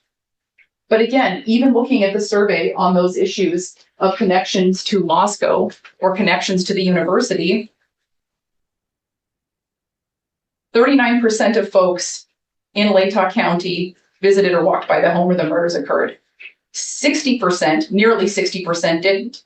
That means that out of a jury pool of 1,800, over 1,000 people would not have gone by the home where the murders occurred. Are you or a family member, student or employee at the University of Idaho in Moscow? 75% of folks in Latah County said no. That's 1,300 out of 1,800. I don't want to beat a dead horse here, Your Honor, but a large jury pool alleviates these concerns so much better than simply moving venue to another locale where the public sentiment is so close that it's within the margin of error, or if you're taking these survey results literally, worse. That makes no sense, Your Honor. The other option that the court has available to it would be to bring in a jury pool from Nez Perce. Again, the state does not believe that a venue change is warranted given the evidence that the court has before it. But if the court were persuaded that a Latah County jury could not successfully be sat in this case, the court could bring in jurors from Nez Perce County. Lewiston is approximately 30 minutes away. It would certainly be a longer drive for them, but the court could deal with that in scheduling and make those accommodations. It has many months to prepare to do that. Moving to the convenience issue, I think it's important to note that Latah County is not a tiny little community. Latah County might be close-knit, but it is not a tiny little community. Latah County is one of the top 25% of most populated counties in the state of Idaho. It's 11th out of 44 counties in Idaho. There are 32,000, according to Dr. Edelman, jury-eligible citizens in Latah County. It is not so tiny that we could not summons in a jury of 1,800, a jury pool of 1,800 folks. Since the convenience argument focuses primarily on Ada County, that's what I'm going to address today. So starting with the size of courthouse and the ability to house parties and court staff, it's already built into the Latah County courthouse for the court to have a place to go, for the court's employees to have a place to go, for court staff, for the court staff attorney. All of that is built into the Latah County courthouse. Unlike moving to Ada County, where the courthouse would have to accommodate the court and all the court staff. Similarly, the prosecutor's office and their staff already built into the Latah County courthouse. No separate accommodations would be needed. The defense will have to have accommodations wherever they go, and certainly they are entitled to privacy and accommodations that will allow them to prepare for this extensive trial. They absolutely should have that. But they are going to have to find those accommodations regardless of where this trial is located, unless it does get moved to Kootenai County. And so keeping this trial in Latah County would be a lesser burden on the Latah County courthouse in the sense that they would simply have to find accommodations for the defense team rather than finding accommodations for everyone. As to juror space and security, as well as the argument of overall security, it is true that the Ada County courthouse has a precedent of handling large trials. And it is true that Ada County does a very good job with that. But the reason Ada County does a very good job with handling these high-profile cases with security, with court staff, with organization, with getting jurors in and out in an organized fashion, the reason Ada County does a good job with that isn't because Ada County has a physically bigger courthouse. It's because Ada County has diligent, competent, and professional staff. And I have every reason to believe that with the 9 months we have until trial, that this court staff here and security could also have the time to prepare and make operation plans and all of the things that go into having a trial of this magnitude. I have no doubt that they could accomplish that with careful planning and preparation over the many months between now and trial. It is also my understanding that there is a means to bring jurors securely into this courthouse outside of the public view. Moving on to the cost of travel expenses, counsel referenced the cost of transportation to and from the airport and correctly noted that the Spokane airport is considerably further from the Latah County courthouse than the Boise airport is from the Ada County courthouse. That's absolutely correct. However, the Lewiston airport is a shorter drive, again, about 30 minutes, and does connect to some major airport hubs. That would be another option. But even taking into account that there may be some additional rental car expense for the few out-of-state witnesses that we're going to have, that would be negated and then some by transporting all of the local witnesses from Latah County down 300 miles to Boise by paying for accommodations in Boise for the court and court staff, the prosecutor's office and prosecutor's office staff, and the many local witnesses that will be testifying in this trial. There's also the logistical issue of transporting evidence for a 3-month trial, the chain of custody issues, the evidence tech from the Moscow Police Department, and it's my understanding there's only one, taking him out of his role up in Moscow here for 3 months and having him in Boise, trying to manage this evidence in a location that we would also have to arrange for, and dealing with the chain of custody issues, transporting the evidence back and forth. I think the court can also consider, since this is a pretty broad standard on the convenience side of things, the effect of prosecutors and law enforcement being away from the community for up to 3 months. And I think the court should also consider the nature of Latah County itself. The infrastructure of Latah County, and specifically Moscow, which has a university of nearly 12,000 students, is that this community is tailor-made to expand and contract with the rhythm of the school year. So this isn't going to be a situation where there aren't enough hotels or aren't enough restaurants. This town, as well as neighboring Pullman, which provides additional accommodations, is designed to handle large influxes of people. That should not be any concern for the court at all. Again, we are not talking about a tiny community here. We are talking about a mid-sized town that's on the, frankly, a larger side, on the larger side for counties within this state that can amply accommodate a jury trial of this magnitude, particularly in the summer months where you don't have these major academic events. Finally, since we are talking about the interests of justice in the convenience prong of the rule, it is completely appropriate for the court to also consider the fact that most of the victims' families, not all of them, but most of them, live closer to Latah County than they do to Boise. That means that for them, traveling to this trial, which they will have a constitutional right to attend, and again, we're only asking the court to consider this in the convenience prong, will be much easier for them and more convenient for them than it would be for them to have to travel hundreds of miles to Boise. I think the court can and should consider that factor as well.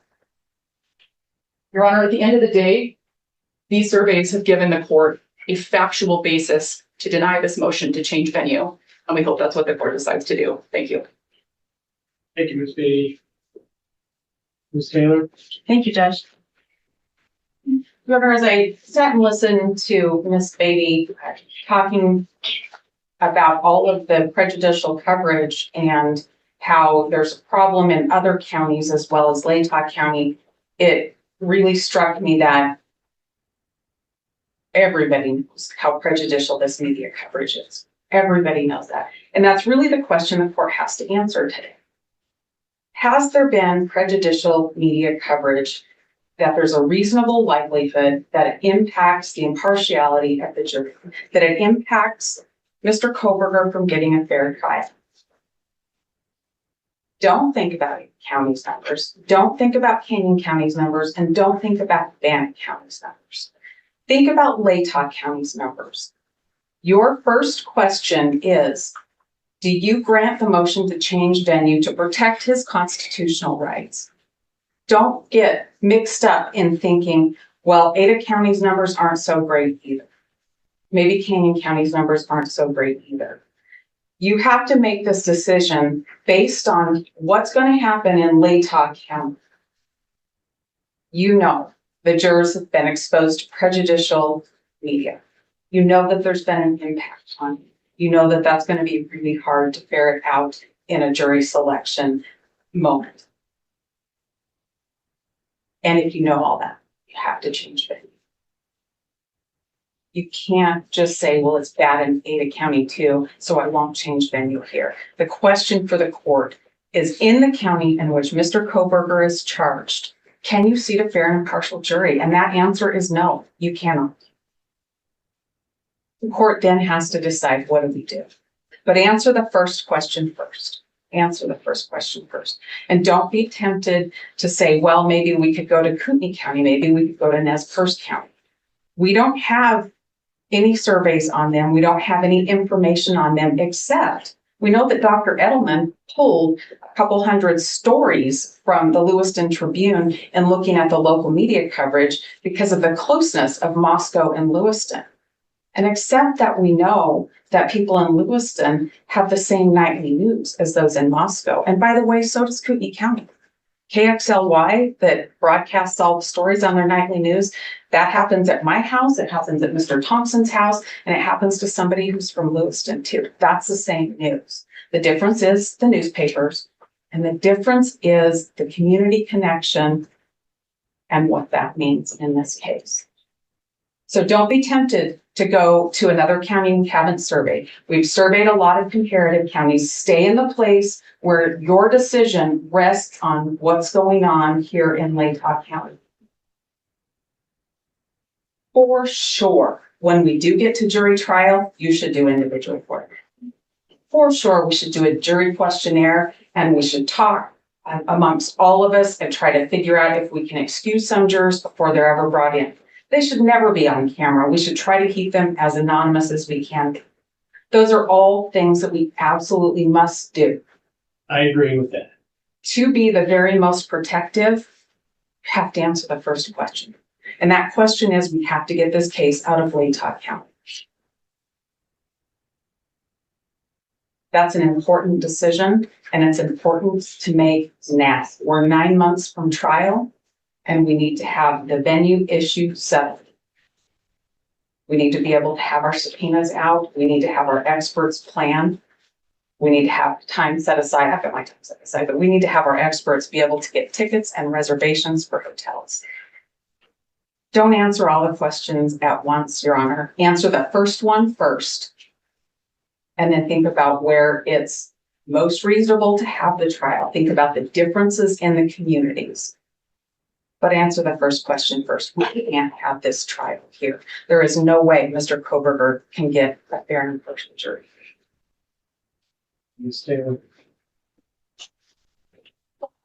Well, I'm not gonna give you a decision now. Number one, I would say this is probably professionally the most difficult decision I've ever had to make.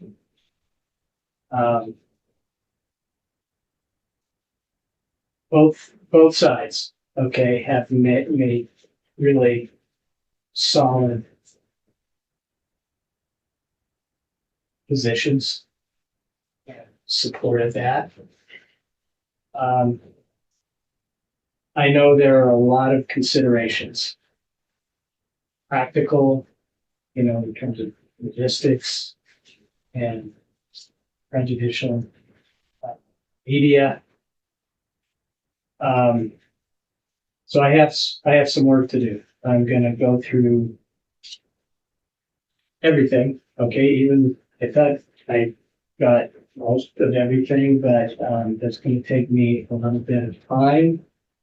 And go through the law again, too, including the rule itself and the interpretation of that. So I'll do my best. It's a challenge. So that's probably all I should say at this point.